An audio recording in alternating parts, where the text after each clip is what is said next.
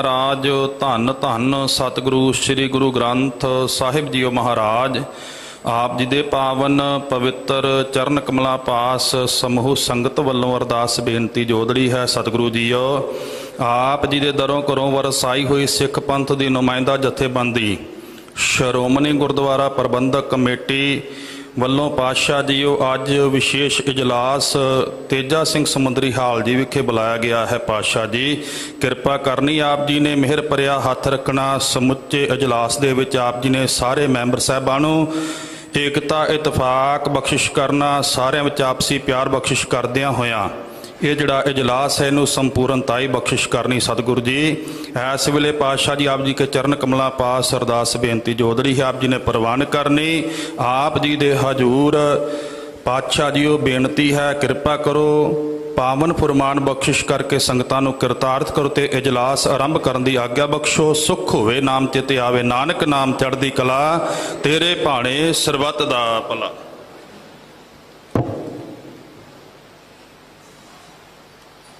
वाहिगुरु जी का खालसा वाहिगुरु जी की फतेह। बोले सो निहाल। वाहिगुरु जी का खालसा वाहिगुरु जी की फतेह।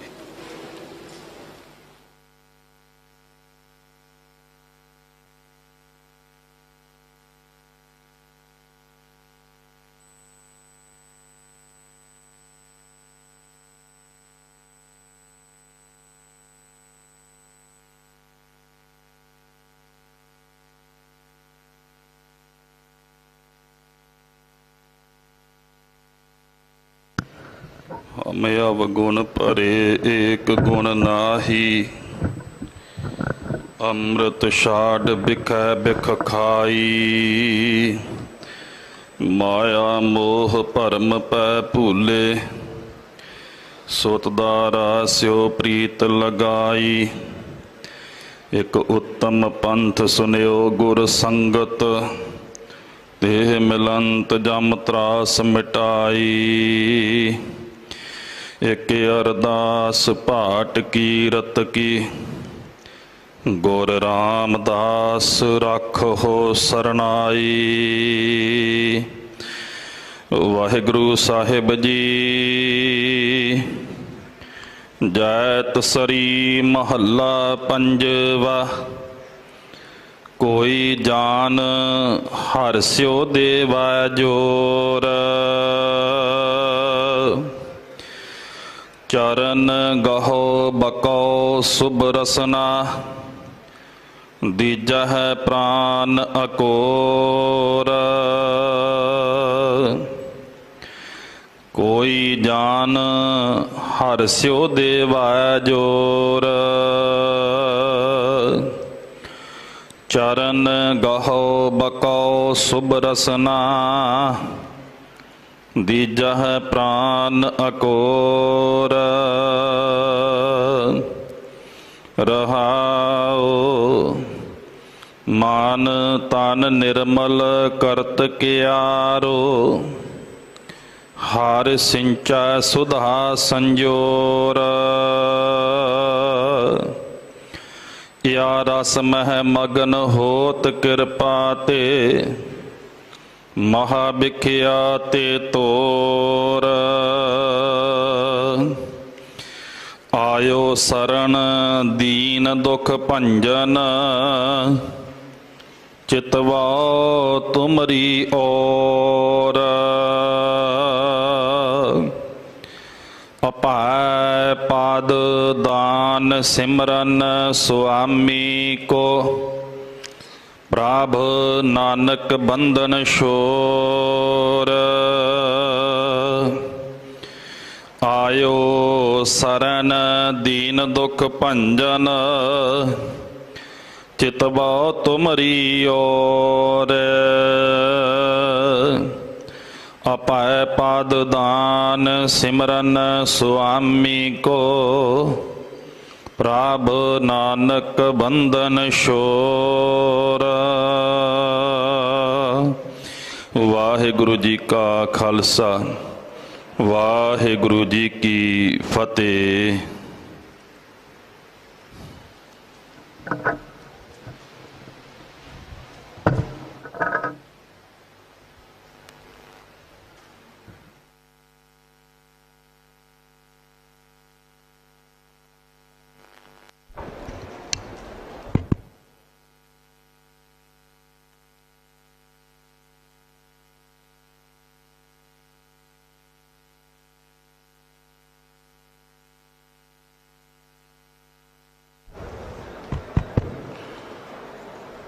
जुगो जुग अटल चवर छतर तखत दे मालिक साहिब श्री गुरु ग्रंथ साहिब की हजूरी विच विराजमान सिंह साहब ज्ञानी सुल्तान सिंह जी,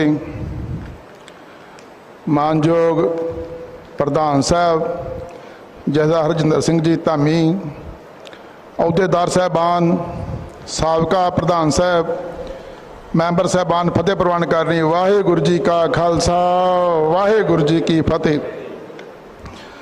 अज का जो एजेंडा आ वो मौजूदा पंथक हालातां, जो मौजूदा पंथ हालात चल रहे हैं उन्होंने पर विचार कर ली है। मैं जो पत्रिका आप जी को भेजी गई आ वो पढ़न की इजाजत चाहुंदा जी। समूह मैंबर साहबान श्रोमणी गुरुद्वारा प्रबंधक कमेटी श्री अमृतसर साहब, प्रयोजन विशेष इजलास 12 हाड़ सम्मत नानकशाही 555 26 जून 2023। स्थान इकतरता घर तेजा सिंह समुंदरी हाल, श्रोमणी गुरुद्वारा प्रबंधक कमेटी श्री अमृतसर साहब। श्रीमान जी, बीबी जी, मान जो प्रधान साहब जी का आदेश अनुसार श्रोमणी गुरुद्वारा प्रबंधक कमेटी का विशेष इजलास 12 हाड़ सम्मत नानकशाही 555 मुताबक 26 जून 2023 दिन सोमवार नूं सवेरे 11 बजे इकतरता घर तेजा सिंह समुंदरी हाल, श्रोमणी गुरुद्वारा प्रबंधक कमेटी श्री अमृतसर साहब विखे होवेगा। आप जी ने इजलास विच समय सिर दर्शन देने की कृपालता करनी। धन्यवाद साहब। शुभ चिंतक सकत्तर प्रताप सिंह, श्रोमणी गुरुद्वारा प्रबंधक कमेटी। एजेंडा मौजूदा पंथक हालातों संबंधी विचार कर ली। मैं सब तो पहला मानजो प्रधान साहब जी को बेनती करांगा कि वो स्टेज पर विराजमान हो जान।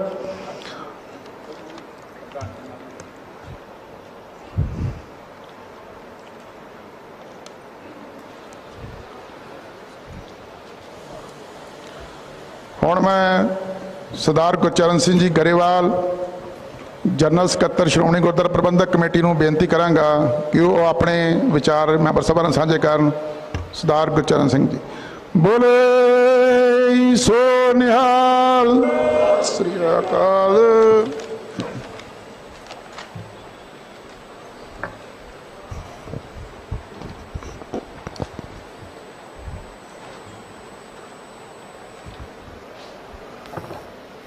साहेब श्री गुरु ग्रंथ साहिब जी महाराज जी की पावन हाजरी अंदर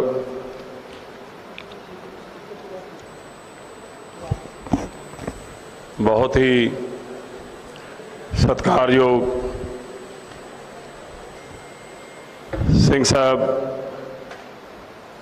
श्री अकाल तख्त साहब जहदर ज्ञानी रघबीर सिंह जी, बहुत ही सत्कारयोग सिंह साहब, श्री केसगढ़ साहब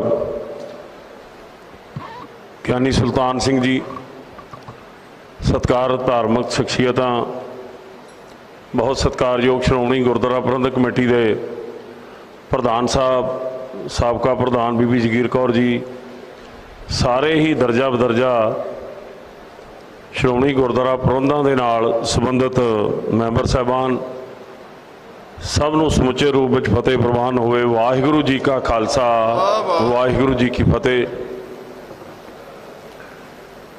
जिस इतिहासक हाल तेजा सिंह समुंदरी हाल में आप अज बैठ के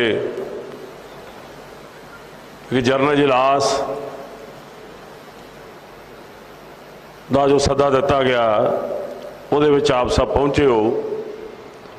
ये इमारत एक सदी के इतिहास नूं अपने अंदर समोई बैठी है तो उसकी गवाह है। तो समय समय नाल बहुत बड़े उतरावां चढ़ावां विचों श्रोमणी गुरुद्वारा प्रबंधक कमेटी का सफ़र लंघिया।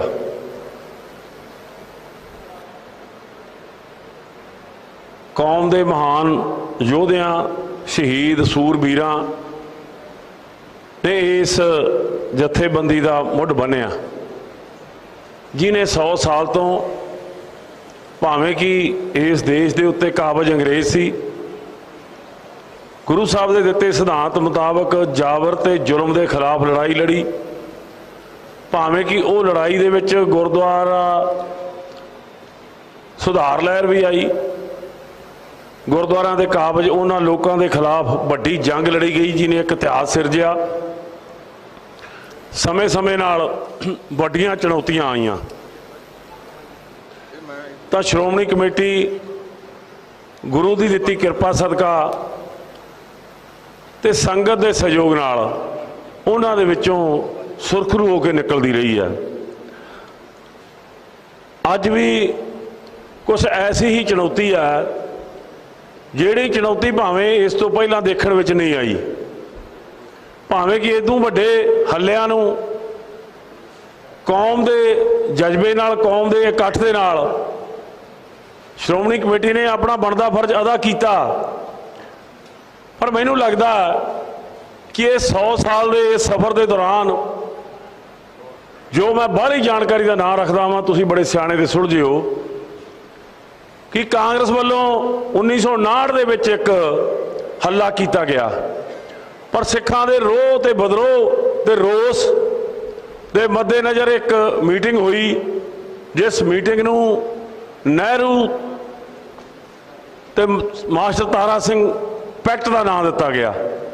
ਦੀ ਵਿੱਚ ਗੱਲ ਕਲੀਅਰ ਹੋ ਗਈ, ਅਮੈਂਡਮੈਂਟ ਹੋਣੀ ਸਮੇਂ ਦੀ ਜ਼ਰੂਰਤ ਹੈ, ਪਰ ਇਹਦਾ ਮਤਲਬ ਇਹ ਨਹੀਂ ਕਿ ਕੋਈ ਵੀ ਇਕੱਠ ਜਾਂ ਕੋਈ ਸਰਕਾਰ ਜਾਂ ਕੋਈ ਸੰਸਥਾ ਜੇ ਸੱਤਾ ਤੇ ਕਾਬਜ਼ ਹੈ ਤਾਂ ਉਹ ਸ਼੍ਰੋਮਣੀ ਗੁਰਦੁਆਰਾ ਪ੍ਰਬੰਧਕ ਕਮੇਟੀ ਦੇ ਵਿੱਚ ਸਿੱਧੇ ਤੌਰ ਤੇ ਦਖਲ ਦੇਵੇ। ਇਹ ਉਦੋਂ ਫੈਸਲਾ ਹੋ ਗਿਆ ਕਿ ਸ਼੍ਰੋਮਣੀ ਗੁਰਦੁਆਰਾ ਪ੍ਰਬੰਧਕ ਕਮੇਟੀ ਦਾ ਜਨਰਲ ਇਜਲਾਸ ਜੋ ਫੈਸਲਾ ਕਰੇਗਾ ਉਹ ਫੈਸਲੇ ਨੂੰ ਅੱਗੇ ਲਾਗੂ ਕੀਤਾ ਜਾਵੇਗਾ। ਅੱਗੇ ਤਾਂ ਲਾਗੂ ਹੁੰਦੇ ਰਹੇ ਨੇ, ਬੜੀ ਲੰਬੀ ਇਸ ਗੱਲ ਦਾ ਬਿਰਤਾਂਤ ਹੈ। ਅੱਜ ਦੇ ਸਮੇਂ ਦੇ ਅੰਦਰ ਮੈਂ ਇੱਕ ਸਿੱਖ ਹੋਣ ਦੇ ਨਾਤੇ, ਭਾਵੇਂ ਕਿ ਮੇਰੇ ਨਾਮ ਦੇ ਨਾਲ ਤੁਸੀਂ ਜਨਰਲ ਸਕੱਤਰ ਦੇ ਤੌਰ ਤੇ ਸਟੇਜ ਤੇ ਬੋਲਣ ਦੇ ਲਈ ਪ੍ਰਧਾਨ ਜੀ ਨੇ ਸਭ ਤੋਂ ਪਹਿਲਾਂ ਮੌਕਾ ਦਿੱਤਾ, ਧੰਨਵਾਦ ਹੈ, ਪਰ ਮੈਂ ਸਮਝਦਾ ਕਿ ਮੈਂ ਮਾਣ ਮਹਿਸੂਸ ਕਰਦਾ ਕਿ ਸ਼੍ਰੋਮਣੀ ਗੁਰਦੁਆਰਾ ਪ੍ਰਬੰਧਕ ਕਮੇਟੀ ਦਾ ਮੈਂਬਰ ਹੋਣਾ ਹੀ ਆਪਣੇ ਆਪ ਦੇ ਵਿੱਚ ਬਹੁਤ ਵੱਡੀ ਪ੍ਰਾਪਤੀ ਹੈ ਤੇ ਤੁਹਾਡੇ ਸਾਰਿਆਂ ਨੂੰ ਉਹ ਜਿਹੜੀ ਪ੍ਰਾਪਤੀ ਗੁਰੂ ਸਾਹਿਬ ਨੇ ਦਿੱਤੀ ਹੈ, ਸੰਗਤ ਨੇ ਬਖਸ਼ੀ ਹੈ, ਕਿਰਪਾ ਕੀਤੀ ਹੈ, ਵੱਡੀਆਂ ਜ਼ਿੰਮੇਵਾਰੀਆਂ ਨੇ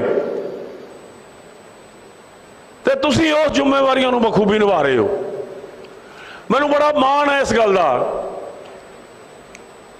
ਕਿ ਮਸਲੇ ਜਦੋਂ ਵੀ ਆਉਂਦੇ ਨੇ ਤੁਸੀਂ ਉਹਦੇ ਖਿਲਾਫ ਆਪਣਾ ਇੱਕ ਮਤ ਦਿੰਦੇ ਹੋ ਤੇ ਅੱਜ ਜਿਹੜਾ ਮਸਲਾ ਆਇਆ ਇਹ ਉਹ ਸ਼੍ਰੋਮਣੀ ਗੁਰਦੁਆਰਾ ਪ੍ਰਬੰਧਕ ਕਮੇਟੀ ਜਿਹਦੀ ਬੁਨਿਆਦ ਕੁਰਬਾਨੀਆਂ ਤੇ ਰੱਖੀ ਗਈ ਆ, ਜਿਹਦੇ ਮੋਢਿਆਂ ਤੇ ਵੱਡੀਆਂ ਜ਼ਿੰਮੇਵਾਰੀਆਂ ਰਹੀਆਂ ਨੇ, ਜਿਹਦੀ ਨੀਂਹ ਬਹੁਤ ਮਜ਼ਬੂਤ ਹੈ, ਅੱਜ ਇੱਥੇ ਭੁਲੇਖੇ ਤੇ ਹੰਕਾਰ ਵਿੱਚ ਆਏ ਸ਼ਾਸਕ ਜਿਹੜੇ ਆ ਉਹਨਾਂ ਨੇ ਭੁਲੇਖਾ ਲਾ ਲਿਆ ਕਿ ਇਹ ਅਸੀਂ ਆਪਣੇ ਕਾਨੂੰਨੀ ਦਾਅਪੇਚ ਨਾਲ ਇਹਨੂੰ ਹਥਿਆ ਸਕਦੇ ਹਾਂ। ਭੁਲੇਖਾ ਪੈ ਗਿਆ ਇਸ ਪੰਜਾਬ ਦੇ ਅੱਜ ਦੇ ਸ਼ਾਸਕਾਂ ਨੂੰ ਕਿ ਇਸ ਪੰਜਾਬ ਤੇ ਕਾਬਜ਼ ਹੋਣ ਲਈ ਅਸੀਂ ਆਪਣੇ ਲੋਕਾਂ ਨੂੰ ਥੋਪ ਸਕਦੇ ਹਾਂ। ਇਦੋਂ ਪਹਿਲਾਂ ਭੁਲੇਖਾ ਹਰਿਆਣੇ ਵਿੱਚ ਵੀ ਪਿਆ ਸੀ।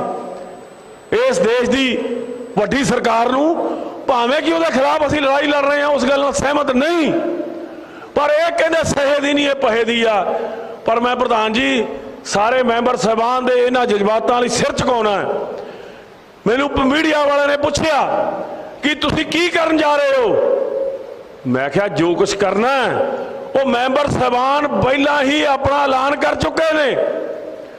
ਮੈਂ ਬਹੁਤ ਸਤਿਕਾਰ ਨਾਲ ਨਾਮ ਲਿਆ ਬੀਬੀ ਜਗੀਰ ਕੌਰ ਜੀ ਦਾ, ਹੋਰ ਬੜੇ ਸਤਿਕਾਰਤ ਮੈਂਬਰ ਸਾਹਿਬਾਨਾਂ ਦਾ। ਮੈਂ ਕਿਹਾ ਕਿ ਇੱਕ ਨੁਕਾਤੀ ਪ੍ਰੋਗਰਾਮ ਉਹਨਾਂ ਨੇ ਦੇ ਦਿੱਤਾ ਕਿ ਜਿਹੜੀਆਂ ਸਰਕਾਰਾਂ ਇਸ ਭੁਲੇਖੇ ਵਿੱਚ ਅੱਜ ਚੱਲ ਰਹੀਆਂ ਨੇ, ਬੜੇ ਦਮਗਜੇ ਮਾਰ ਰਹੀਆਂ ਨੇ ਕਿ ਸਿੱਖਾਂ ਦੀ ਇਸ ਸੰਸਥਾ ਦੇ ਕਾਬਜ਼ ਹੋਣ ਦੇ ਲਈ ਅਸੀਂ ਰਾਹ ਚੋਰ ਮੋਰੀਆਂ ਲੱਭ ਕੇ ਅਸੀਂ ਇੱਕ 92 ਬੰਦੇ ਦੇ ਗੂੰਗਿਆਂ ਤੋਂ ਇੱਕ ਫੈਸਲਾ ਕਰਵਾ ਕੇ ਸਿੱਖਾਂ ਦੀ ਉਸ ਮਹਾਨ ਸੰਸਥਾ ਦੇ ਕਾਬਜ਼ ਹੋਣਾ ਚਾਹੁੰਦੇ ਆ। ਉਸ ਗੱਲ ਦਾ ਜਵਾਬ ਤੁਸੀਂ ਦੇ ਦਿੱਤਾ ਹੈ, ਮੈਨੂੰ ਬੜਾ ਮਾਣ ਹੈ। ਵਿਚਾਰਧਾਰਕ ਵਖਰੇਵੇਂ ਹੋਣੇ ਕੋਈ ਗੱਲ ਨਹੀਂ, ਜਦੋਂ ਵਿਰੋਧ ਹੁੰਦਾ ਉਹ 'ਚੋਂ ਵਿਕਾਸ ਪੈਦਾ ਹੁੰਦਾ। ਸਿੱਖਾਂ ਦਾ ਪੰਥ ਆ ਜਿਹੜਾ, ਗੁਰੂ ਸਾਹਿਬ ਨੇ ਸਿਧਾਂਤ ਦਿੱਤਾ ਪੰਜ ਪ੍ਰਧਾਨੀ ਦਾ, ਡਿਕਟੇਟਰਸ਼ਿਪ ਨਹੀਂ ਦਿੱਤੀ। ਪੰਜ ਬੰਦਿਆਂ ਦਾ ਜੋ ਮਤਾ ਹੋਏਗਾ ਉਹਨੂੰ ਮਤਾ ਕਿਹਾ ਜਾਏਗਾ, ਉਹਨੂੰ ਗੁਰਮਤਾ ਦਾ ਨਾਮ ਦਿੱਤਾ ਗਿਆ। ਸੋ ਮੈਂ ਇਸ ਹਾਊਸ ਦੇ ਵਿੱਚ ਸਭ ਤੋਂ ਪਹਿਲਾਂ ਉਹਨਾਂ ਲੋਕਾਂ ਦਾ ਜਿਨ੍ਹਾਂ ਲੋਕਾਂ ਨੇ ਨਾ ਧੜੇ ਦੇਖੇ ਨੇ, ਨਾ ਆਪਸੀ ਵਿਚਾਰਕ ਵਖਰੇਵੇਂ ਦੇਖੇ ਨੇ, ਈਵਨ ਕਿ ਸਿਆਸੀ ਤੌਰ ਤੇ ਵੀ ਬਹੁਤ ਸਾਰੇ ਐਸੇ ਲੋਕ ਜਿਹੜੇ ਸਾਡੇ ਨਾਲ ਜਾਂ ਸਾਡੀਆਂ ਸੰਸਥਾਵਾਂ ਜਾਂ ਪਾਰਟੀਆਂ ਨਾਲ ਸਹਿਮਤ ਨਹੀਂ ਹੋਣਗੇ, ਉਹਨਾਂ ਨੇ ਵੀ ਬੜੀ ਬਖੂਬੀ ਇੱਕ ਆਵਾਜ਼ ਬੁਲੰਦ ਕੀਤੀ ਹੈ। ਤੇ ਮੈਂ ਇਸ ਹਾਊਸ ਦੇ ਵਿੱਚ ਉਹਨਾਂ ਦਾ ਤਹਿ ਦਿਲ ਤੋਂ ਧੰਨਵਾਦ ਕਰਦਾ ਜਿਨ੍ਹਾਂ ਨੇ ਇਸ ਪੰਜਾਬ ਦੇ ਉਸ ਹੰਕਾਰੀ ਮੁੱਖ ਮੰਤਰੀ ਜਿਹੜਾ ਕਿ ਏਜੰਡਾ ਦਿੱਲੀ ਤੋਂ ਲੈ ਕੇ ਆ ਰਿਹਾ ਉਸ ਨੂੰ ਸ਼ੀਸ਼ਾ ਦਿਖਾਉਣ ਦੀ ਕੋਸ਼ਿਸ਼ ਕੀਤੀ ਹੈ। ਤੇ ਜੇ ਤੁਹਾਡੀ ਇਜਾਜ਼ਤ ਹੋਵੇ ਉਹਨਾਂ ਸਾਰੇ ਲੋਕਾਂ ਦਾ ਸਨਮਾਨ ਮੇਰੇ ਮਨ ਦੇ ਅੰਦਰ ਹੈ। ਮੈਂ ਚਾਹੁੰਦਾ ਕਿ ਇਸ ਹਾਊਸ ਦੇ ਅੰਦਰ ਉਹਨਾਂ ਸਾਰੇ ਲੋਕਾਂ ਦੀ ਇਸ ਵਿਚਾਰ ਨੂੰ ਸਨਮਾਨ ਦਿੰਦੇ ਇੱਕ ਜਕਾਰਾ ਲਾਈਏ ਤਾਂ ਕਿ ਉਹਨਾਂ ਦੀ ਇਸ ਗੱਲ ਨੂੰ ਬਲ ਵੀ ਮਿਲੇ ਤੇ ਉਹਨਾਂ ਦੇ ਇਹਨਾਂ ਵਿਚਾਰਾਂ ਦਾ ਅਸੀਂ ਸਮਰਥਨ ਵੀ ਕਰ ਸਕੀਏ। ਬੋਲੇ ਸੋ ਨਿਹਾਲ। ਧੰਨਵਾਦ। ਮੈਂ ਹਮੇਸ਼ਾ ਇਹ ਜ਼ਿਕਰ ਕਰਦਾ ਹੁੰਦਾ ਭਾਵੇਂ ਕਿ 11 ਸਾਲ ਤੋਂ ਕਿਸੇ ਨਾ ਕਿਸੇ ਢੰਗ ਨਾਲ ਸੇਵਾ ਨਿਭਾਉਣ ਦਾ ਮੌਕਾ ਮਿਲਿਆ, ਕਦੇ ਨਹੀਂ ਇਹ ਕਿਹਾ ਕਿ ਹਾਊਸ ਦੇ ਵਿੱਚ ਬੈਠੇ ਲੋਕ ਸਾਡੇ ਵਿਰੋਧੀ ਧਿਰ ਹੈ। ਵਿਚਾਰਾਂ ਦਾ ਵਖਰੇਵਾ ਹੋ ਸਕਦਾ ਹੈ, ਕਦੇ ਇਸ ਤਰ੍ਹਾਂ ਦਾ ਵਿਚਾਰ ਨਹੀਂ ਲਿਆਉਂਦਾ ਕਿਉਂਕਿ ਜਿੰਨੇ ਲੋਕ ਚੁਣ ਕੇ ਆਏ ਨੇ ਉਹ ਲੋਕ ਸਿੱਖ ਪੰਥ ਨੇ ਗੁਰਦੁਆਰਾ ਸਾਹਿਬ ਦੇ ਪ੍ਰਬੰਧਾਂ ਵਾਸਤੇ ਚੁਣ ਕੇ ਭੇਜੇ ਨੇ। ਸੋ ਤੁਹਾਡਾ ਸਾਰਿਆਂ ਦਾ ਸਨਮਾਨ ਹੈ। ਪਰ ਮੈਂ ਇੱਕ ਬੇਨਤੀ ਕਰਾਂਗਾ, ਅੱਜ ਕੁੱਲ ਦੁਨੀਆ ਦੇ ਅੰਦਰ ਤੇ ਖਾਸ ਤੌਰ ਤੇ ਇਹ ਚੰਡੀਗੜ੍ਹ ਵਿੱਚ ਬੈਠੇ ਤੇ ਦਿੱਲੀ ਦੇ ਇੱਕ ਕੋਨੇ ਵਿੱਚ ਬੈਠੇ ਕੁਝ ਲੋਕ ਤੁਹਾਡੇ ਇਸ ਪ੍ਰੋਗਰਾਮ ਤੇ ਬਹੁਤ ਡੂੰਘੀ ਨਿਗਾਹ ਟਿਕਾਈ ਹੋਈ ਆ। ਉਹ ਇਸ ਗੱਲ ਦਾ ਭੁਲੇਖਾ ਖਾ ਰਹੇ ਨੇ ਕਿ ਜਿਹੜੀ ਗੱਲ ਅਸੀਂ ਚਲਾਈ ਸੀ ਉਹ ਗੱਲ ਅੱਗੇ ਕਿਵੇਂ ਵੱਧਦੀ ਆ। ਉਹ ਦੁਬਦਾ ਵੀ ਪਾਉਣਗੇ, ਉਹ ਬਹੁਤ ਸਾਰੀਆਂ ਐਸੇ ਹਾਲਾਤ ਵੀ ਪੈਦਾ ਕਰਨਗੇ। ਤੁਹਾਡੇ ਪ੍ਰਧਾਨ ਸਾਹਿਬ ਦੇ ਬਾਰੇ 'ਚ ਬੇਲੋੜੇ ਟਵੀਟ ਕੀਤੇ ਜਾਂਦੇ ਨੇ। ਸਿਆਸੀ ਤੌਰ ਤੇ ਲੜਾਈ ਹੋਣੀ ਚਾਹੀਦੀ ਹੈ, ਕੋਈ ਗੱਲ ਨਹੀਂ, ਪਰ ਸਿੱਧੇ ਤੌਰ ਤੇ ਤੁਹਾਡੀ ਧਾਰਮਿਕ ਸੰਸਥਾ ਦੇ ਵਿੱਚ ਦਖਲ ਹੈ ਤੇ ਆਉਣ ਵਾਲੇ ਤੁਹਾਡੇ ਫੈਸਲਿਆਂ ਤੇ ਮਜ਼ਾਕ ਕੀਤਾ ਜਾ ਰਿਹਾ। ਮੈਂ ਕਿਹਾ ਫੈਸਲੇ ਤਾਂ ਪੰਥ ਨੇ ਕੀਤੇ ਨੇ, ਕਿਸੇ ਸਿਆਸੀ ਵਿਅਕਤੀ ਜਾਂ ਕਿਸੇ ਸਿਆਸੀ ਪਰਿਵਾਰ ਦਾ ਇਸ ਫੈਸਲੇ ਨਾਲ ਕਿੱਥੇ ਸੰਬੰਧ ਹੈ? ਕਿਉਂਕਿ ਇਤਿਹਾਸ ਇਸ ਗੱਲ ਦਾ ਗਵਾਹ ਹੈ। ਇਸ ਹਾਊਸ ਨੇ ਉਹੋ ਜਿਹੇ ਫੈਸਲੇ ਕਰਨੇ ਨੇ ਜਿਹੜੇ ਫੈਸਲੇ ਪੰਥ ਨੇ ਪਿਛਲੇ ਸਮੇਂ 'ਚ ਕੀਤੇ ਆ।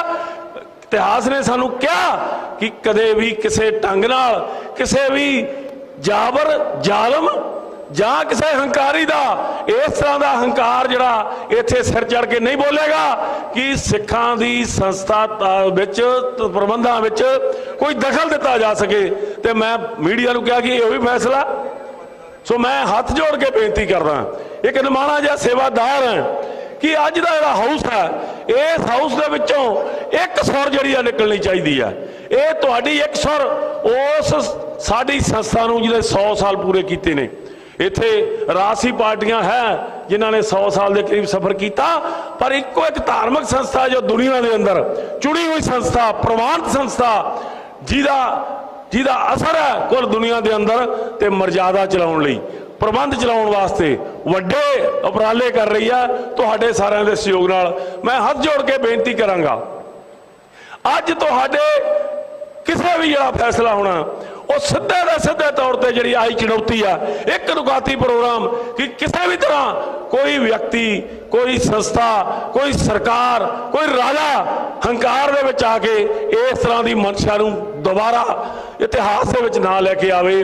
ਕਿ ਪਿਛਲੇ ਸਮੇਂ 'ਚ ਆਪਾਂ ਦੇਖਿਆ ਕਿ ਬੜੇ ਚੜ ਕੇ ਆਏ ਪਰ ਕਿਸੇ ਨੇ ਸ਼੍ਰੋਮਣੀ ਗੁਰਦੁਆਰਾ ਪ੍ਰਬੰਧਕ ਕਮੇਟੀ ਦੀ ਬੁਨਿਆਦ ਨੂੰ ਖੋਰਾ ਲਾਉਣ ਲਈ, ਕਮਜ਼ੋਰ ਕਰਨ ਲਈ ਇਹ ਗੱਲਾਂ ਨਹੀਂ ਕੀਤੀਆਂ। ਅੱਜ ਇਹ ਪਹਿਲੀ ਵਾਰ ਹੋਇਆ ਤੇ ਮੈਂ ਤੁਹਾਡੇ ਸਭ ਦੇ ਜਜ਼ਬਾਤਾਂ ਦੀ ਸਤਿਕਾਰ ਵੀ ਕਰਦਾ। ਮੈਂ ਬੇਨਤੀ ਕਰਾਂਗਾ ਜਿੰਨੇ ਮਰਜ਼ੀ ਵਿਚਾਰ ਕਰਨੇ ਚਾਹੀਦੇ ਨੇ, ਵਿਚਾਰ ਦੇ ਵਿੱਚੋਂ ਵਿਚਾਰ ਪੈਦਾ ਹੁੰਦਾ, ਵਿਚਾਰ ਵਿੱਚੋਂ ਮਜ਼ਬੂਤੀ ਆਉਂਦੀ ਆ, ਵਿਚਾਰ ਵਿੱਚੋਂ ਚੰਗੇ ਪ੍ਰਬੰਧਾਂ ਦੀ ਗੱਲ ਨਿਕਲਦੀ ਆ। ਪਰ ਇੱਕ ਨੁਕਾਤੀ ਪ੍ਰੋਗਰਾਮ ਅੱਜ ਤੁਹਾਡੇ ਸਾਰਿਆਂ ਵੱਲੋਂ ਇਹ ਹੋਣਾ ਚਾਹੀਦਾ ਕਿ ਜਿਹੜੀ ਗੱਲ ਉਹਨੇ ਕੀਤੀ ਆ ਪੰਜਾਬ ਦੇ ਮੁੱਖ ਮੰਤਰੀ ਨੇ ਉਸ ਨੂੰ ਮੂੰਹ ਤੋੜ ਜਵਾਬ ਦਈਏ ਕਿ ਤੇਰੀ ਇਹ ਜੁਰਤ ਜਾਂ ਔਕਾਤ ਜਾਂ ਕੋਈ इस तरह का मुद्दा नहीं है, कोई इस तरह की गवाही नहीं है, कोई इस तरह का कानून नहीं है कि सिखां दे धार्मिक मामलों 'ਚ ਉਹਦੀ संस्था ਦੇ ਵਿੱਚ दखल देने का कोई ऐलान कर सके, क्योंकि ਤੁਹਾਡੇ ਕੋਲ बहुत वड्डी शक्ति आ। पिछले समय के अंदर ये प्रवानित भी होया, प्रचलित भी होया कि जिहड़ा जनरल इजलास जो फैसला करता उस तो बगैर कोई भी शक्ति जिहड़ी है इस विच दखल नहीं दे सकती। मैं भावें सरीरक तौर पर ज़्यादा ठीक नहीं सी, पर मेरा मन किया प्रधान जी तुहाडा धन्नवाद है कि समुचे मैंबर साहबान के चरणों में बेनती करने का तुसीं मैनूं मौका बख्शिया। मैं फिर मुड़ के ये कहांगा कि ये इतिहास ये जनरल इजलास आ बड़ा वड्डा इतिहास सिरजलिया, इतिहास के पन्ने ने इस नूं बड़ी प्रमुखता देनी आ।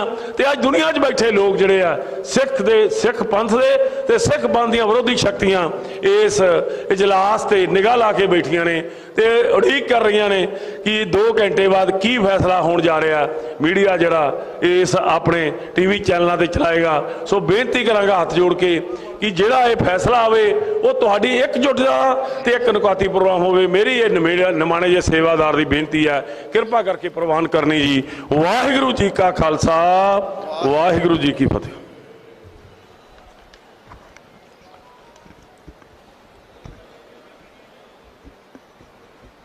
ਸਿੰਘ ਸਾਹਿਬ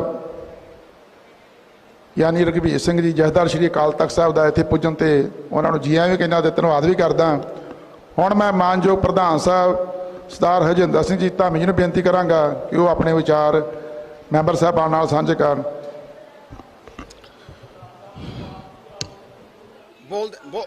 बोलते बैंस साहब पूरा तकाला तक पूरा मेरा वादा पूरा तकाला तक, हाँ पूरे तकाला तक कोई गल नहीं, कोई रहूगा नहीं। परम सत्कारयोग धन धन साहब सतगुरु श्री गुरु ग्रंथ साहब महाराज की पवित्र गोद विच तख्त श्री अकाल तख्त साहब जी के जथेदार साहब सिंह साहब ज्ञानी रघबीर सिंह जी, तख्त श्री केसगढ़ साहब जी के जथेदार सिंह साहब ज्ञानी सुल्तान सिंह जी, साबका साडे प्रधान बीबी जगीर कौर जी ते समुचे तौर पर सारे अहुदेदार साहबान ते मैंबर साहबान, वाहिगुरू जी का खालसा, वाहिगुरू जी की फतेह। मैं बैंस साहब ने कहा भी बाद च भी बोलूँगा, थानू भी सारिਆਂ ਨੂੰ ਸਮਾਂ ਦਿੱਤਾ ਜਾਊਗਾ, ਇਹਦੇ ਵਿੱਚ ਨਿਰਸੰਦੇਹ कोई गल नहीं। 1925 ਚ ਭਾਵੇਂ एक्ट बनया, पर जिन्ना क इतिहास आ श्रोमणी गुरुद्वारा प्रबंधक कमेटी का, जिस वेले साडे बजुर्गों ने ये एक्ट बनाउण तो पहला कमेटी कॉन्स्टिट्यूट की सी ते याद करो उस वेले दी सरकार ने आप नॉमीनेट कर दिते सी मैंबर, जिवें अज हरियाणे च कीते आ। पर साडे बजुर्ग बड़े सियाणे ते सूझवान सी, उन्हें सारा रद्द करके श्री अकाल तख्त की ताबिया श्रोमणी गुरुद्वारा प्रबंधक कमेटी की चोण आप की, मैंबर साहबान आप बनाए। ये साडा 103 साल पुराना इतिहास आ, जिहड़ा अज भी नवां नरोआ, क्योंकि नमस्कार भी उन्होंने करते हैं जिन्हां ने अपना सेधक सिक्खी भरोसा 1920 तो लैके 1930 तक। एक दिन इत्थे साडे डेंटल डॉक्टर आए, एक अमेरिका दे विच रहिंदे आ, वो कहंदा जिन्ना high court Lahore they which case चले ते जिन्ना उन्हें उत्थे लाइब्रेरी जिहड़ी लाहौर दे विच आ वो लिटरेचर साँभ के आया, वो कहंदा 20 तो 30 तक कोई इहो जिहे भी मैंबर सीगे जिन्हें अपने घरां दीयां जायदादां बेच के ये कह दिता घरदियां नूं भी हुण जिन्ना क तुसीं रखना सी रख लिया, बाकी सारा उत्थे केसां ते लाया। उन्हां केसां दी पैरवही कीती। एक पासे महंत सीगे, एक पासे गुरु के खालसे सी, सिदक वाले सिख सी। अज जिले मैं अपने आप ते निगाह मारदा, मैनूं बौनापन विचों अपने नज़र आउंदा कि किहो जिहियां शख्सियतां सी जिन्हां ने सारा कुछ बेच के 30 तक केस लड़े, वो भी लाहौर हाई कोर्ट दे विच, जिहदा सारा रिकॉर्ड अज उत्थे मौजूद है। उस तो इलावा फिर ये सिस्टम इदां ही चलदा रहा। फिर अज तो 64 साल पहला, ये अज दे अजलास नूं एवें ना समझो भी आपां एवें समझांगे। इतिहास बनना ये कि 1899-58 तो लैके 59 तक ਫਿਰ ਇੱਕ ਯਤਨ ਕੀਤਾ, ਆਪਾਂ ਅੱਜ ਤੱਕ ਕੁਝ ਵੀ ਨਹੀਂ ਗਏ ਉਹਨਾਂ ਦੇ ਮੁਕਾਬਲੇ। ਉਸ ਵੇਲੇ ਦਾ ਮੁੱਖ ਮੰਤਰੀ ਸਰਦਾਰ ਪ੍ਰਤਾਪ ਸਿੰਘ ਕੈਰੋਂ, ਜਿਹਨੂੰ ਪੰਡਿਤ ਜਵਾਹਰ ਲਾਲ ਨਹਿਰੂ ਸ਼ੇਰੇ ਪੰਜਾਬ ਕਹਿੰਦਾ ਸੀ, ਜਿਹਨੇ ਮਾਸਟਰ ਤਾਰਾ ਸਿੰਘ ਜੀ ਜਿਹੜੇ ਸਿਰਮੌਰ ਸ਼ਖਸੀਅਤ ਸੀ ਸਿੱਖ ਪੰਥ ਦੀ, ਉਹਨਾਂ ਦੇ ਨਾਲ 10 ਪੰਜਾ ਵੀ ਲਿਆ। ਉਹਨਾਂ ਤੋਂ ਇਲਾਵਾ ਜਥੇਦਾਰ ਮੋਹਨ ਸਿੰਘ ਤੁੜ ਨਾਲ ਵੀ 10 ਪੰਜਾ ਲਿਆ। ਪਰ ਮੈਂ ਤਾਂ ਦਾਤ ਦਿੰਦਾ ਉਹਨਾਂ ਮਹਾਂਪੁਰਸ਼ਾਂ ਨੂੰ, ਮਹਾਂਪੁਰਸ਼ੇ ਸੀ ਜਿਹੜੇ ਸੱਚ ਤੇ ਖੜਦੇ ਸੀ, ਕਿ ਮਾਸਟਰ ਤਾਰਾ ਸਿੰਘ ਜੀ ਨੇ ਜਿਸਲੇ ਨੀਅਤ ਦੇਖੀ ਪਈ ਪੈਪਸੂ ਨੂੰ ਵਿੱਚ ਰਲਾ ਕੇ ਮੈਂਬਰ ਨੋਮੀਨੇਟ ਕਰਨਗੇ ਤੇ ਫਿਰ ਇੱਥੇ ਸਰਕਾਰੀ ਕਬਜ਼ਾ ਹੋਊਗਾ, ਉਹਨਾਂ ਨੇ ਇੱਕ ਜੱਦੋ-ਜਹਿਦ ਸ਼ੁਰੂ ਕੀਤੀ। ਜੇ ਜੱਦੋ ਜਹਿਦ ਤਦ ਜਿਹਨੂੰ ਆਪਾਂ ਕਹਿੰਦੇ ਨੇ ਸਮਝੌਤਾ, ਇਹ ਵੀ ਉਦੋਂ ਵੀ ਚੱਲੀ ਸੀ ਗੱਲ ਪਈ 2 ਮੈਂਬਰ ਇਧਰੋਂ ਲੈ ਲਾ, 2 ਉਧਰੋਂ ਲੈ ਲਈਏ ਸ਼੍ਰੋਮਣੀ ਕਮੇਟੀ ਵੱਲੋਂ, ਤੇ ਬੈਠ ਕੇ ਕੋਈ ਸਾਲਸੀ ਫੈਸਲੇ ਕਰ ਲਈਏ।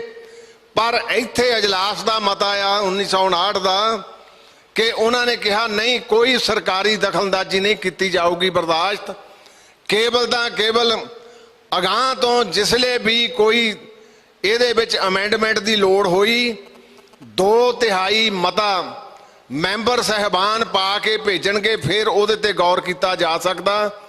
ਤੇ ਮੈਨੂੰ ਇਹ ਵੀ ਗੱਲ ਦਾ ਮਾਣ ਆ ਕਿ ਉਹ ਸਾਡੇ ਬਜ਼ੁਰਗਾਂ ਦੇ ਕੀਤੇ ਕਾਰਨਾਮੇ, ਜਿੰਨੀਆਂ ਵੀ ਹੁਣ ਤੱਕ ਕੋਈ ਦਰਪੇਸ਼ ਅਮੈਂਡਮੈਂਟਸ ਹੋਈਆਂ, ਉਹ ਸਾਰੀ ਦੀਆਂ ਸਾਰੀਆਂ ਜਨਰਲ ਹਾਊਸ ਦੇ ਵਿੱਚੋਂ ਮਤੇ ਪਾ ਕੇ ਗਈਆਂ, ਜਿਨ੍ਹਾਂ ਦੇ ਵਿੱਚ ਸਭ ਤੋਂ ਆ ਜਿਹੜੀ ਸਾਡੇ ਬੀਬੀਆਂ ਦੀ ਰਾਖਵਾਂ ਕਰਨ ਸੀ, ਉਦੋਂ ਦੇਵ ਗੌੜੇ ਪ੍ਰਾਈਮ ਮਿਨਿਸਟਰ ਸੀ ਆਨਰੇਬਲ ਇਸ ਇੰਡੀਆ ਦੇ, ਉਸ ਵੇਲੇ ਵੀ ਪੰਥ ਰਤਨ ਜਥੇਦਾਰ ਗੁਰਚਰਨ ਸਿੰਘ ਜੀ ਟੌੜਾ, ਉਹਨਾਂ ਨੂੰ ਕੌਨਫੀਡੈਂਸ ਲੈ ਕੇ ਇਹ 30 ਔਰਤਾਂ ਲਈ ਸੀਟਾਂ ਰਿਜ਼ਰਵ ਕੀਤੀਆਂ ਸੀ।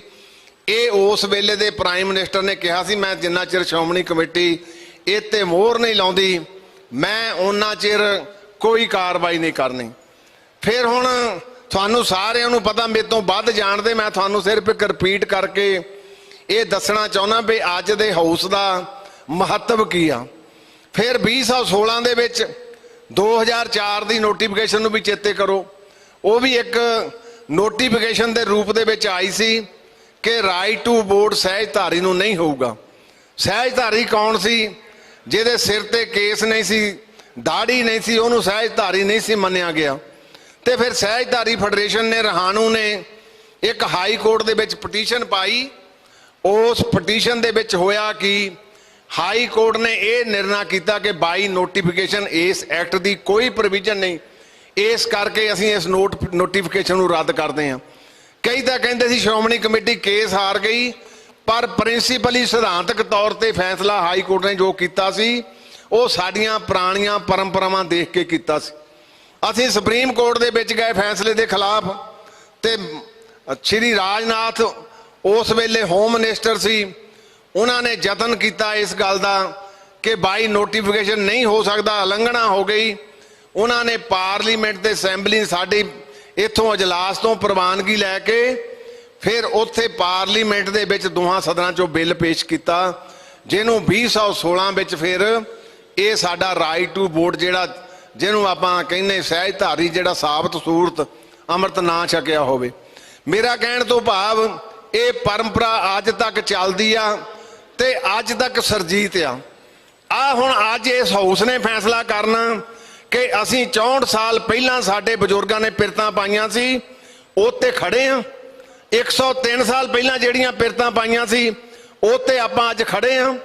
ਕੀ ਆਪਾਂ ਅੱਜ ਵੀ ਸਰਕਾਰੀ ਦਖਲਅੰਦਾਜ਼ੀ ਨੂੰ ਆਪਣੇ ਮੰਨਾਂਗੇ? ਤੇ ਚੇਤਾ ਕਰੋ, ਆ ਪਿਛਲੇ ਦਿਨੀ ਇੱਕ ਬੁੱਕ ਰਿਲੀਜ਼ ਕੀਤੀ ਕਾਲਾ ਪਾਣੀ, ਤੇ ਕਾਲਾ ਪਾਣੀ ਇੱਕ ਇਹੋ ਜਿਹੀ ਜੇਲ੍ਹ ਆ, ਮੈਂ ਤਾਂ ਗਿਆ ਨਹੀਂ ਪਰ ਜਿੰਨੇ ਵੀ ਗਏ ਆ ਉਹ ਦੱਸਦੇ ਆ, ਸਮੁੰਦਰ ਦੇ ਵਿੱਚ ਇੱਕ ਟਾਪੂ ਸੀਗਾ, ਉਸ ਟਾਪੂ ਦੇ ਵਿੱਚੋਂ ਜੇ ਕਿਸੇ ਨੇ ਨਿਕਲਣਾ ਹੋਵੇ ਤੇ ਪਾਣੀ 'ਚ ਕੁੱਦਣਾ ਪੈਂਦਾ ਸੀ, ਛੱਡ ਨਹੀਂ ਸੀ ਸਕਦੇ, ਜੇਲ੍ਹ ਲੋਹਾ ਗਲ ਜਾਂਦਾ ਸੀ। ਲੋਕਾਂ ਦੇ, ਗੁਰੂ ਕੇ ਸਿੱਖਾਂ ਦੇ ਹੱਡ ਗਲ ਗਏ। ਗੁਰੂ ਕੇ ਸਿੱਖਾਂ ਨੂੰ ਕੋਕੜੂਆਂ ਵਾਲੀ ਦਾਲ ਉਹ ਵੀ ਇੱਕ ਵੇਲੇ ਤੇ ਪਾਉਣ ਨੂੰ ਦਿੰਦੇ ਸੀ ਬੋਰੀਆਂ। ਇਹ ਮੈਂ ਤਾਂ ਤੁਹਾਡੇ ਨਾਲ ਸਾਂਝਾ ਕਰ ਰਿਹਾ।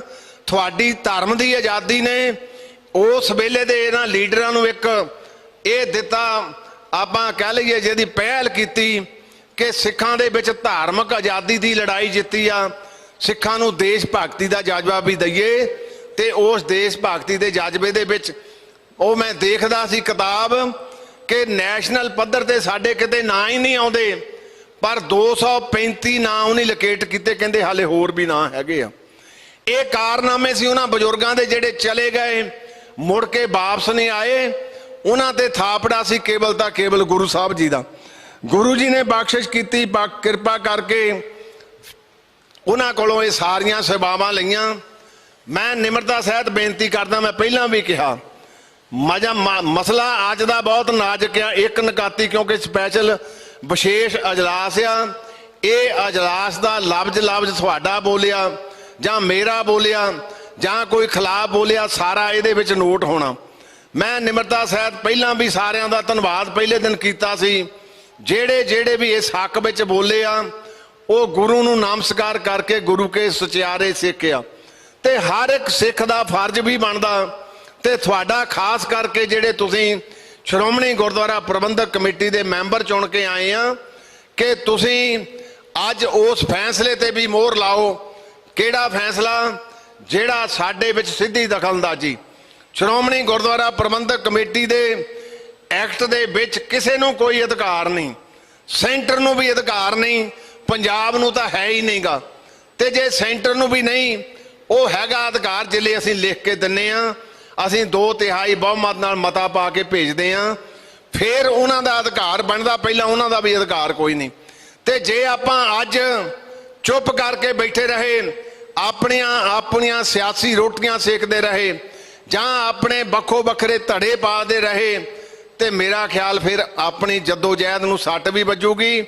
ਨਿਮਰਤਾ ਸਹਿਤ ਸਾਰੇ ਹਾਊਸ ਨੂੰ ਬੇਨਤੀ ਕਰਦਾ, ਤੁਹਾਡੇ ਵਿਚਾਰ ਵੀ ਸਰਵਣ ਕਰਨੇ ਆ, ਸੁਣਨੇ ਵੀ ਆ, ਸਾਰਾ ਕੁਝ ਚੱਲੂਗਾ, ਕੋਈ ਦਿੱਕਤ ਨਹੀਂ।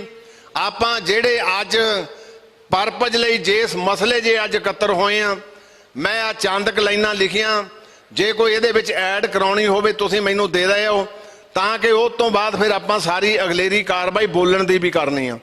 ਇਹ ਆਪਾਂ ਹਾਊਸ ਇਦਾਂ ਨੇ ਵੀ ਅੱਜ 11 ਵਜੇ ਤਾਂ ਸੱਦਿਆ ਸੀ ਵੀ 11 ਵਜੇ ਇਹਦੀ ਪੂਰਤੀ ਸ਼ੁਰੂ ਹੋ ਜਾਊਗੀ, ਤਾਂ ਤਕਾਲਾਂ ਤੱਕ ਸਾਡੇ ਕੋਲ ਸਮਾਂ ਚੱਲੂਗਾ। ਸੋ ਮੈਂ ਨਿਮਰਤਾ ਸਹਿਤ ਬੇਨਤੀ ਕਰਦਾ ਕਿ ਆਪਾਂ ਪਹਿਲਾਂ ਸਹਿਜ ਦੇ ਨਾਲ ਆਪਾਂ ਸਾਰਾ ਸਰਵਣ ਕਰ ਲਈਏ ਵੀ ਕੀ ਆ ਇਹ ਮਸਲਾ, ਕੀ ਆ, ਤੁਹਾਨੂੰ ਮੇਰੇ ਤੋਂ ਵੱਧ ਪਤਾ। ਮੈਂ ਬਾਰ-ਬਾਰ ਤੁਹਾਨੂੰ ਰਿਪੀਟ ਨਹੀਂ ਕਰਨਾ ਚਾਹੁੰਦਾ। ਉਸ ਤੋਂ ਬਾਅਦ ਆਪਾਂ ਆਪਣੇ ਵਿਚਾਰ ਵੀ ਸਾਰਿਆਂ ਨੇ ਰੱਖਣੇ ਆ। ਸੋ ਮੈਂ ਆ ਥੋੜੇ ਜਿਹੇ ਜਿਹੜੇ ਜਿੰਨੇ ਕੁ ਮੈਨੂੰ ਲੱਗੇ, ਇੱਕ ਮੈਂ ਹੋਰ ਵੀ ਗੱਲ ਕਹਿਣੀ ਚਾਹੁੰਦਾ ਕਿ ਇਹ ਪੰਜਾਬ ਦਾ ਮੁੱਖ ਮੰਤਰੀ ਸ਼ਾਇਦ ਪੁਰਾਤਨ ਜਿਹੜੀਆਂ ਪਿਰਤਾਂ ਭੁੱਲ ਗਿਆ। ਤੇ ਮੈਂ ਕੱਲ ਇੱਕ ਮੀਟਿੰਗ ਦੇ ਵਿੱਚ ਸੀ, ਤੇ ਰਾਤੀ ਕਿਉਂਕਿ ਮੈਨੂੰ ਤਾਂ ਟਵੀਟ ਜਿਹਾ ਕਰਨੇ ਨਹੀਂ ਆਉਂਦੇ, ਨਾ ਮੈਨੂੰ ਫੇਸਬੁੱਕ ਆਉਂਦੀ ਆ, ਤੇ ਉਹਦੇ ਵਿੱਚ ਕਿਹਾ ਕਿ ਜੀ ਇਹ ਗਾਈਡਲਾਈਨ ਲੈ ਕੇ ਆਇਆ ਮਾਨ ਸਾਹਿਬ। ਮੈਂ ਧਾਮੀ ਹਰਜਿੰਦਰ ਸਿੰਘ, ਮੈਨੂੰ 68 ਸਾਲ ਦਾ ਹੋ ਗਿਆ, 41 ਸਾਲ ਦੀ ਵਕਾਲਤ, ਮੈਨੂੰ ਡਿਕਟੇਟ ਕਰਕੇ ਕੰਮ ਨਹੀਂ ਚੱਲਦਾ। ਤੈਨੂੰ ਤਾਂ ਦਿੱਲੀ ਤੋਂ ਲਾਈਨ ਆਉਂਦੀ ਆ, ਤੂੰ ਤਾਂ ਦਿੱਲੀ ਤੋਂ ਲੈ ਕੇ ਬਾਬੂ ਕੇਜਰੀਵਾਲ ਤੋਂ ਲੈ ਕੇ ਲਾਈਨ ਇੱਥੇ ਬੋਲਦਾ। ਆ ਐਵੇਂ ਨਹੀਂ ਹੋ ਰਿਹਾ। ਇਹ ਉਹਦੀ ਚਾਲ ਆ ਬਾਬੂ ਕੇਜਰੀਵਾਲ ਦੀ ਕਿ ਪੰਜਾਬ ਦੇ ਵਿੱਚ ਰਾਜ ਸੱਤਾ ਦੇ ਨਾਲ ਹੁਣ ਧਾਰਮਿਕ ਹੱਤਾਂ ਨੂੰ ਵੀ ਸਤਿਆਲਾ, ਇਹ ਹਥਿਆਉਣ ਦੀ ਤਾਕਤ ਆ। ਸਿੱਖਾਂ ਨੇ ਕਦੇ ਬਰਦਾਸ਼ਤ ਨਹੀਂ ਕੀਤੀ।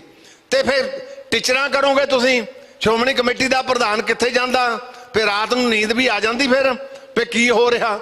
ਇੰਨੀ ਵੀ ਆਪਾਂ ਜਿਹਨੂੰ ਕਹਿ ਲਈਏ ਵੀ ਆਪਣਾ ਸੰਕੋਚ ਨਾ ਹੋਈਏ, ਵੀ ਆਪਣੇ ਆਪ ਤੋਂ ਬਾਹਰ ਹੋ ਜਾਈਏ। ਗੁਰੂ ਸਾਹਿਬ ਕਿਰਪਾ ਕਰਨ, ਕਿਉਂਕਿ ਬੋਲਣ ਨੂੰ ਮੈਂ ਬਾਅਦ ਚ ਵੀ ਬੋਲੂੰਗਾ, ਤੇ ਤੁਹਾਡੇ ਵਿਚਾਰ ਵੀ ਸਾਰੇ ਸਰਵਣ ਕਰਨੇ ਆ। ਪਰ ਮੈਂ ਨਿਮਰਤਾ ਸਹਿਤ ਪਹਿਲਾਂ ਵੀ ਬੇਨਤੀ ਕੀਤੀ ਸੀ, ਤੁਹਾਡੇ ਜਜ਼ਬਾਤਾਂ ਨੂੰ ਵੀ ਨਮਸਕਾਰ ਆ। ਤੁਹਾਡੇ ਜਿਹੜੇ ਆਪੋ ਵਿੱਚ ਧੜੇ ਕਹਿਣ ਦਾ ਸੈਂਸ, ਵਿਚਾਰਧਾਰਾ ਵੱਖ-ਵੱਖ ਹੋ ਜਾਂਦੀ, ਕਿਸੇ ਦੀ ਕੁਛ ਕਿਸੇ ਦੀ ਕੁਛ, ਉਹਨੂੰ ਵੀ ਨਮਸਕਾਰ ਆ।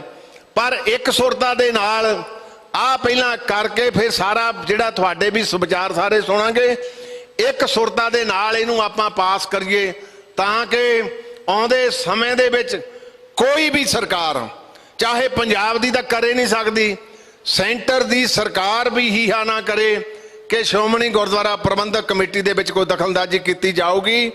ਸੂਰਮਿਓ, ਜੇ ਆਪਾਂ ਇਸ ਗੱਲ ਦੇ ਅੱਗੇ ਝੁਕ ਗਏ, ਉਹ ਦਿਨ ਦੂਰ ਨਹੀਂ। ਫਿਰ ਅੱਜ ਤਾਂ ਸਾਡੇ ਇੱਥੇ ਮਤਭੇਦ ਆ ਨਾ, ਫਿਰ ਤਾਂ ਡਾਂਗਾਂ ਤੱਕ ਗੱਲਾਂ ਚੱਲਣਗੀਆਂ, ਫਿਰ ਸ਼੍ਰੋਮਣੀ ਕਮੇਟੀ ਦਾ ਕੋਈ ਪਰਪਸ ਨਹੀਂ ਰਹਿ ਜਾਊਗਾ। 1925 ਦਾ ਐਕਟ ਸਾਰਾ ਡਿਫੀਟ ਹੋ ਜਾਊਗਾ, ਕਿਉਂਕਿ ਇਹ ਲੀਗਲ ਪੱਖ ਵੀ ਆ ਤੇ ਸਿੱਖੀ ਦਾ ਪੱਖ ਵੀ ਆ। ਇਸ ਕਰਕੇ ਮੈਂ ਤੁਹਾਡੇ ਨਾਲ ਇਹ ਵਿਚਾਰ ਥੋੜੇ ਜਿਹਾ ਪਹਿਲਾਂ ਸਾਂਝੇ ਕਰ ਲਏ। ਸੋ ਮੈਂ ਜੇ ਕਿਸੇ ਨੇ ਮੈਨੂੰ ਹੋਰ ਵੀ ਇਹ 'ਚ ਐਡ ਕਰਾਉਣਾ ਉਹ ਵੀ ਕਾਈਂਡਲੀ ਮੈਨੂੰ ਦੇ ਦਿਓ, ਕੋਈ ਦਿੱਕਤ ਨਹੀਂ। ਉਹ ਤੋਂ ਬਾਅਦ ਫਿਰ ਆਪਾਂ ਸਾਰੇ ਬੈਠ ਕੇ ਜਿਹੜੇ ਵਿਚਾਰ ਵੀ ਸਾਂਝੇ ਕਰਾਂਗੇ। ਇਹ ਵਿਸ਼ੇਸ਼ ਅਜਲਾਸ 20 ਜੂਨ 2023 ਸ਼੍ਰੋਮਣੀ ਗੁਰਦੁਆਰਾ ਪ੍ਰਬੰਧਕ ਕਮੇਟੀ ਅੰਮ੍ਰਿਤਸਰ ਦਾ ਇਹ ਵਿਸ਼ੇਸ਼ ਅਜਲਾਸ ਆਮ ਆਦਮੀ ਪਾਰਟੀ ਦੀ ਅਗਵਾਈ ਵਾਲੀ ਪੰਜਾਬ ਸਰਕਾਰ ਵੱਲੋਂ ਪੰਜਾਬ ਵਿਧਾਨ ਸਭਾ ਦੇ ਮਿਤੀ 20/6/23 ਦੇ ਅਜਲਾਸ ਵਿੱਚ ਲਿਆਂਦੇ ਗਏ ਸਿੱਖ ਗੁਰਦੁਆਰਾ ਸੋਧ ਬਿੱਲ 2023 ਨੂੰ ਮੁਕੰਮਲ ਰੂਪ ਵਿੱਚ ਰੱਦ ਕਰਦਾ ਹੈ। ਸਿੱਖ ਗੁਰਦੁਆਰਾ ਐਕਟ 1925 ਵਿੱਚ ਸੋਧ ਸ਼੍ਰੋਮਣੀ ਕਮੇਟੀ ਦੀਆਂ ਸਿਫਾਰਸ਼ਾਂ ਨਾਲ ਹੀ ਸੰਭਵ ਹੈ। ਸੰਨ 1959 ਵਿੱਚ ਸੀਨੀਅਰ ਅਕਾਲੀ ਆਗੂ ਮਾਸਟਰ ਤਾਰਾ ਸਿੰਘ ਜੀ ਅਤੇ ਪ੍ਰਧਾਨ ਮੰਤਰੀ ਸ਼੍ਰੀ ਜਵਾਹਰ ਲਾਲ ਨਹਿਰੂ ਦਰਮਿਆਨ ਇੱਕ ਸਮਝੌਤਾ ਸਹੀਬੱਧ ਹੋਇਆ ਸੀ, ਜਿਸ ਵਿੱਚ ਸਾਫ਼ ਤੌਰ ਤੇ ਪ੍ਰਵਾਨ ਕੀਤਾ ਗਿਆ ਸੀ ਕਿ ਸਿੱਖ ਗੁਰਦੁਆਰਾ ਐਕਟ ਵਿੱਚ ਕਿਸੇ ਵੀ ਸੋਧ ਤੋਂ ਪਹਿਲਾਂ ਸ਼੍ਰੋਮਣੀ ਕਮੇਟੀ ਦੇ ਜਨਰਲ ਹਾਊਸ ਦੇ 2/3 ਮੈਂਬਰਾਂ ਦੀ ਸਹਿਮਤੀ ਜ਼ਰੂਰੀ ਹੋਵੇਗੀ। ਅੱਜ ਦਾ ਅਜਲਾਸ ਸੰਨ 1959 ਵਿੱਚ ਇਸ ਸਮਝੌਤੇ ਦੀ ਭਾਵਨਾ ਨੂੰ ਇੱਕ ਵਾਰ ਦ੍ਰਿੜ ਕਰਦਾ ਹੋਇਆ ਪੰਜਾਬ ਸਰਕਾਰ ਨੂੰ ਸਖਤ ਤਾੜਨਾ ਕਰਦਾ ਹੈ ਕਿ ਸਿੱਖ ਗੁਰਦੁਆਰਾ ਸੋਧ ਬਿੱਲ 2023 ਨੂੰ ਤੁਰੰਤ ਵਾਪਸ ਲਵੇ। ਜੇਕਰ ਸਰਕਾਰ ਨੇ ਸਿੱਖ ਮਸਲਿਆਂ ਵਿੱਚ ਦਖਲਅੰਦਾਜ਼ੀ ਬੰਦ ਨਾ ਕੀਤੀ ਤਾਂ ਸਿੱਖ ਰਵਾਇਤਾਂ ਅਨੁਸਾਰ ਸ਼੍ਰੀ ਅਕਾਲ ਤਖਤ ਸਾਹਿਬ ਤੋਂ ਅਰਦਾਸ ਕਰਕੇ ਮੋਰਚੇ ਦੀ ਆਰੰਭਤਾ ਕੀਤੀ ਜਾਵੇਗੀ ਤੇ ਉਹਦੀ ਜ਼ਿੰਮੇਵਾਰੀ ਫਿਰ ਸਰਕਾਰ ਦੀ ਹੋਊਗੀ।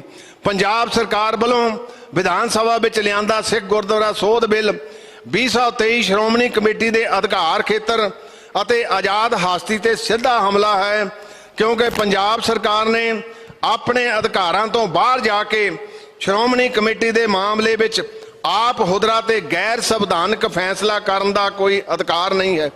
ਪੰਜਾਬ ਦਾ ਮੁੱਖ ਮੰਤਰੀ ਸਰਦਾਰ ਭਗਵੰਤ ਸਿੰਘ ਮਾਨ ਇਹ ਦਖਲ ਆਪਣੇ ਆਕਾ ਦਿੱਲੀ ਦੇ ਬਾਬੂ ਤੇ ਆਮ ਆਦਮੀ ਪਾਰਟੀ ਦੇ ਮੁਖੀ ਸ਼੍ਰੀ ਅਰਵਿੰਦ ਕੇਜਰੀਵਾਲ ਦੀ ਸਿੱਖ ਵਿਰੋਧੀ ਸੋਚ ਨੂੰ ਲਾਗੂ ਕਰਨ ਅਤੇ ਸਿੱਖ ਸੰਸਥਾ ਸ਼੍ਰੋਮਣੀ ਗੁਰਦੁਆਰਾ ਪ੍ਰਬੰਧਕ ਕਮੇਟੀ ਨੂੰ ਹਥਿਆਉਣ ਦੇ ਮੰਤਵ ਨਾਲ ਕਰ ਰਿਹਾ ਹੈ।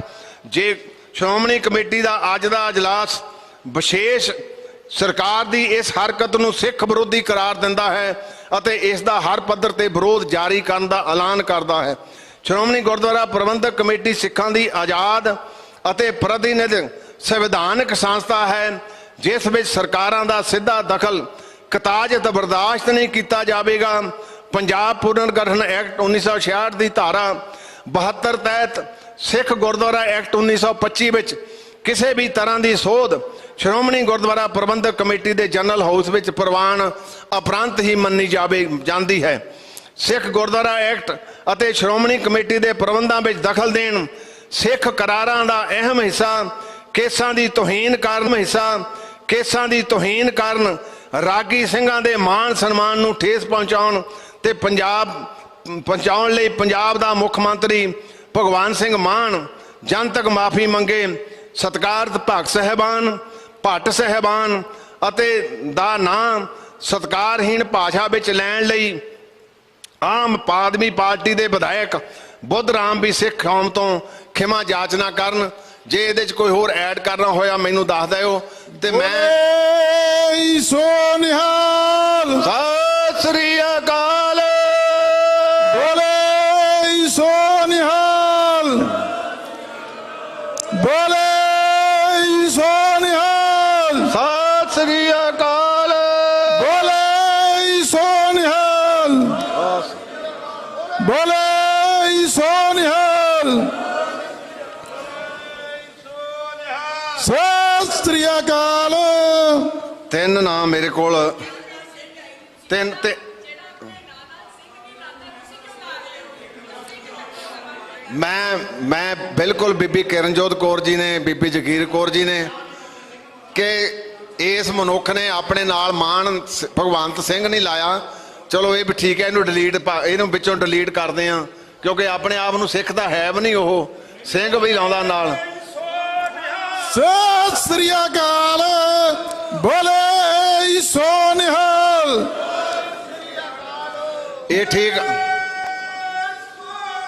ਸਤਿ ਸ੍ਰੀ ਅਕਾਲ।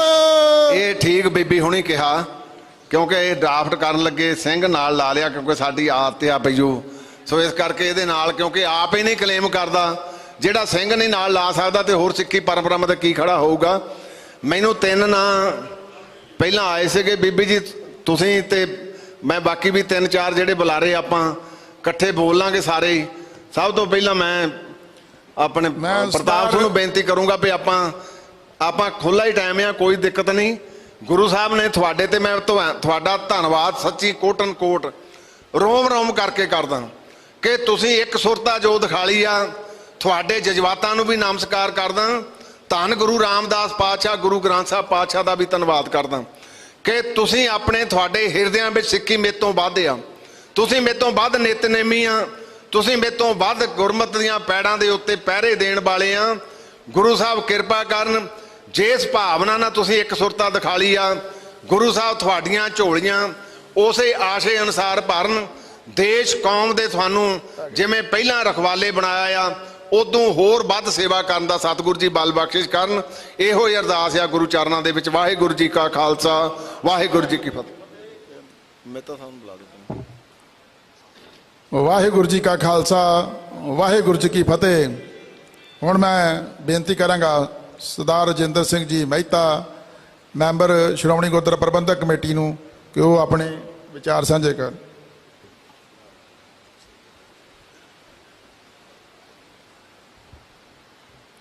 ਸਤਿਗੁਰੂ ਸ੍ਰੀ ਗੁਰੂ ਗ੍ਰੰਥ ਸਾਹਿਬ ਸੱਚੇ ਪਾਤਸ਼ਾਹ ਜੀ ਪਾਵਨ ਪਵਿੱਤਰ ਗ੍ਰੰਥ ਜਥੇਦਾਰ ਸ੍ਰੀ ਕੇਸਗੜ੍ਹ ਸਾਹਿਬ ਸਿੰਘ ਸਾਹਿਬ ਗਿਆਨੀ ਸੁਲਤਾਨ ਸਿੰਘ ਜੀ ਅਤੇ ਬਹੁਤ ਸਤਿਕਾਰਯੋਗ ਸ਼੍ਰੋਮਣੀ ਗੁਰਦੁਆਰਾ ਪ੍ਰਬੰਧਕ ਕਮੇਟੀ ਦੇ ਪ੍ਰਧਾਨ ਸਰਦਾਰ ਹਰਜਿੰਦਰ ਸਿੰਘ ਧਾਮੀ ਸਾਹਿਬ ਅਤੇ ਅੱਜ ਦੀ ਇਸ ਵਿਸ਼ੇਸ਼ ਅਜਲਾਸ ਦੌਰਾਨ ਸਮੁੱਚੇ ਰੂਪ ਸੰਗਤੀ ਰੂਪ ਬੈਠੇ ਗੁਰੂ ਦੀ ਗੋਦ ਦਾ ਨਿੱਘ ਮਾਣ ਰਹੇ ਗੁਰੂ ਖਾਲਸਾ ਜੀ, ਬੜੇ ਸਤਿਕਾਰ ਨਾਲ ਫਤਿਹ ਅਰਜ਼ ਕਰਦਾ।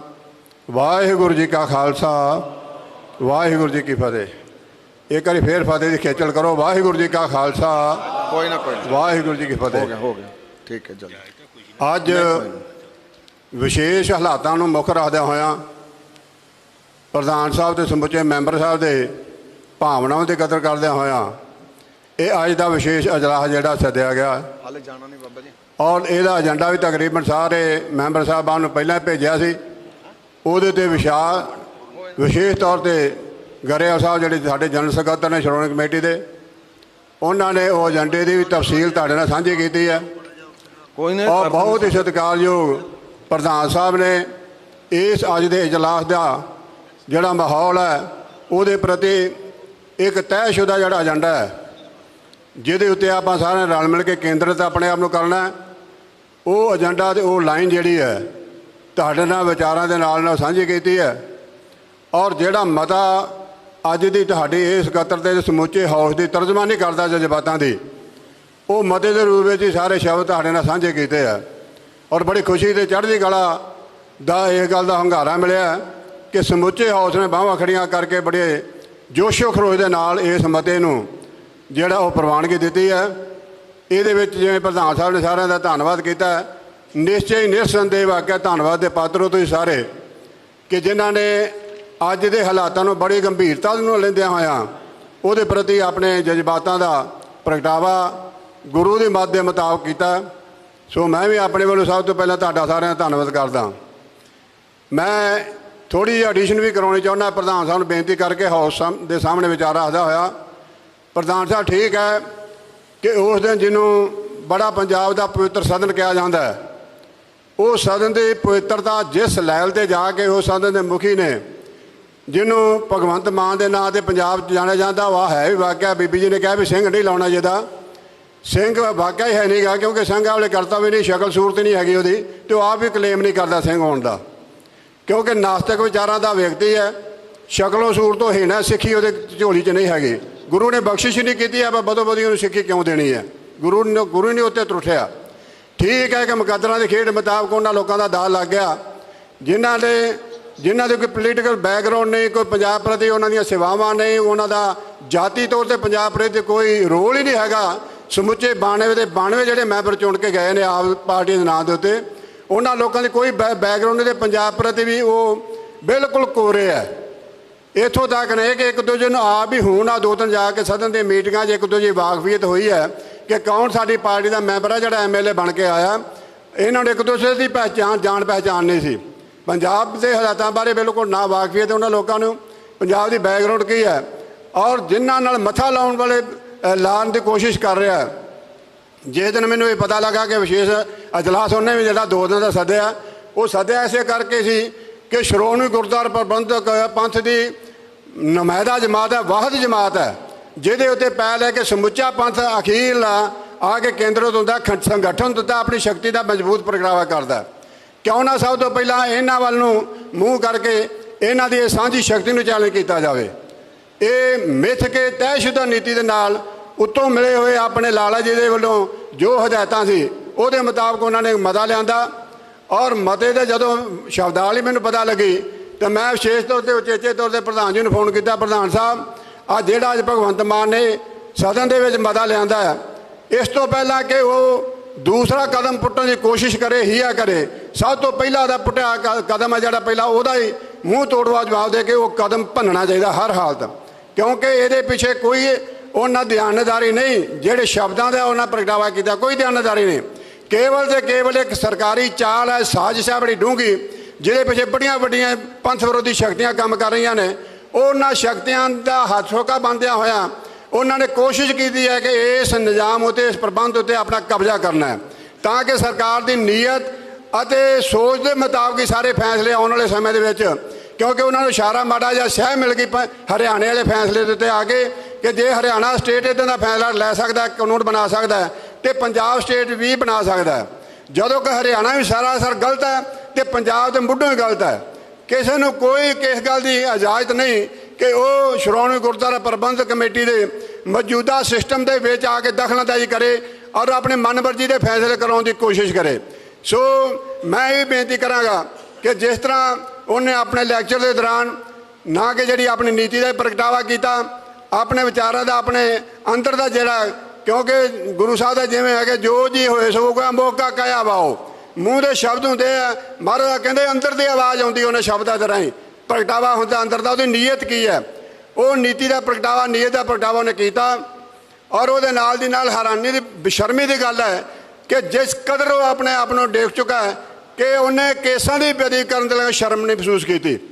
ਜਿਸ ਤਰ੍ਹਾਂ ਦਾੜੇ ਦਾ ਮਜ਼ਾਕ ਉਡਾਇਆ, ਜਿਸ ਤਰ੍ਹਾਂ ਸਾਡੇ ਰਾਗੀ ਸਿੰਘ ਹਜ਼ੂਰੀ ਰਾਗੀ ਹੈ ਹਰਿਮੰਦਰ ਸਾਹਿਬ ਕੀਰਤਨ ਕਰਦੇ ਨੇ, ਉਹਨਾਂ ਦੇ ਸਤਿਕਾਰ ਮਾਨ ਨੂੰ ਠੇਸ ਪਹੁੰਚਾਉਂਦੇ ਜਿਸ ਤਰ੍ਹਾਂ ਮਜ਼ਾਕ ਉਡਾਇਆ, ਉਹਨਾਂ ਦਾ ਵੀ ਮੂੰਹ ਤੋੜਵਾ ਜਵਾਬ ਦੇਣਾ ਬਣਦਾ ਹੈ।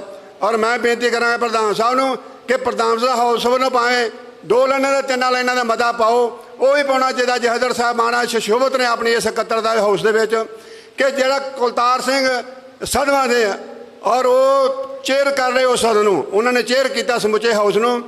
ਉਹ ਪਤਾ ਲੱਗਾ ਕਿ ਅੰਮ੍ਰਿਤਧਾਰੀ ਗੁਰਸਿੱਖ ਨੇ, ਸਿੱਖੀ ਜ਼ਰੂਰ ਵਾਲੇ ਆ, ਗੁਰੂ ਦੇ ਅਕੀਦਾ ਰੱਖਣ ਵਾਲੇ ਆ, ਉਹਨਾਂ ਦੀ ਹਾਜ਼ਰੀ ਦੇ ਵਿੱਚ ਜਿਸ ਤਰ੍ਹਾਂ ਖਿੱਲੀ ਉਡਾਈ ਹੈ ਕੇਸਾਂ ਦੀ ਭਗਵੰਤ ਮਾਨ ਨੇ, ਔਰ ਜਿਸ ਤਰ੍ਹਾਂ ਦਾ ਸਾਡੇ ਰਾਗੀ ਸਿੰਘਾਂ ਦਾ ਅਪਮਾਨ ਕੀਤਾ, ਸੱਚਖੰਡ ਸ੍ਰੀ ਹਰਿਮੰਦਰ ਸਾਹਿਬ ਦੀ ਪਵਿੱਤਰਤਾ ਨੂੰ ਠੇਸ ਪਹੁੰਚਾਈ ਹੈ, ਹਰਿਮੰਦਰ ਸਾਹਿਬ ਦੇ ਸਤਿਕਾਰ ਨੂੰ ਬੜੀ ਵੱਡੀ ਸੱਟ ਮਾਰੀ ਹੈ। ਉਹ ਕਹਿੰਦੇ ਜੀ ਜਦੋਂ ਬਾਦਲ ਸਾਹਿਬ ਅੰਦਰੋਂ ਮੱਥਾ ਟੇਕਣ ਆਉਂਦੇ ਰਾਗੀ ਕੀਰਤਨ ਛੱਡ ਕੇ ਉੱਠ ਖਲੋਂਦੇ ਆ। ਅੱਜ ਤੱਕ ਦੁਨੀਆ ਦੇ ਹਰਿਮੰਦਰ ਸਾਹਿਬ ਦੇ 500 ਸਾਲਾਂ ਇਤਿਹਾਸ ਅੱਜ ਤੱਕ ਇੱਦਾਂ ਦਾ ਭਾਣਾ ਨਹੀਂ ਵਾਪਰਿਆ। ਭਾਵੇਂ ਕਿ ਬਾਹਰ ਉਹਨਾਂ ਨੂੰ ਠੀਕ ਹੈ ਜੋ ਬੰਦਾ ਸਤਿਕਾਰ ਬਤੌਰ ਲੀਡਰ ਬਾਅਦ ਦਿੱਤਾ ਜਾਂਦਾ ਹੈ, ਪਰ ਇਸ ਤਰ੍ਹਾਂ ਦਾ ਕੋਈ ਵਾਕਿਆ ਨਹੀਂ। ਲੋਕਾਂ ਦੀ ਅੱਖਾਂ 'ਚ ਘੱਟਾ ਪਾ ਕੇ ਏਡੇ ਵੱਡੇ ਵਾਹ ਯਾਦ ਜਿਹੜੇ ਉਹਨੇ ਸ਼ਬਦ ਬੋਲੇ ਆ, ਉਹਦਾ ਜ਼ਰੂਰ ਘੱਟੋ ਘੱਟ ਕੁਲਤਾਰ ਸਿੰਘ ਸੰਧਵਾ ਜਿਹੜਾ ਜਿਹਨੇ ਚੇਅਰ ਕੀਤਾ, ਜਿਹਨੇ ਮਾਨ ਨੂੰ ਇਹ ਗੱਲ ਟੋਕਣ ਦੀ ਕੋਸ਼ਿਸ਼ ਨਹੀਂ ਕੀਤੀ, ਮਾਨ ਸਾਹਿਬ ਇਸ ਹੱਦ ਤੱਕ ਨਾ ਜਾਓ, ਜੋ ਤੁਸੀਂ ਕਹਿਣਾ ਚਾਹੁੰਦੇ ਕਹੋ, ਰੱਜ ਕੇ ਕਹੋ, ਨੁਕਤਾਚੀਨੀ ਕਰਨੀ ਹੈ ਅਕਾਲੀ ਦਲ ਦੀ ਕਰੋ, ਸ਼੍ਰੋਮਣੀ ਕਮੇਟੀ ਦੀ ਕਰੋ, ਜਿੰਨਾ ਜੋ ਕੁਝ ਬੋਲਣਾ ਚਾਹੁੰਦੇ ਬੋਲਿਓ, ਪਰ ਇਸ ਲੈਵਲ ਤੱਕ ਨਾ ਆਪਣੇ ਆਪ ਨੂੰ ਡੇਗੋ ਕਿ ਤੁਹਾਨੂੰ ਇਹ ਗੱਲ ਦੀ ਕਦਰ ਹੀ ਭੁੱਲ ਜਾਏ ਤੁਹਾਡੇ ਸ਼ਬਦਾਂ ਦੇ ਵਿੱਚ ਕਿ ਤੁਸੀਂ ਸਿੱਖੀ ਦਾ ਮਜ਼ਾਕ ਉਡਾਓ, ਹਰਿਮੰਦਰ ਸਾਹਿਬ ਦੇ ਮਾਨ ਸਤਿਕਾਰ ਨੂੰ ਸੱਟ ਮਾਰੋ। ਇਸ ਕਰਕੇ ਮੈਂ ਬੇਨਤੀ ਕਰਾਂਗਾ ਹੱਥ ਜੋੜ ਕੇ ਪ੍ਰਧਾਨ ਸਾਹਿਬ ਕਿ ਲਿਖਤੀ ਤੌਰ 'ਤੇ ਸਿੰਘ ਸਾਹਿਬ ਅੱਜ ਮੌਜੂਦ ਨੇ ਸਾਡੇ ਕੋਲ, ਇਹਨਾਂ ਨੂੰ ਬੇਨਤੀ ਕਰਕੇ ਸੰਧਵਾ ਸਾਹਿਬ ਨੂੰ ਜ਼ਰੂਰ ਅਕਾਲ ਤਖਤ ਸਾਹਿਬ 'ਤੇ ਸੰਮਨ ਕਰਨਾ ਚਾਹੀਦਾ ਤਾਂ ਕਿ ਉਹਦੀ ਚੇਅਰਮੈਨਸ਼ਿਪ ਦੇ ਥੱਲੇ ਇਹ ਸਾਰਾ ਸਿੱਖੀ ਦਾ ਮਜ਼ਾਕ ਉਸ ਜਿਹਨੂੰ ਪਵਿੱਤਰ ਸਦਨ ਕਹਿੰਦੇ ਆ ਉਹਦੇ 'ਚ ਉਡਾਇਆ ਗਿਆ। ਇਸ ਵਾਸਤੇ ਜਿਹੜਾ ਅੱਜ ਫੈਸਲਾ ਹੋਇਆ ਬੜਾ ਚੜ੍ਹਦੀ ਕਲਾ, ਮੈਂ ਸਮੁੱਚੇ ਉਹਦਾ ਦਿਲ ਦੀਆਂ ਗਹਿਰਾਈਆਂ ਤੋਂ ਧੰਨਵਾਦ ਕਰਦਾ ਪ੍ਰਧਾਨ ਸਾਹਿਬ ਦਾ ਕਿ ਪ੍ਰਧਾਨ ਸਾਹਿਬ ਦੀ ਸੁਚੇਤ ਜੀ ਅਗਵਾਈ ਦੇ ਵਿੱਚ ਇਹ ਉਹ ਸਾਲ ਵਿੱਚ ਬੈਠੇ ਆ ਜਿਹਨੇ ਹਰ ਸਮੇਂ ਪਿਛਲੇ ਇਤਿਹਾਸ ਦੇ ਦੌਰਾਨ ਜਦੋਂ ਵੀ ਸ਼੍ਰੋਮਣੀ ਕਮੇਟੀ ਜਾਂ ਪੰਥ ਨੂੰ ਕੋਈ ਚੈਲੰਜ ਆਇਆ ਇਸ ਹਾਲ ਨੇ ਅਗਵਾਈ ਕੀਤੀ ਹੈ। ਇੱਥੋਂ ਕਾਬਲੇ ਬਣ ਕੇ ਜੇਲ੍ਹਾਂ ਨੂੰ ਤੁਰੇ ਔਰ ਉਹਨਾਂ ਪੰਥ ਵਿਰੋਧੀ ਸ਼ਕਤੀਆਂ ਦਾ ਮੂੰਹ ਤੋੜਵਾ ਜਵਾਬ ਦੇ ਕੇ ਫਤਿਹ ਹਾਸਲ ਕਰਕੇ ਗੁਰੂ ਅੰਮ੍ਰਿਤਸਰ ਸਾਹਿਬ ਹਾਜ਼ਰ ਹੋਏ, ਅਕਾਲ ਤਖਤ ਸਾਹਿਬ ਦੇ ਸਨਮਾਨ ਕਰਕੇ ਅਰਦਾਸਾਂ ਕੀਤੀਆਂ, ਸ਼ੁਕਰਾਨਾ ਕੀਤਾ ਗੁਰੂ ਸਾਹਿਬ ਦਾ। ਸੋ ਸਾਡੇ ਬਾਅਦ ਕੋਈ ਨਵੀਂ ਨਵੇਕਲੀ ਗੱਲ ਨਹੀਂ, ਹਮੇਸ਼ਾ ਪੰਥ ਦੇ ਜਿਉਂ ਜਦੋਂ ਤੋਂ ਹੋਸ਼ ਸੰਭਾਲੀ ਲੜਨਾ ਸਕਿਆ। ਇਹ ਕੋਈ ਛੋਟੀ ਗੱਲ ਨਹੀਂ, ਇਹ ਛੋਟੇ ਮੋਟੇ ਚੈਨਲ ਸਾਡੇ ਵਾਸਤੇ ਮਾਮੂਲੀ ਨੇ। ਇਹਨਾਂ ਦਾ ਮੂੰਹ ਤੋੜਨਾ ਜਵਾਬ ਦੇਣਾ ਸਾਡਾ ਨੈਤਿਕ ਫਰਜ਼ ਹੈ। ਔਰ ਜਿੰਨਾ ਹਾਊਸ ਅੱਜ ਬੈਠਾ ਠੀਕ ਹੈ, ਜਿਵੇਂ ਪ੍ਰਧਾਨ ਸਾਹਿਬ ਨੇ ਕਿਹਾ ਕਿ ਵਿਚਾਰਧਾਰਕ ਵਖਰੇਵੇਂ ਹੋ ਸਕਦੇ ਆ, ਉਹ ਕੋਈ ਓਪਰੀ ਬਗਾਨੀ ਗੱਲ ਨਹੀਂ, ਮਾੜੀ ਗੱਲ ਨਹੀਂ, ਹੋ ਸਕਦੇ ਆ। ਪਰ ਮੈਂ ਕਹਾਂਗਾ ਕਿ ਸਾਡੇ ਕੋਲ ਮਿਸਲਾਂ ਦਾ ਜਿਉਂਦਾ ਜਾਗਦਾ ਇਤਿਹਾਸ ਹੈ। ਉਹ ਜਦੋਂ ਕਦੇ ਪੰਥ ਦੇ ਚੁਣੌਤੀ ਆਉਂਦੀ, ਚੈਲੰਜ ਵੱਡਾ ਚੈਲੰਜ ਆਉਂਦਾ ਸੀ, ਉਸ ਵੇਲੇ ਉਹ ਬੇਨਤੀ ਕਰਦੇ ਸੀ ਕਿ ਮਿਸਲ ਮਾਂਡਾ ਕਹੂ ਨਾ ਪਾਓ, ਖਾੜ ਰਾਲ ਮਿਲ ਖੜ ਆਪ ਪੰਥ ਬਚਾਵੋ। ਇਹ ਸੰਦੇਸ਼ ਨੂੰ, ਉਸ ਸੁਨੇਹੇ ਨੂੰ ਨਾ ਆਪਣੇ ਪੁਰਖਿਆਂ ਦੇ ਸੰਦੇਸ਼ ਨੂੰ ਜਿੰਝ ਰੱਖ ਕੇ ਆਪਾਂ ਛੋਟੇ ਮੋਟੇ ਵਿਚਾਰਾਂ ਨੂੰ ਤੋਂ ਉੱਪਰ ਉੱਠ ਕੇ ਜਿਹੜਾ ਅੱਜ ਵੱਡਾ ਚੈਲੰਜ ਹੈ, ਉਹ ਚੈਲੰਜ ਦਾ ਮੂੰਹ ਤੋੜਾ ਜਵਾਬ ਦੇ ਰਿਹਾ ਆਪਾਂ ਗੁਰੂ ਸਾਹਿਬ ਦੇ ਚਰਨਾਂ 'ਚ ਹਾਜ਼ਰ ਨਾਲ ਜੋ ਕਿ ਸ੍ਰੀ ਪ੍ਰਥਮ ਥੱਲੇ ਸ੍ਰੀ ਅਕਾਲ ਤਖਤ ਦੀ ਅਕਾਲ ਤਖਤ ਸਾਹਿਬ ਦੀ ਤਾਬੇ ਆਪਾਂ ਚੜ੍ਹਦੀ ਕਲਾ ਆਪਣਾ ਸਬੂਤ ਦਈਏ। ਅੱਜ ਮਜ਼ਬੂਤ ਸ਼ਕਤੀ ਦਾ ਪ੍ਰਗਟਾਵਾ ਕਰਦਿਆਂ ਹੋਇਆਂ ਨੌਕਲ ਨੀਤੀਆਂ ਦਾ ਮੂੰਹ ਤੋੜਵਾ ਜਵਾਬ ਦਈਏ। ਤੁਹਾਡਾ ਸਾਰਿਆਂ ਦਾ ਬਹੁਤ ਧੰਨਵਾਦ। ਵਾਹਿਗੁਰੂ ਜੀ ਕਾ ਖਾਲਸਾ, ਵਾਹਿਗੁਰੂ ਜੀ ਕੀ ਫਤਿਹ। ਬਹੁਤ ਧੰਨਵਾਦ ਸਰਦਾਰ ਰਜਿੰਦਰ ਸਿੰਘ ਜੀ ਮਹਿਤਾ, ਮੈਂਬਰ ਸ਼੍ਰੋਮਣੀ ਗੁਰਦੁਆਰਾ ਪ੍ਰਬੰਧਕ ਕਮੇਟੀ। ਹੁਣ ਮੈਂ ਬੇਨਤੀ ਕਰਾਂਗਾ ਸਰਦਾਰ ਜਸਵੰਤ ਸਿੰਘ ਜੀ ਪੜੈਣ, ਮੈਂਬਰ ਸ਼੍ਰੋਮਣੀ ਗੁਰਦੁਆਰਾ ਪ੍ਰਬੰਧਕ ਕਮੇਟੀ, ਕਿ ਉਹ ਆਪਣੇ ਵਿਚਾਰ ਸੰਗਤ ਮੈਂਬਰ ਸਾਹਿਬਾਨ ਨਾਲ ਸਾਂਝੇ ਕਰਨ। ਸਰਦਾਰ ਜਸਵੰਤ ਸਿੰਘ ਜੀ ਪੜੈਣ।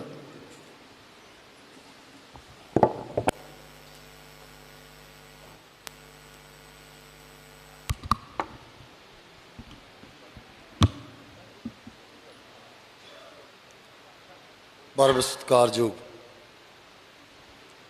ਸਾਹਿਬ ਸ੍ਰੀ ਗੁਰੂ ਗ੍ਰੰਥ ਸਾਹਿਬ ਦੀ ਹਜ਼ੂਰੀ ਦੇ ਵਿੱਚ ਵਿਰਾਜਮਾਨ ਤਖਤਾਂ ਦੇ ਜਥੇਦਾਰ ਸਾਹਿਬਾਨ, ਸ਼੍ਰੋਮਣੀ ਗੁਰਦੁਆਰਾ ਪ੍ਰਬੰਧਕ ਕਮੇਟੀ ਦੇ ਪ੍ਰਧਾਨ ਸਾਹਿਬ, ਸਾਬਕਾ ਪ੍ਰਧਾਨ ਜੀ, ਸਾਰੇ ਹੀ ਮੈਂਬਰ ਸਾਹਿਬਾਨ, ਵਾਹਿਗੁਰੂ ਜੀ ਕਾ ਖਾਲਸਾ, ਵਾਹਿਗੁਰੂ ਜੀ ਕੀ ਫਤਿਹ। ਆਪਾਂ ਸਾਰਿਆਂ ਨੂੰ ਪਤਾ ਅੱਜ ਆਪਾਂ ਕਿਸ ਮਕਸਦ ਲਈ ਇਕੱਠੇ ਹੋਏ ਹਾਂ।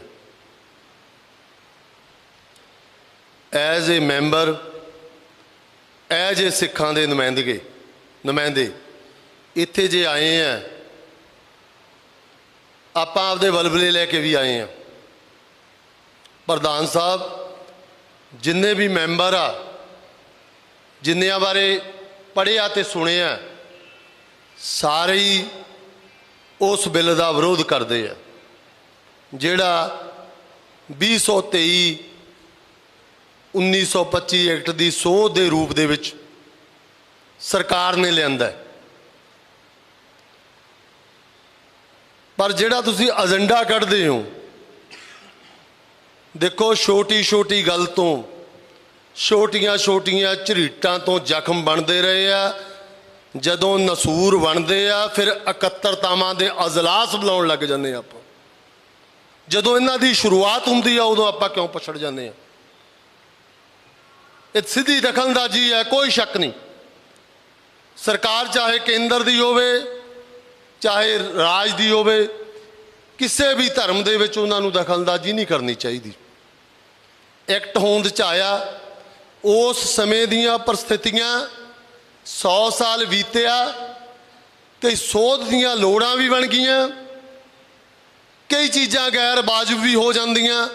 ਉਹਦੇ ਲਈ ਵਿਧੀ ਵਿਧਾਨ ਜਿਹੜਾ ਬਣਿਆ ਸੀ, ਜਿਹਦਾ ਤੁਸੀਂ ਜ਼ਿਕਰ ਕੀਤਾ ਮਾਸਟਰ ਤਾਰਾ ਸਿੰਘ ਜੀ ਤੇ ਨਹਿਰੂ ਦੇ ਸੰਦਰਭ ਦੇ ਵਿੱਚ, ਉਹਦੀ ਜੇ ਆਪਾਂ ਸੋਧ ਕਰਨੀ ਆ, ਇਸ ਹਾਊਸ ਤੋਂ 2/3 ਮੈਂਬਰਾਂ ਨੇ ਪਾਸ ਕਰਨਾ ਹੁੰਦਾ ਤੇ ਉਹ ਪਾਸ ਕੀਤਾ ਜਾ ਸਕਦਾ। ਤੁਸੀਂ ਕਰਦੇ ਵੀ ਰਹੇ ਹੋ। ਮੇਰੀ ਗੱਲ ਸੁਣਿਓ, ਵਾਦ ਵਿਵਾਦ ਨਾਲ ਪ੍ਰਸ਼ਨ ਦਾ ਅੰਤ ਹੋ ਜਾਂਦਾ। ਜਿਹੜੀ ਸਰਕਾਰ ਹੈ, ਜਿਹਨੂੰ ਤੁਸੀਂ ਵਿਰੋਧੀ ਧਿਰ ਮੰਨਦੇ ਹੋ ਆਪਣੀ ਸਿੱਖਾਂ ਦੀ, ਅੱਜ ਉਹ ਵਾਦ ਵਿਵਾਦ ਪੈਦਾ ਕਰ ਰਹੇ ਆ। ਉਹਨਾਂ ਦਾ ਕੱਲਾ MLA, ਆਪ ਮੁੱਖ ਮੰਤਰੀ। ਕਹਾਵਤ ਹੁੰਦੀ ਸੀ, ਮੈਂ ਹੁਣ ਨਾਂ ਨਹੀਂ ਲੈਣਾ, ਵੀ ਇਹਨਾਂ ਨੂੰ ਟੀਚਰ ਨਹੀਂ ਕਰਨੀ ਚਾਹੀਦੀ। ਉਹ ਮਸ਼ਕਰਾ ਤੁਹਾਨੂੰ ਲੋਕਾਂ ਦੇ ਵਿੱਚ ਹਰਾ ਰਿਹਾ। ਤੁਸੀਂ ਟਾਰਗੇਟ ਤੋਂ ਪਾਸੇ ਹੋਈ ਜਾ ਰਹੇ ਹੋ, ਐਸੀਆਂ ਗੱਲਾਂ ਕਰੀ ਜਾ ਰਹੇ ਹੋ। ਉਹ ਦੂਜੇ ਦਿਨ ਇਹੋ ਜਿਹਾ ਜਵਾਬ ਦਿੰਦਾ ਕਿ ਉਹ ਸਰਕਾਰ ਨੂੰ ਕਿਸ ਚੀਜ਼ ਦੀ ਲੋੜ ਹੈ, ਪੋਲੀਟੀਕਲ ਬੰਦੇ ਨੂੰ ਕਿਸ ਚੀਜ਼ ਦੀ ਲੋੜ ਆ। ਉਹਨੇ ਆਪਦੇ ਲੋਕਾਂ ਦੀ, ਜਿਹੜੇ ਉਹਦੇ ਨਾਲ ਆ, ਉਹਨਾਂ ਦੀ ਗਿਣਤੀ ਨੂੰ ਵਧਾਉਣਾ, ਸਿਰਾਂ ਦੀ ਗਿਣਤੀ ਨੂੰ ਉਹਨੇ ਵੱਡਾ ਕਰਨਾ। ਉਹਨੂੰ ਕਿਸੇ ਹੋਰ ਚੀਜ਼ ਨਾਲ ਮਤਲਬ ਨਹੀਂ। ਤੇ ਬਦਕਿਸਮਤੀ ਜਿਹੜੀ ਗੱਲ ਉਹ ਲੋਕਾਂ 'ਚ ਲਿਆਉਂਦਾ ਹੈ, ਹਾਸੇ ਦੇ ਰੂਪ ਦੇ ਵਿੱਚ ਜਾਂ ਅੰਦਰੂਨੀ ਕਿਸੇ ਸਮਝੌਤੇ ਦੇ ਰੂਪ ਦੇ ਵਿੱਚ, ਲੋਕ ਲਾਲਾ ਲਾ ਕੇ ਵਾਹਵਾ ਕਰਦੇ ਆ। ਤੇ ਅਸੀਂ ਵੱਡੇ ਵੱਡੇ ਲੈਕਚਰ, ਅਸੀਂ 200 ਬੰਦਾ, ਅਸੀਂ 80,000 ਦੇ ਇਕੱਠ 'ਚ ਜਿਵੇਂ ਲੈਕਚਰ ਕਰਨਾ ਹੁੰਦਾ, ਅਸੀਂ ਉਹ ਗੱਲਾਂ ਕਰ ਲੈਂਦੇ ਆ, ਸਾਡੀ ਗੱਲ ਜਾਂਦੀ ਨਹੀਂ। ਛੋਟੀਆਂ ਛੋਟੀਆਂ ਗੱਲਾਂ। ਦੇਖੋ ਇਸ ਗੱਲ ਦਾ ਜਵਾਬ ਹੈ, ਅਸੀਂ ਤਾਂ ਸਧਾਰਨ ਜਿਹੇ ਬੰਦੇ ਆ, ਰੋਜ਼ ਬਾਹ ਵਾਸਤਾ ਪੈਂਦਾ ਇਹਨਾਂ ਸਰਕਾਰਾਂ ਦੇ, ਅਸੀਂ ਤਸ਼ੱਦਦ ਵੀ ਝੱਲੇ ਆ, ਸਾਨੂੰ ਸਸਪੈਂਡ ਵੀ ਕੀਤਾ, ਰੋਜ਼ ਲੜਾਈਆਂ ਹੁੰਦੀਆਂ ਥਾਣਿਆਂ 'ਚ, ਅਸੀਂ ਇਹ ਸਰਕਾਰ ਦੇ ਖਿਲਾਫ ਲੜਾਈ ਲੜਦੇ ਹਾਂ। ਪਰ ਜੇ ਉਹਨਾਂ ਦੀਆਂ ਗੱਲਾਂ ਦਾ ਜਦੋਂ ਸਾਨੂੰ ਕਰਦੇ ਆ ਜਵਾਬ ਕੋਈ ਨਹੀਂ। ਉਹ ਕਹਿੰਦੇ ਤੁਹਾਡੇ ਜਥੇਦਾਰ ਨੇ ਹੁਕਮ ਕੀਤਾ ਸੀ ਚੈਨਲ ਸਥਾਪਿਤ ਕਰਨ ਦਾ, ਤਾਂ ਉਹ ਤਾਂ ਹੋਇਆ ਨਹੀਂ। ਦੱਸੋ ਇਹ ਜਿਹੇ ਸਵਾਲਾਂ ਦਾ ਕੀ ਕਰੀਏ? ਆਪਣੀਆਂ ਕਮੀਆਂ ਤਾਂ ਨਾ, ਜੇ ਸਾਰਾ ਕੁਝ ਹੀ ਤੋੜਾ ਉਹਨਾਂ ਤੇ ਝਾੜ ਕੇ ਆਪਾਂ ਸੁਰਖਰੂ ਹੋ ਜਾਈਏ, ਆਪਾਂ ਕਿੰਨੇ ਅਜਲਾਸ ਬੁਲਾਉਂਦੇ ਆ? ਜਦੋਂ ਕੋਈ ਕੰਮ ਕਰਨਾ ਹੁੰਦਾ ਉਦੋਂ ਪਹਿਲਾਂ ਕਿੰਨੇ ਕੁ ਮੈਂਬਰਾਂ ਦੀ ਸਲਾਹ ਲੈਂਦੇ ਹੋ? ਪਤਾ ਨਹੀਂ ਸੱਚ ਬੋਲਦੇ ਆ, ਪਤਾ ਨਹੀਂ ਝੂਠ ਬੋਲਦੇ ਆ। ਅਸੀਂ 3 ਮੈਂਬਰ ਦਿੱਤੇ ਆ ਇਸ ਅੰਤਰ ਕਮੇਟੀ 'ਚ। ਜਿੱਦਣ ਜਥੇਦਾਰ ਸਾਹਿਬ ਨੂੰ ਸੇਵਾ ਮੁਕਤ ਕਰਨਾ ਸੀਗਾ, ਅਸੀਂ ਇਹਨਾਂ ਨੂੰ ਕਿਹਾ ਸਾਨੂੰ ਤਾਂ ਦੱਸ ਦਿਆ ਕਰੋ, ਇਹ ਕਹਿੰਦੇ ਸਾਨੂੰ ਵੀ ਨਹੀਂ ਸੀ ਪਤਾ। ਇਹੋ ਜਿਹੇ ਤਾਂ ਹਾਲਾਤ ਆ। ਅੱਜ ਦਾ ਏਜੰਡਾ ਤੁਸੀਂ ਲਿਖ ਕੇ ਨਹੀਂ ਕੱਢ ਸਕੇ ਕਿਸ ਮਸਲੇ ਤੇ। ਏਜੰਡਾ ਇਹ ਮਸਲਾ ਫੁਟਕਲ ਮਤੇ ਪ੍ਰਧਾਨ ਸਾਹਿਬ ਦੀ ਆਗਿਆ ਨਾਲ ਲਿਆਂਦੇ ਜਾਣੇ, ਇਹ 'ਚ ਕੀ ਗੱਲ ਆ? ਆਪਾਂ ਕੀ ਪ੍ਰਪੇਅਰ ਨਹੀਂ ਕਰਨਾ ਚਾਹੁੰਦੇ ਕਿ ਕੋਈ ਤਿਆਰੀ ਕਰਕੇ ਨਾ ਆਵੇ? ਤੁਸੀਂ ਫੋਕਸ ਕਰੋ ਉਸ ਚੀਜ਼ ਤੇ। ਕਿਵੇਂ? ਨਾਰੇ ਦੇ ਕੇ, ਭਾਸ਼ਣ ਦੇ ਕੇ, ਜਿੰਨਾ ਮਰਜ਼ੀ ਅਖਬਾਰਾਂ 'ਚ ਫੋਟੋ ਲਾ ਕੇ ਨਹੀਂ ਹੋਣਾ।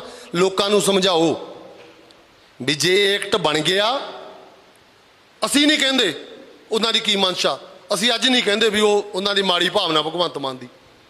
ਜੇ ਕੱਲ ਨੂੰ ਭਾਈ ਭਾਵਨਾ ਉਹ 'ਚ ਮਾੜੀ ਘਰ ਕਰ ਗਈ ਤੇ ਇਹ ਤਾਂ ਵੋਟਾਂ ਦੇ ਰੂਪ ਦੇ ਵਿੱਚ ਸੋਧ ਕਰ ਦੇਣਗੇ, ਗੈਰ ਸਿੱਖਾਂ ਦੀਆਂ ਵੋਟਾਂ ਵੀ ਬਣਾਉਣ ਦਾ ਤਰਮੀਮ ਕਰ ਦੇਣਗੇ। ਕੱਲ ਨੂੰ ਕੋਈ ਟੱਲੀ ਰਾਮ ਛੱਲੀ ਰਾਮ ਹਰਜਿੰਦਰ ਸਿੰਘ ਧਾਮੀ ਦੀ ਜਗ੍ਹਾ ਤੇ ਪ੍ਰਧਾਨ ਵੀ ਬਣ ਕੇ ਬਹਿ ਜੂ। ਤੇ ਜੇ ਪ੍ਰਧਾਨ ਬਣ ਗਿਆ, ਅੰਤਰ ਕਮੇਟੀ ਦਾ ਤਖਤਾਂ ਦੇ ਜਥੇਦਾਰ ਲਾਉਂਦੀ ਆ। ਅਸੀਂ ਵਿਧੀ ਵਿਧਾਨ ਰੱਖ ਹੀ ਨਹੀਂ ਸਕੇ ਕੋਈ, ਨਾ ਅਸੀਂ ਜਾਣ ਕੇ ਬਣਾਇਆ। ਤੇ ਫਿਰ ਉਹ ਟੱਲੀ ਰਾਮ ਛੱਲੀ ਰਾਮ, ਹੁਣ ਤਾਂ 9 ਸਿੰਘ ਹੀ ਕੱਟਦੇ ਹੋ ਨਾ, ਉਹ ਜਿਹੜਾ ਆ ਗਿਆ ਉਹ ਤਖਤਾਂ ਦੇ ਜਥੇਦਾਰ ਲਾ ਲੈਣਗੇ। ਫਿਰ ਦੱਸੋ ਕੀ ਕਰੋਗੇ? ਇਹ ਟੈਕਨੀਕਲੀ ਗੱਲਾਂ ਲੋਕਾਂ 'ਚ ਆਪਾਂ ਦੱਸੀਏ ਵੀ ਇਹਦਾ ਭਾਈ ਆ ਨੁਕਸਾਨ ਆ, ਉਹ ਤੁਹਾਨੂੰ ਦੂਜਾ ਪ੍ਰਭਾਵ ਉਹ ਕਹਿੰਦੇ ਜੀ ਪੀਟੀਸੀ ਚੈਨਲ ਬਾਦਲਾਂ ਦਾ, ਅਸੀਂ ਤਾਂ ਬਾਦਲਾਂ ਦਾ ਚੈਨਲ ਬੰਦ ਕਰਾਉਂਦੇ ਆ। ਇੱਕੋ ਹੀ ਹੈ ਨਾ। ਤੇ ਬਦਕਿਸਮਤੀ ਕਹਿ ਲਓ, ਪਤਾ ਨਹੀਂ ਚੰਗਾ ਜਾਤੀ ਦਾ ਸਾਡੀ ਕੁਛ ਹੋਰ ਆ। ਲੋਕ ਪੀਟੀਸੀ ਦਾ ਨਾਂ ਸੁਣਨ ਨੂੰ ਤਿਆਰ ਨਹੀਂ, ਉਹ ਗਿਣਤੀ ਆਪਦੀ ਵਧਾਈ ਜਾ ਰਿਹਾ। ਤੇ ਉਹਨੂੰ ਗਿਣਤੀ ਚਾਹੀਦੀ ਆ, ਤੁਹਾਡੇ ਸਿੱਖਾਂ ਤੋਂ ਲੈਣਾ ਕੀ ਆ ਉਹਨੇ?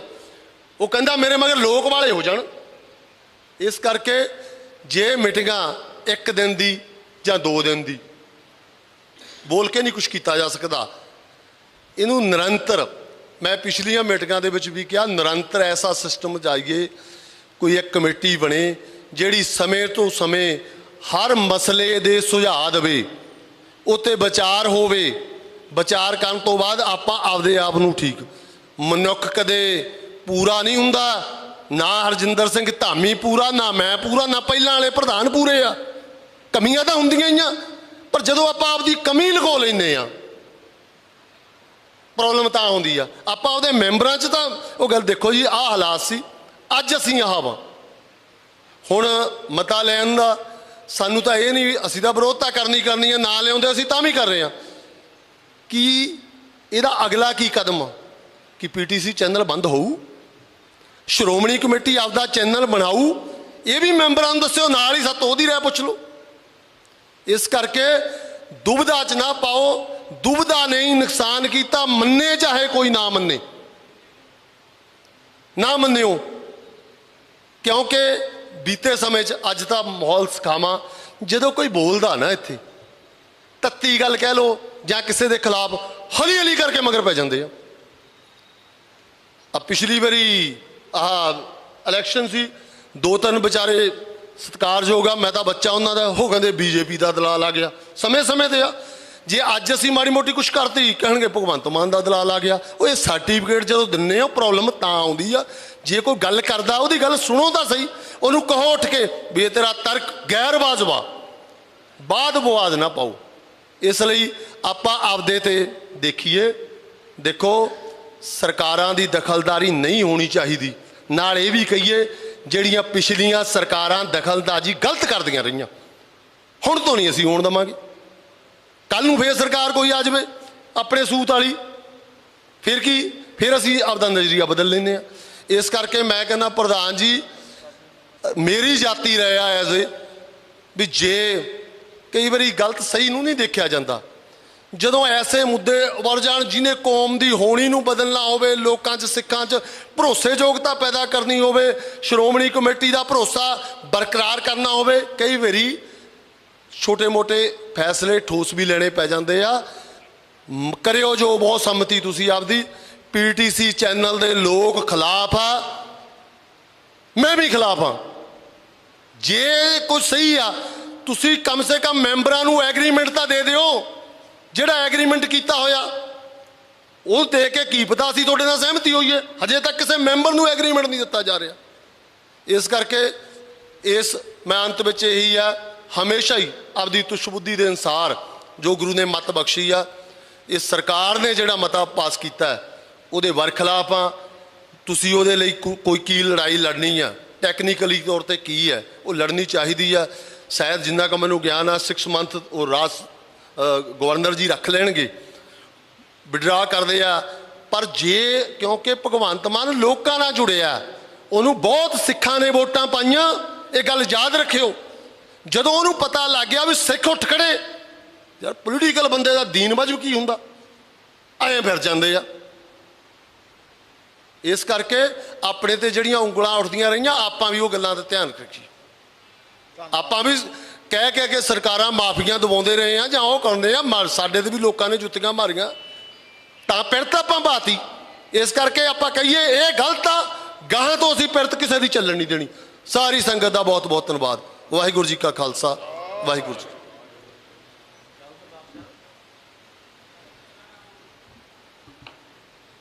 ਵਾਹਿਗੁਰੂ ਜੀ ਕਾ ਖਾਲਸਾ, ਵਾਹਿਗੁਰੂ ਜੀ ਕੀ ਫਤਿਹ।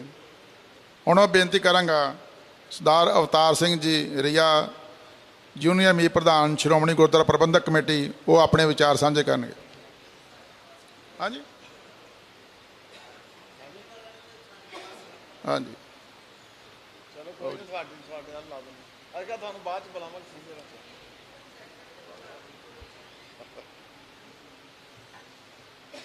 ਸਾਹਿਬ ਸ੍ਰੀ ਗੁਰੂ ਗ੍ਰੰਥ ਸਾਹਿਬ ਜੀ ਦੀ ਪਵਿੱਤਰ ਹਜ਼ੂਰੀ ਵਿੱਚ ਜੁੜ ਬੈਠੇ ਬਹੁਤ ਹੀ ਸਤਿਕਾਰਯੋਗ ਅਕਾਲ ਤਖ਼ਤ ਦੇ ਜਥੇਦਾਰ ਸਾਹਿਬ ਗਿਆਨੀ ਰਘਵੀਰ ਸਿੰਘ ਜੀ, ਤਖ਼ਤ ਸ੍ਰੀ ਕੇਸਗੜ੍ਹ ਸਾਹਿਬ ਦੇ ਜਥੇਦਾਰ ਗਿਆਨੀ ਸੁਲਤਾਨ ਸਿੰਘ ਜੀ, ਮਾਨਯੋਗ ਪ੍ਰਧਾਨ ਸਾਹਿਬ, ਮਾਨਯੋਗ ਸਾਬਕਾ ਪ੍ਰਧਾਨ ਬੀਬੀ ਜਗੀਰ ਕੌਰ ਜੀ ਤੇ ਸਮੁੱਚੇ ਸ਼੍ਰੋਮਣੀ ਗੁਰਦੁਆਰਾ ਪ੍ਰਬੰਧਕ ਕਮੇਟੀ ਦੇ ਮੈਂਬਰ ਸਾਹਿਬਾਨ, ਫਤਿਹ ਅਰਜ ਕਰਦਾ। ਵਾਹਿਗੁਰੂ ਜੀ ਕਾ ਖਾਲਸਾ, ਵਾਹਿਗੁਰੂ ਜੀ ਕੀ ਫਤਿਹ।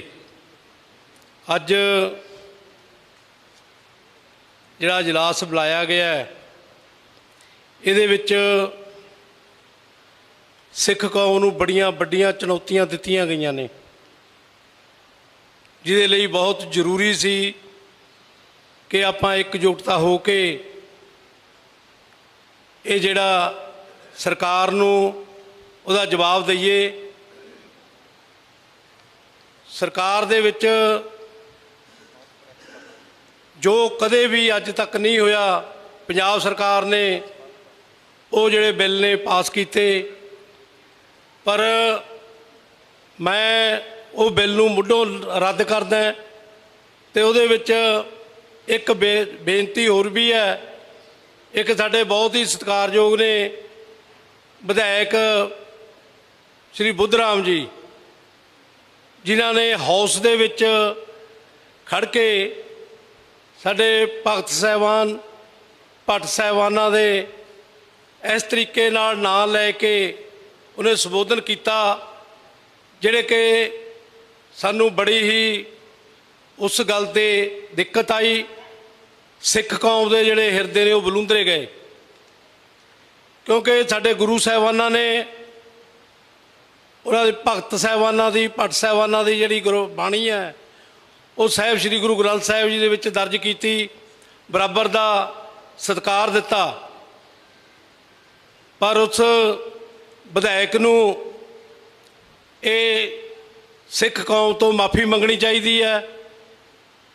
ਔਰ ਮੈਂ ਭਗਵੰਤ ਮਾਨ ਨੂੰ ਇਹ ਗੱਲ ਕਹੂੰਗਾ ਕਿ ਉਹਨੂੰ ਬਰਖਾਸਤ ਕਰਨਾ ਚਾਹੀਦਾ। ਜਿਹਨੂੰ ਸਿੱਖ ਕੌਮ ਦੇ ਬਾਰੇ ਬਿਲਕੁਲ ਪਤਾ ਹੀ ਨਹੀਂ ਹੈ, ਉਹ ਹਾਊਸ ਦੇ ਵਿੱਚ ਕਿਸ ਤਰੀਕੇ ਨਾਲ ਬੋਲ ਰਿਹਾ।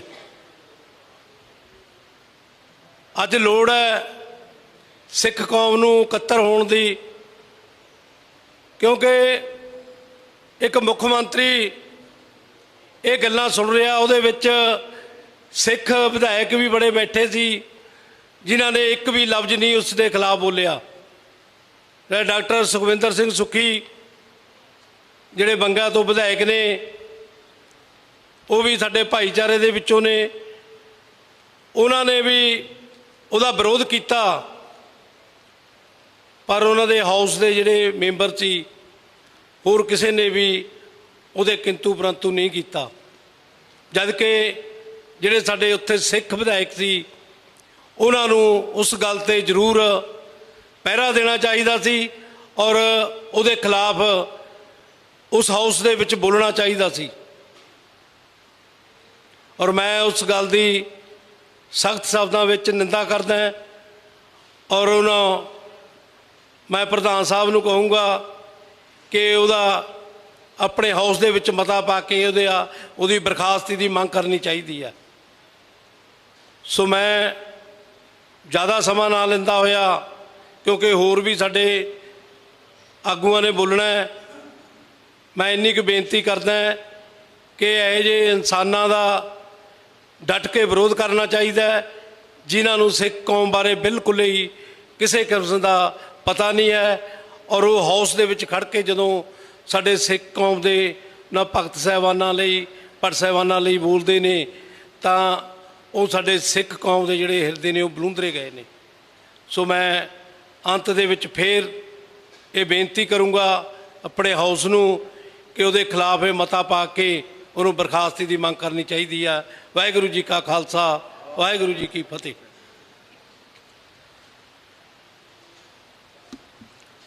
ਵਾਹਿਗੁਰੂ ਜੀ ਕਾ ਖਾਲਸਾ, ਵਾਹਿਗੁਰੂ ਜੀ ਕੀ ਫਤਿਹ। ਹੁਣ ਮੈਂ ਬੇਨਤੀ ਕਰਾਂਗਾ ਸਰਦਾਰ ਕੁਲਵੰਤ ਸਿੰਘ ਜੀ ਮੰਨਣ, ਮੈਂਬਰ ਸ਼੍ਰੋਮਣੀ ਗੁਰਦੁਆਰਾ ਪ੍ਰਬੰਧਕ ਕਮੇਟੀ, ਉਹ ਆਪਣੇ ਵਿਚਾਰ ਹਾਊਸ ਨਾਲ ਸਾਂਝੇ ਕਰਨ। ਸਰਦਾਰ ਕੁਲਵੰਤ ਸਿੰਘ ਜੀ ਮੰਨਣ।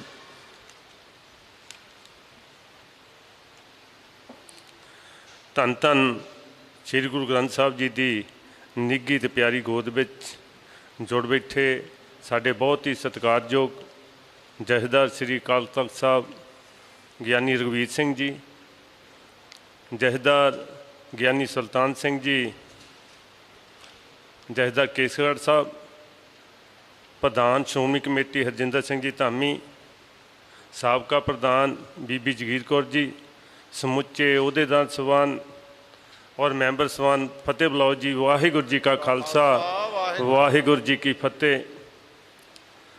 ਪਹਿਲਾਂ ਤਾਂ ਮੈਂ ਸਭ ਨੂੰ ਮੁਬਾਰਕਬਾਦ ਦਿੰਦਾ, ਕਿਉਂਕਿ ਜਿਸ ਤਰ੍ਹਾਂ ਦਾ ਹਾਊਸ ਭਗਵੰਤ ਮਾਨ ਦਾ ਇਲੈਕਟਡ, ਅਤੇ ਉਸੇ ਤਰ੍ਹਾਂ ਦਾ ਹਾਊਸ ਜਿਹੜਾ ਹੈ ਉਹ ਸ਼੍ਰੋਮਣੀ ਕਮੇਟੀ ਦਾ ਉਹਦੇ ਤੋਂ ਵੀ ਉੱਤਮ ਮੈਂ ਕਹਾਂਗਾ ਹਾਊਸ ਹੈ। ਕਿਉਂਕਿ ਜਿਤਨੇ ਵੀ ਸੰਸਾਰ ਦੇ ਵਿੱਚ ਸਿੱਖ ਬੈਠੇ ਹੈ ਉਹਨਾਂ ਦੀ ਨੁਮਾਇੰਦਗੀ ਜਿਹੜਾ ਸ਼੍ਰੋਮਣੀ ਕਮੇਟੀ ਕਰਦੀ ਹੈ। ਔਰ ਵਧਾਈ ਦੇ ਪਾਤਰ ਹੈ ਜਿਹੜਾ ਆਪਾਂ ਮਤਾ ਪਾਸ ਕੀਤਾ ਸਾਰਿਆਂ ਨੇ ਰਲ ਕੇ ਸਰਬਸੰਮਤੀ ਦੇ ਨਾਲ, ਕਿਉਂਕਿ ਆਪਾਂ ਹੀ ਸਿੱਖੀ ਸਿਧਾਂਤਾਂ 'ਤੇ ਪਹਿਰਾ ਦੇਣਾ, ਆਪਾਂ ਹੀ ਸਿੱਖਾਂ ਧਰਮ ਦੀ ਚੜ੍ਹਦੀ ਕਲਾ ਦੇ ਲਈ ਆਵਾਜ਼ ਉਠਾਉਣੀ ਹੈ। ਅਤੇ ਆਪਾਂ ਨੇ ਹੀ ਜੇ ਕਿਤੇ ਕੋਈ ਸਾਡੇ 'ਤੇ ਵਾਰ ਕਰਦਾ, ਜੇ ਸਾਡੇ 'ਤੇ ਕੋਈ ਹਮਲਾ ਕਰਦਾ ਹੈ ਤਾਂ ਉਹਦਾ ਜਵਾਬ ਵੀ ਆਪਾਂ ਨੇ ਹੀ ਦੇਣਾ ਹੈ। ਕਿਉਂਕਿ ਪਹਿਲਾਂ ਤਾਂ ਮੈਂ ਜੋ ਮੇਰੀ ਸੋਝੀ ਹੈ ਕਿ ਭਗਵੰਤ ਮਾਨ ਨੂੰ ਕੋਈ ਅਧਿਕਾਰ ਹੀ ਹੈ ਨਹੀਂ ਕਿ ਉਹ ਸ਼੍ਰੋਮਣੀ ਕਮੇਟੀ ਔਰ ਸਿੱਖ ਮਸਲਿਆਂ 'ਤੇ ਸਿੱਖ ਧਰਮ ਦੇ ਮਸਲਿਆਂ 'ਤੇ ਜਿਹੜਾ ਉਹ ਦਖਲ ਦੇਵੇ। ਪਰ ਪਰਮਾਤਮਾ ਨੇ ਜਿਸ ਤਰ੍ਹਾਂ ਦੀ ਸੋਚ ਦਿੱਤੀ ਹੈ ਅਤੇ ਜਿੱਦਾਂ ਦੇ ਵਿਚਾਰ ਜਾਂ ਜਿੱਦਾਂ ਦਾ ਪਾਲਣ ਪੋਸ਼ਣ ਉਹਦਾ, ਜਿੱਦਾਂ ਦੇ ਸੰਸਕਾਰ ਉਹਨੂੰ ਉਹਨਾਂ ਦੇ ਮਾਤਾ ਪਿਤਾ ਨੇ ਦਿੱਤੇ ਜਾਂ ਸਮਾਜ ਤੋਂ ਲਏ ਹੈ, ਤਾਂ ਉਹਨੇ ਉਸੇ ਤਰ੍ਹਾਂ ਦੀ ਗੱਲ ਕਰਨੀ। ਪਰ ਜਦੋਂ ਬੰਦਾ ਸਿਆਸਤੀ ਹੋ ਜਾਂਦਾ ਹੈ ਤੇ ਫਿਰ ਉਹਦੇ ਵਿੱਚ ਧਰਮ ਜਿਹੜਾ ਹੈ ਨਾ ਉਹ ਘਟ ਜਾਂਦਾ ਤੇ ਸਿਆਸਤ ਵੱਧ ਜਾਂਦੀ। ਜੋ ਉਹਨੇ ਕੀਤਾ ਉਹਦੇ ਪਿੱਛੇ ਜਿਹੜੀਆਂ ਗੱਲਾਂ ਬਾਤਾਂ ਹੈਗੀਆਂ ਉਹ ਸਰਕਾਰਾਂ ਦੀਆਂ। ਉਹਦੀ ਜਿਹੜੀ ਉਹਦੀ ਮੈਂ ਕਹਿੰਦਾ ਕੰਨ ਜਿਹੜਾ ਮਰੋੜਦੇ ਉਹਦਾ ਉਹ ਉੱਪਰਲੇ ਮਰੋੜਦੇ ਆ, ਤੇ ਜੋ ਕਹਿੰਦੇ ਆ ਤੇ ਉਸੇ ਤਰ੍ਹਾਂ ਦੀ ਆਵਾਜ਼ ਜਿਹੜੀ ਹੈ ਉਹ ਉਠਾਉਂਦਾ ਉਹਨਾਂ ਦਾ ਤੋਤਾ ਬਣਿਆ ਹੋਇਆ। ਤੇ ਮੈਂ ਬੇਨਤੀ ਕਰਦਾ, ਕਿਉਂਕਿ ਜ਼ਿਆਦਾ ਸਮਾਂ ਨਹੀਂ ਲੈਣਾ, ਬਾਕੀਆਂ ਦੀ ਸਭ ਨੇ ਬੋਲਣਾ, ਬੇਨਤੀ ਕਰਦਾ ਕਿ ਕੋਈ ਵੀ ਸੰਘਰਸ਼ ਜਿੱਦਾਂ ਪ੍ਰਧਾਨ ਜੀ ਨੇ ਕਿਹਾ ਆਪਾਂ ਨੂੰ ਲੜਨਾ ਪੈ ਸਕਦਾ, ਕਿਉਂਕਿ ਜਿਹੜਾ ਸ਼ਰਾਬੀ ਬੰਦਾ ਹੁੰਦਾ ਜਿੱਦੀ ਹੁੰਦਾ, ਉਹਦੀ ਸੋਝੀ 'ਚ ਵੀ ਫਰਕ ਪਿਆ ਹੁੰਦਾ ਤੇ ਵਿਚਾਰਾਂ 'ਚ ਉਹਦੇ 'ਤੇ ਫਰਕ ਦਿਖਦਾ ਹੀ ਹੈ। ਤੇ ਆਪਾਂ ਨੂੰ ਹਮੇਸ਼ਾ, ਕਿਉਂਕਿ ਆਪਾਂ ਪੰਥ ਦੇ ਪਹਿਰੇਦਾਰ ਹਾਂ, ਬਾਕੀ ਦੀਆਂ ਜਿਹੜੀਆਂ ਮਰਜ਼ੀ ਧੜੇ ਹੋਣ, ਮਰਜ਼ੀ ਆਪਣੇ ਵਿਚਾਰ ਹੋਣ, ਪਰ ਗੁਰੂ ਰਾਮਦਾਸ ਦੇ ਦਰ 'ਤੇ ਤਾਂ ਵਿਚਾਰ ਇੱਕੋ ਹੀ ਹੈ। ਜਦ ਆਪਾਂ ਗੁਰੂ ਰਾਮਦਾਸ ਦੇ ਦਰ ਦੇ ਆਪਾਂ ਸੇਵਾਦਾਰ ਬਣ ਕੇ ਇੱਥੇ ਆਏ ਹਾਂ ਤੇ ਧੰਨ ਧੰਨ ਗੁਰੂ ਰਾਮਦਾਸ ਨੂੰ ਯਾਦ ਕਰਦੇ ਹਾਂ ਆਪਾਂ ਨੇ ਜਿਹੜੇ ਬਾਕੀ ਦਾ ਸੰਘਰਸ਼ ਲੜਨਾ। ਮੈਂ ਜਿੱਦਾਂ ਹੁਣ ਆਪਾਂ ਇੱਕ ਮੁੱਠਤਾ ਦਿਖਾਈ ਹੈ, ਬਹੁਤ ਕਮੀਆਂ ਹੋਣਗੀਆਂ ਸ਼੍ਰੋਮਣੀ ਕਮੇਟੀ 'ਚ, ਬਹੁਤ ਮਸਲੇ ਜਿਹੜੇ ਪੰਥ ਦੇ ਵੀ ਗਲਤ ਫੈਸਲੇ ਹੋਣਗੇ, ਪਰ ਜਦੋਂ ਪੰਥ 'ਤੇ ਹਮਲਾ ਹੁੰਦਾ ਤੇ ਫਿਰ ਆਪਾਂ ਨੂੰ ਇਕਸੁਰਤਾ ਜਿਹੜੀ ਦਿਖਾਈ ਹੈ, ਇਹ ਆਪਣਾ ਫਰਜ਼ ਵੀ ਬਣਦਾ ਸੀ। ਤੇ ਗੁਰੂ ਰਾਮਦਾਸ ਦੇ ਦਰ 'ਤੇ ਆਪਾਂ ਨੇ ਜੋ ਕੀਤਾ, ਆਪਾਂ ਵਧਾਈ ਦੇ ਪਾਤਰ ਹਾਂ। ਮੈਂ ਹੋਰ ਬੇਨਤੀ ਦੁਆਰਾ ਇਹ ਕਰਦੇ ਹਾਂ ਕਿ ਕਈ ਵਾਰੀ ਸੰਘਰਸ਼ ਕਰਨੇ ਪੈਂਦੇ ਆ, ਤੇ ਕਈ ਵਾਰੀ ਜਦੋਂ ਸੰਘਰਸ਼ ਕਰਨੇ ਆਪਣੇ ਵੱਡਿਆਂ ਨੇ ਕੀਤੇ ਆ, ਵੱਡੇ ਸੰਘਰਸ਼ ਕੀਤੇ ਆ। ਜਦੋਂ ਸ਼੍ਰੋਮਣੀ ਕਮੇਟੀ ਦਾ ਜਨਮ ਵੀ ਹੋਇਆ, ਭਾਵੇਂ ਦਰਬਾਰ ਸਾਹਿਬ ਦਾ ਕਬਜ਼ਾ, ਧੰਨ ਧੰਨ ਸਾਹਿਬ ਦਾ ਕਬਜ਼ਾ, ਉਹ ਤੋਂ ਅੱਗੇ ਦੂਜੇ ਗੁਰੂ ਕੇ ਬਾਗ ਦਾ ਮੋਰਚਾ, ਪੰਜਾ ਸਾਹਿਬ ਦਾ ਸਾਕਾ, ਵੱਡੀਆਂ ਜੰਗਾਂ ਆਪਣੇ ਵੱਡਿਆਂ ਨੇ ਲੜੀਆਂ। ਤੇ ਮੇਰੀ ਹੱਥ ਜੋੜ ਕੇ ਬੇਨਤੀ ਹੈ, ਆਪਾਂ ਨਿਮਾਣੇ ਜੈ ਸ਼੍ਰੋਮਣੀ ਕਮੇਟੀ ਦਾ ਮੈਂਬਰ ਦਾ ਰੁਤਬਾ ਬੜਾ ਸਤਿਕਾਰ ਵਾਲਾ ਹੁੰਦਾ, ਪਰ ਆਪਾਂ ਨੂੰ ਆਪਣੇ ਵਿੱਚੋਂ ਦਵੈਤ ਜਿਹੜੀ, ਆਪਣੇ ਵਿੱਚੋਂ ਜਿਹੜਾ ਕੋਈ ਮਾਣ ਆਇਆ, ਆਪਣੇ ਵਿੱਚ ਜਿਹੜੀ ਈਗੋ ਆ, ਇਹਨਾਂ ਨੂੰ ਖਤਮ ਕਰਕੇ ਆਪਾਂ ਨੇ ਤਾਂ ਆਪਣਾ ਸਭ ਤੋਂ ਵੱਡਾ ਫਰਜ਼ ਹੈ ਕਿ ਆਪਾਂ ਨੇ ਐਜ ਏ ਸਿੱਖ ਹੋਣ ਦੇ ਨਾਤੇ, as a Shiromani committee member ਹੋਣ ਦੇ ਨਾਤੇ ਆਪਾਂ ਨੇ ਜਿਹੜੇ ਆਪਣੇ ਧਰਮ 'ਤੇ ਪਹਿਰਾ ਦੇਣਾ, ਸਿੱਖ ਸਿਧਾਂਤਾਂ 'ਤੇ ਪਹਿਰਾ ਦੇਣਾ, ਉਹ ਜਿਹੜਾ ਤੁਸੀਂ ਹੁਣ ਦਿੱਤਾ ਵੀ ਹੈ, ਸਭ ਵਧਾਈ ਦੇ ਪਾਤਰ ਆ। ਮੈਂ ਫਿਰ ਕਹਿੰਦਾ ਕਿ ਜਦੋਂ ਸਿੱਖ ਦਾ ਕੋਈ ਮੁੱਦਾ ਆ ਜਾਏ, ਸਿੱਖ ਕੌਮ ਦਾ ਮੁੱਦਾ ਆ ਜਾਏ, ਉਹ 'ਤੇ ਹਮੇਸ਼ਾ ਆਪਾਂ ਨੂੰ ਇਕੱਠੇ ਰਹਿਣਾ ਚਾਹੀਦਾ, ਇੱਕ ਮੁਰਤਾ ਦਿਖਾਲਣੀ ਚਾਹੀਦੀ ਹੈ, ਤੇ ਤਾਂ ਹੀ ਕੌਮ ਜਿਹੜੀ ਚੜ੍ਹਦੀ ਕਲਾ 'ਚ ਜਾ ਸਕਦੀ, ਧਰਮ ਜਿਹੜਾ ਚੜ੍ਹਦੀ ਕਲਾ 'ਚ ਜਾ ਸਕਦਾ। ਵਾਹਿਗੁਰੂ ਜੀ ਕਾ ਖਾਲਸਾ, ਵਾਹਿਗੁਰੂ ਜੀ ਵਾਹਿਗੁਰੂ ਜੀ ਕਾ ਖਾਲਸਾ, ਵਾਹਿਗੁਰੂ ਜੀ ਫਤਿਹ। ਹੁਣ ਮੈਂ ਬੇਨਤੀ ਕਰਾਂਗਾ ਬਾਬਾ ਗੁਰਪ੍ਰੀਤ ਸਿੰਘ ਜੀ, ਮੈਂਬਰ ਅੰਤਰੰਗ ਕਮੇਟੀ, ਉਹ ਆਪਣੇ ਵਿਚਾਰ ਮੈਂਬਰ ਸਾਹਿਬਾਨ ਨਾਲ ਸਾਂਝੇ ਕਰਨ। ਬਾਬਾ ਗੁਰਪ੍ਰੀਤ ਸਿੰਘ ਜੀ।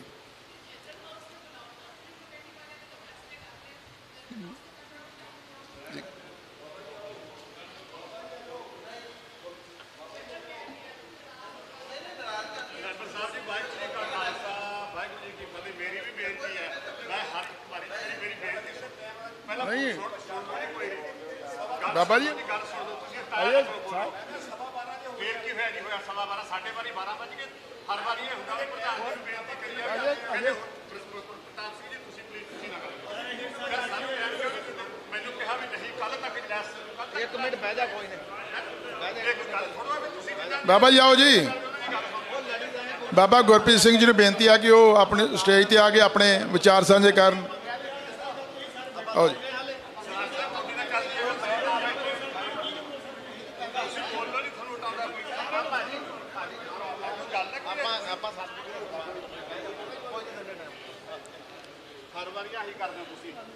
ਬਿਰਖਾ ਹੇਠ ਸਭ ਜੰਤ ਇਕੱਠੇ,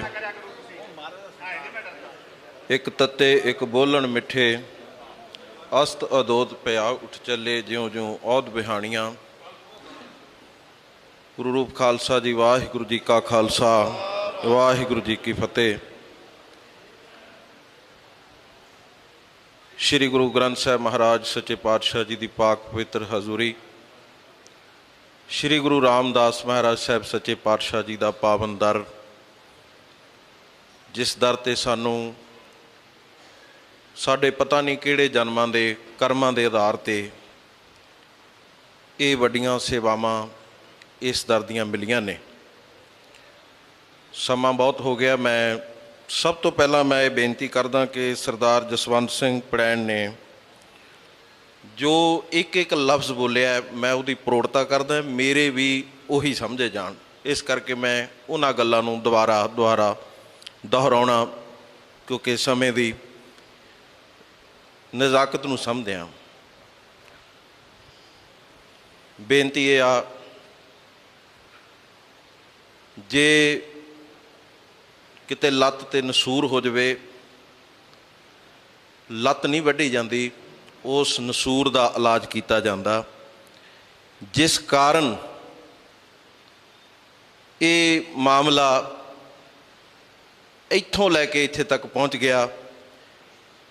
ਪਹਿਲਾਂ ਕਰ ਲਿਆ ਜਾਂਦਾ ਤਦ ਵੀ, ਹੁਣ ਕਰ ਲਿਆ ਜਾਵੇ ਤਦ ਵੀ, ਇਹ ਸਾਰੇ ਰੌਲੇ ਜਿਹੜੇ ਨੇ ਇਹ ਮੁੱਕ ਜਾਣਗੇ, ਮੇਰਾ ਇਹ ਵਿਸ਼ਵਾਸ ਆ। ਇਹ ਦੇਖੋ, ਅਸੀਂ ਤਾਂ ਜੋ ਐਜ ਏ ਸਿੱਖ, ਸਭ ਤੋਂ ਪਹਿਲਾਂ ਅਸੀਂ ਸਿੱਖ ਹਾਂ, ਬਾਕੀ ਗੱਲਾਂ ਬਾਅਦ ਦੀਆਂ ਨੇ। ਮੈਂਬਰ ਕੋਈ ਮੌਜੂਦਾ ਤੇ ਕੱਲ੍ਹ ਨੂੰ ਕੋਈ ਸਾਡੇ ਜੋ ਅਸੀਂ ਸਾਬਕਾ ਹੋ ਜਾਵਾਂਗੇ। ਅੱਜ ਦੁਨੀਆ ਤੇ ਹਾਂ, ਕੱਲ੍ਹ ਨੂੰ ਇਸ ਦੁਨੀਆ ਤੇ ਵੀ ਨਹੀਂ ਹੋਵਾਂਗੇ। ਸਮਾਂ ਮਿਲਿਆ ਇਸ ਲਈ ਇਤਿਹਾਸ ਦੇ ਪਲ ਬਣਦੇ ਨੇ, ਪਰ ਅੱਜ ਅਸੀਂ ਚਿੰਤਤ ਹੋ ਰਹੇ ਹਾਂ ਕਿ ਇਹ ਸਰਕਾਰੀ ਦਖਲਅੰਦਾਜ਼ੀ ਇਸ ਲੈਵਲ ਤੇ ਪਹੁੰਚ ਗਈ।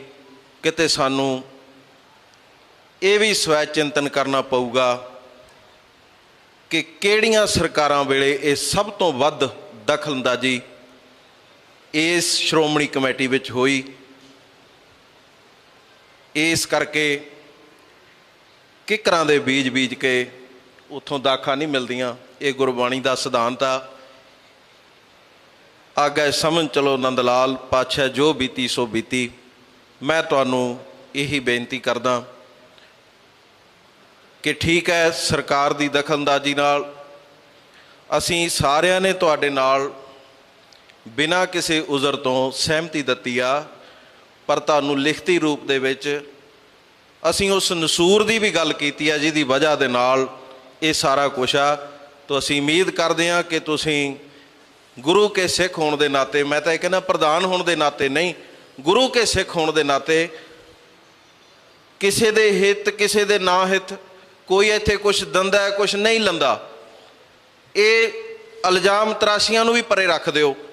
ਪਰ ਮੈਂ ਸਮਝਦਾ ਕਿ ਤੁਹਾਡੀ ਇਹ ਜ਼ਿੰਮੇਵਾਰੀ ਹੈ, ਜਿਹੜੀ ਉਂਗਲ ਬਾਰ-ਬਾਰ ਇੱਧਰਲੇ ਪਾਸੇ ਨੂੰ ਆ ਰਹੀ ਆ, ਤੇ ਉਸ ਗੱਲ ਨੂੰ ਜਿਹੜਾ ਮੁਕਾ ਕੇ, ਜਦੋਂ ਅਸੀਂ ਦੂਸਰੇ ਧਰਮਾਂ ਵੱਲ ਦੇਖਦੇ ਹਾਂ, ਹਿੰਦੂ ਧਰਮ ਦੇ ਕੋਲ ਆਪਣਾ ਚੈਨਲ ਹੈ, ਹੋਰ ਧਰਮਾਂ ਦੇ ਕੋਲ ਆਪਣਾ ਚੈਨਲ ਆ, ਤੇ ਸਿੱਖਾਂ ਦੀ ਐਡੀ ਵੱਡੀ ਸ਼ਕਤੀ, ਤੇ ਤੁਹਾਨੂੰ ਮੈਨੂੰ ਨਹੀਂ ਲੱਗਦਾ ਪਹਿਲਾਂ ਤਾਂ ਕਿ ਲੋੜ ਹੀ ਪਵੇ, ਤੇ ਜੇ ਪੈ ਵੀ ਜਾਵੇ ਤੇ ਇੱਕ ਵਾਰੀ ਤੁਸੀਂ ਇੱਕ ਵਾਰੀ ਆਵਾਜ਼ ਸਿੱਖਾਂ ਨੂੰ ਮਾਰੋ।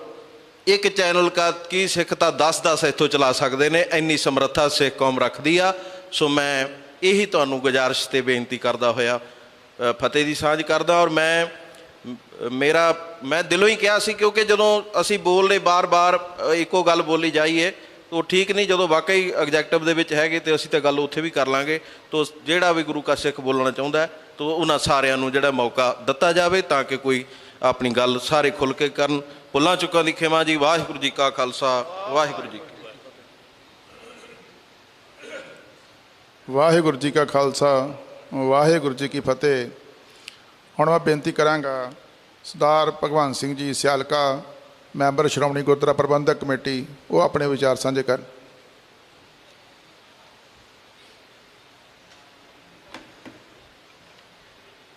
ਜੁਗ ਜੁਗ ਅਟਲ ਧੰਨ ਧੰਨ ਸਾਹਿਬ ਸ੍ਰੀ ਗੁਰੂ ਗ੍ਰੰਥ ਸਾਹਿਬ ਜੀ ਦੀ ਪਵਿੱਤਰ ਗੋਦ ਦੇ ਵਿੱਚ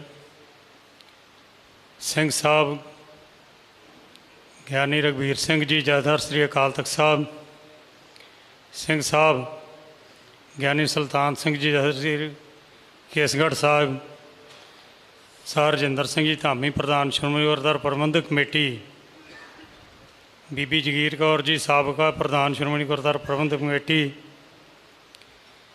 ਪੱਖੋ ਕੇ ਸਾਹਿਬ ਸਾਬਕਾ ਪ੍ਰਧਾਨ ਸ਼੍ਰੋਮਣੀ ਗੁਰਦੁਆਰਾ ਪ੍ਰਬੰਧਕ ਕਮੇਟੀ ਸਮੇਤ ਸਮੁੱਚੀ ਸੰਗਤ ਤੇ ਮੈਂਬਰ ਸਾਹਿਬਾਨ ਸ਼੍ਰੋਮਣੀ ਗੁਰਦੁਆਰਾ ਪ੍ਰਬੰਧਕ ਕਮੇਟੀ, ਆਓ ਫਤਿਹ ਦੀ ਸਾਂਝ ਪਾਈਏ। ਵਾਹਿਗੁਰੂ ਜੀ ਕਾ ਖਾਲਸਾ, ਵਾਹਿਗੁਰੂ ਜੀ ਕੀ ਫਤਿਹ। ਦੇਖੋ, ਐਗਜੈਕਟਿਵ ਕਮੇਟੀ ਦੇ ਮੈਂਬਰ ਸਾਹਿਬਾਨ ਹੋਣਾ ਤੇ ਅਹੁਦੇਦਾਰ ਹੋਣਾ ਤੇ ਜਨਰਲ ਹਾਊਸ ਦੇ ਵਿੱਚ ਮੈਂਬਰ ਵਜੋਂ ਆਉਣਾ, ਇਹ ਮੈਂ ਸਮਝਦਾ ਉਹਨਾਂ ਨੂੰ ਬੋਲਣ ਦਾ, ਭਾਵੇਂ ਉਹ ਫੈਸਲੇ ਹੋ ਹੀ ਚੁੱਕੇ ਨੇ, ਪਰ ਅੱਜ ਵੀ ਉਹਨਾਂ ਦਾ ਬੋਲਣ ਦਾ ਉਨਾ ਹੀ ਅਧਿਕਾਰ ਹੈ। ਇਸ ਬੜੇ ਸੰਜੀਦਾ ਮੁੱਦੇ ਦੇ ਉੱਤੇ ਹਰ ਇੱਕ ਦਾ ਆਪੋ ਆਪਣਾ ਵਿਚਾਰ ਦੇਣ ਦਾ ਬਹੁਤ ਵੱਡਾ ਅਧਿਕਾਰ ਹੈ, ਕਿਉਂਕਿ ਅੱਜ ਸਾਡਾ ਵਾਸਤਾ ਇੱਕ ਅਜਿਹੇ ਵਿਅਕਤੀ ਨਾਲ ਹੈ, ਜਿਵੇਂ ਗੱਲ ਕੀਤੀ ਕਿ ਸ਼ਰਾਬ ਪੀਣ ਵਾਲਾ ਬੰਦਾ ਜਿੱਦੀ ਹੁੰਦਾ, ਤੇ ਐਡਾ ਜਿੱਦੀ ਬੰਦਾ, ਇਹ ਇੰਨਾ ਸ਼ਰਾਬ ਦੇ ਪ੍ਰਭਾਵ ਅਧੀਨ ਇਹਨੇ ਆਪਣੇ ਪਰਿਵਾਰ ਦਾ ਬੇੜਾ ਗਰਕ ਕਰ ਲਿਆ। ਉਹ ਬੀਬਾ ਉਹਨੇ ਇਹਨੂੰ ਸੁਧਾਰਨ ਲਈ ਆਪਣਾ ਯਤਨ ਕੀਤਾ, ਇਹਦੇ ਬੱਚਿਆਂ ਨੇ ਯਤਨ ਕੀਤਾ, ਪਰ ਇਹ ਡਰਾਮੇਬਾਜ਼ ਬੰਦਾ ਸ਼ਰਾਬ ਦੇ ਅਸਰ ਅਧੀਨ ਜਦੋਂ ਇਹ ਨਹੀਂ ਉਹਨਾਂ ਦੇ ਆਖੇ ਲੱਗਿਆ ਤੇ ਅਖੀਰ ਉਹ ਬਾਹਰ ਚਲੇ ਗਏ। ਤੇ ਇਹਨੇ ਉਸ ਚੀਜ਼ ਨੂੰ ਇੱਕ ਨਾ ਆਪਣੀ ਸਿਆਸਤ ਦਾ ਮੋਹਰਾ ਬਣਾਇਆ ਜੀ, ਵੇਖੋ ਮੈਂ ਤੇ ਲੋਕਾਂ ਦੀ ਸੇਵਾ ਵਾਸਤੇ ਪਰਿਵਾਰ ਨੂੰ ਤਲਾਂਜਲੀ ਦੇਤੀ, ਜੇ ਦੇ ਦਿੱਤੀ ਤੇ ਫਿਰ ਨਵਾਂ ਪਰਿਵਾਰ ਬਣਾਉਣ ਦੀ ਕੀ ਲੋੜ ਪੈ ਗਈ। ਇਹਦੀ ਡਰਾਮੇਬਾਜ਼ੀ ਦੀ ਗੱਲ ਕਰ ਰਿਹਾ ਮੈਂ। ਹੁਣ ਜਿਹੜਾ ਇਹ ਰੈਜੂਲੇਸ਼ਨ ਪਾਇਆ ਇਹਨੇ 20/6/23 ਨੂੰ, ਪਾ ਹੀ ਨਹੀਂ ਸਕਦਾ। ਪ੍ਰਧਾਨ ਜੀ ਨੇ ਪਹਿਲਾਂ ਜਦੋਂ ਉਸ ਆਪਣਾ ਇੱਕ ਸਪੀਚ ਦਾ ਹਿੱਸਾ ਆਪ ਜੀ ਨਾਲ ਸਾਂਝਾ ਕੀਤਾ ਤੇ ਉਹਦੇ ਵਿੱਚ ਬੜਾ ਕਲੀਅਰ ਆ, ਕਿਉਂਕਿ 1959 ਦੇ ਵਿੱਚ ਜਿਹੜਾ ਉਹ ਪੈਕਟ ਹੋਇਆ, ਕਿਉਂਕਿ ਪਹਿਲਾਂ ਇਹ ਬਣਿਆ ਸਿੱਖ ਗੁਰਦੁਆਰਾ ਐਕਟ, ਫਿਰ ਜਦੋਂ ਪੰਜਾਬ ਦੀ ਪਾਰਟੀਸ਼ਨ ਹੋਈ ਪ੍ਰੋਵਿੰਸ਼ੀਅਲ ਐਕਟ ਬਣ ਗਿਆ, ਕਿਉਂਕਿ ਨਾਲ ਇਹ ਪੈਪਸੂ ਸਟੇਟਸ ਮਿਲ ਗਈਆਂ। ਪ੍ਰੋਵਿੰਸ਼ੀਅਲ ਐਕਟ ਬਣਨ ਤੋਂ ਬਾਅਦ ਸਟੇਟ ਐਕਟ ਵਜੋਂ ਅਮੈਂਡਮੈਂਟਸ ਸ਼ੁਰੂ ਹੋ ਗਈਆਂ, ਜਿਨ੍ਹਾਂ ਦਾ ਪੰਥ ਨੇ ਵੱਡਾ ਵਿਰੋਧ ਕੀਤਾ। ਤੇ 1959 ਦਾ ਜਿਹੜਾ ਫਿਰ ਉਹ ਪੈਕਟ ਹੋਇਆ ਨਹਿਰੂ ਦੇ ਤੇ ਮਾਸਟਰ ਤਾਰਾ ਸਿੰਘ ਹੁਣਾਂ ਦੇ ਵਿੱਚ, ਕਿ ਸ਼੍ਰੋਮਣੀ ਗੁਰਦੁਆਰਾ ਪ੍ਰਬੰਧਕ ਕਮੇਟੀ ਜਨਰਲ ਹਾਊਸ ਦੇ ਮੌਜੂਦਾ ਮੈਂਬਰਾਂ ਦੇ ਵਿੱਚੋਂ, ਹਾਊਸ ਦੇ ਜੁੜੇ ਮੈਂਬਰਾਂ ਦੇ ਵਿੱਚੋਂ 2/3 ਬਹੁਮਤ ਦੇ ਪ੍ਰਵਾਨਗੀ ਤੋਂ ਬਿਨਾਂ ਕੋਈ ਵੀ ਜਿਹੜਾ ਉਹ ਅਮੈਂਡਮੈਂਟ ਗਵਰਨਮੈਂਟ ਕਦੀ ਵੀ ਨਹੀਂ ਕਰ ਸਕਦੀ, ਭਾਵੇਂ ਉਹ ਸਟੇਟ ਦੀ ਹੋਵੇ ਤੇ ਭਾਵੇਂ ਉਹ ਕੇਂਦਰ ਦੀ ਹੋਵੇ। ਇਸ ਬੰਦੇ ਨੇ ਸਿਰਫ ਤੇ ਸਿਰਫ ਇੱਕ, ਕਿਉਂਕਿ ਇਹਦੀ ਹਉਮੈ, ਇਹਦੇ ਵੱਧਦੇ ਕਦਮ ਜਿਹੜੇ ਉਹਨਾਂ ਨੂੰ ਜਦੋਂ ਠੱਲ ਪਾਉਣ ਦੀ ਕੋਸ਼ਿਸ਼ ਕੀਤੀ ਨਾ, ਕੋਸ਼ਿਸ਼ ਨਹੀਂ ਕੀਤੀ, ਠੱਲ ਪਾਈ ਸਰ ਰਜਿੰਦਰ ਸਿੰਘ ਜੀ ਧਾਮੀ, ਤੇ ਇਹਨੇ ਜਿਹੜਾ ਸੀ ਉਹਦੇ ਬਦਲੇ ਵਜੋਂ ਜਿਹੜਾ ਸੀ ਉਹ ਐਕਟ ਦੇ ਵਿੱਚ ਸੈਕਸ਼ਨ 125 ਜਿਹੜਾ ਉਹਦੇ ਵਿੱਚ ਡਿਫਾਈਨ ਕੀਤਾ ਗਿਆ ਕਿ ਸ਼੍ਰੋਮਣੀ ਗੁਰਦੁਆਰਾ ਪ੍ਰਬੰਧਕ ਕਮੇਟੀ ਦੇ ਕਰਨ ਵਾਲੇ ਕੰਮ ਕੀ ਕੀ ਨੇ ਤੇ ਕਿਹੜੇ ਕਿਹੜੇ ਨਹੀਂ ਕਰਨੇ। ਉਹਦੇ ਵਿੱਚ ਜੇ ਕੋਈ ਸੋਧ ਹੋਣੀ ਆ ਜਾਂ ਉਹਦੇ 'ਚ ਇਨਸਰਟ ਕਰਨਾ, ਕੋਈ ਉਹਦੇ 'ਚ ਵਿੱਚ ਐਡ ਕਰਨੀ ਕੋਈ ਚੀਜ਼, ਉਹਦੇ ਲਈ ਸ਼੍ਰੋਮਣੀ ਗੁਰਦੁਆਰਾ ਪ੍ਰਬੰਧਕ ਕਮੇਟੀ ਨੇ ਵੇਖਣਾ ਕਿ ਸਮੁੱਚੇ ਐਕਟ ਦੇ ਵਿੱਚ ਕੋਈ ਚੀਜ਼ ਸੋਧ ਹੋ ਸਕਦੀ, ਕੋਈ ਐਡੀਸ਼ਨ ਕਰਨੀ ਆ, ਇੰਜਰਸ਼ਨ ਕਰਨੀ, ਕੋਈ ਰਿਪੀਲ ਕਰਨੀ, ਕੋਈ ਡਿਲੀਸ਼ਨ ਕਰਨੀ, ਇਹ ਸ਼੍ਰੋਮਣੀ ਗੁਰਦੁਆਰਾ ਪ੍ਰਬੰਧਕ ਕਮੇਟੀ ਦਾ ਪ੍ਰੈਰੋਗੇਟਿਵ ਹੈ। ਪਰ ਇਸ ਬੰਦੇ ਨੇ ਪਤਾ ਨਹੀਂ ਇਹਦੇ ਕਿਹੜੇ ਸਲਾਹਕਾਰ ਨੇ ਇਹ 2 ਸਟੇਟਾਂ ਦਾ ਜਿਹੜਾ ਨਾ ਇਸ ਵੇਲੇ ਪੂਰੇ ਦਾ ਪੂਰਾ ਵਰਤ ਰਿਹਾ ਐਡਵੋਕੇਟ ਜਨਰਲ ਆਫਿਸ, ਇਹ ਲਾ ਕਮਿਸ਼ਨ ਵਰਤ ਰਿਹਾ 2 ਸਟੇਟਾਂ ਦਾ, ਦਿੱਲੀ ਦਾ ਤੇ ਪੰਜਾਬ ਦਾ।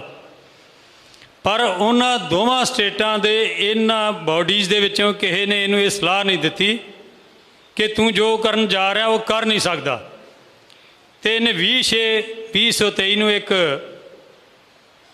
ਨਵਾਂ ਰੈਜੂਲੇਸ਼ਨ ਪਾਇਆ ਬਿੱਲ ਬਣਾਉਣ ਵਾਸਤੇ, ਐਕਟ 125 ਦੇ ਵਿੱਚ ਸੋਧ ਕਰਨ ਲਈ, ਐਕਟ ਸੈਕਸ਼ਨ 125A ਜਿਹੜਾ ਹੋ ਹੀ ਨਹੀਂ ਸਕਦਾ। ਰੋਜ਼ ਹੀ ਚੈਨਲਾਂ ਵਾਲਿਆਂ ਨੇ ਕੋਈ ਨਾ ਕੋਈ ਡਿਬੇਟ ਸ਼ੁਰੂ ਕੀਤੀ ਹੁੰਦੀ ਹੈ, ਉਹਦੇ ਵਿੱਚ ਇਹਦੇ ਵੀ ਬੰਦੇ ਬਿਠਾਏ ਹੁੰਦੇ ਆ ਤੇ ਆਪਣੇ ਨਾਲ ਜਿਹੜਾ ਸੰਬੰਧ ਰੱਖਣ ਵਾਲੇ ਵੀ ਬਿਠਾਏ ਹੁੰਦੇ ਆ। ਰਾਤੀ ਵੀ ਇੱਕ ਚੈਨਲ ਦੇ ਉੱਤੇ ਹੋ ਰਹੀ ਸੀ, ਉਹਦੇ ਸਰ ਹਰਦੀਪ ਸਿੰਘ ਮੋਹਾਲੀ, ਉਹਨਾਂ ਦੇ ਬੜੇ ਬੇਸਿਕ ਪ੍ਰਿੰਸੀਪਲ ਮੁੱਦਿਆਂ ਦੇ ਉੱਤੇ ਉਹ ਕਈਆਂ ਚੀਜ਼ਾਂ 'ਤੇ ਉਹ ਸਾਡੇ ਨਾਲ ਮੁਤਫਿਕ ਨਹੀਂ ਹੁੰਦੇ, ਪਰ ਉਹਨਾਂ ਨੇ ਇਹਦੇ ਉੱਤੇ ਬੜਾ ਵਿਸਥਾਰ ਨਾਲ ਕਹਿ ਦਿੱਤਾ ਕਿ ਇਹ ਕਰ ਹੀ ਨਹੀਂ ਸਕਦਾ। ਸਿੱਖ ਬੁੱਧੀਜੀਵੀ ਬਿਠਾ ਲਏ, ਪਰ ਇਹਨਾਂ ਵੱਲੋਂ ਇੱਕ ਮਿਸਟਰ ਆਹਲੂਵਾਲੀਆ ਬੈਠੇ ਸਨ, ਉਹ ਜਿਵੇਂ ਇਹਨਾਂ ਦੀ ਲਾਈਨ ਦੇ ਵਿੱਚ ਲਾਈਨ ਮਿਲਾਉਣੀ ਆ ਨਾ, ਉਸ ਤਰ੍ਹਾਂ ਗੱਲ ਕਰ ਰਹੇ ਸਨ। ਗੱਲ ਕੀਤੀ ਆ ਪੜੈਣ ਸਾਹਿਬ ਨੇ ਵੀ ਉਹ ਸਿਰਾਂ ਦੀ ਗਿਣਤੀ ਵਧਾਉਣੀ ਚਾਹੁੰਦਾ, ਉਹ ਗੱਲ ਕਰਨਾ ਚਾਹੁੰਦਾ ਕਿ PTC ਦੇ ਨਾਂ ਦੇ ਉੱਤੇ ਸਿਰਾਂ ਦੀ ਗਿਣਤੀ ਮੈਟਰ ਨਹੀਂ ਕਰਦੀ, ਕਾਨੂੰਨ ਨੇ ਕਾਨੂੰਨ ਰਹਿਣਾ। ਜੇ ਰਾਤ ਦੇ ਜਿਹੜੇ ਜੀਵ ਨੇ ਜਿਨ੍ਹਾਂ ਨੂੰ ਦਿਖਦਾ ਹੀ ਰਾਤ ਨੂੰ ਆ, ਉਹ ਮਤਾ ਪਾ ਦੇਣ ਇੱਕ ਕਿ ਸਵੇਰੇ ਸੂਰਜ ਨਹੀਂ ਚੜ੍ਹੂਗਾ, ਸੂਰਜ ਉਹਨਾਂ ਦੇ ਕਹਿਣ 'ਤੇ ਚੜ੍ਹਨੋਂ ਨਹੀਂ ਹਟ ਚੱਲਿਆ।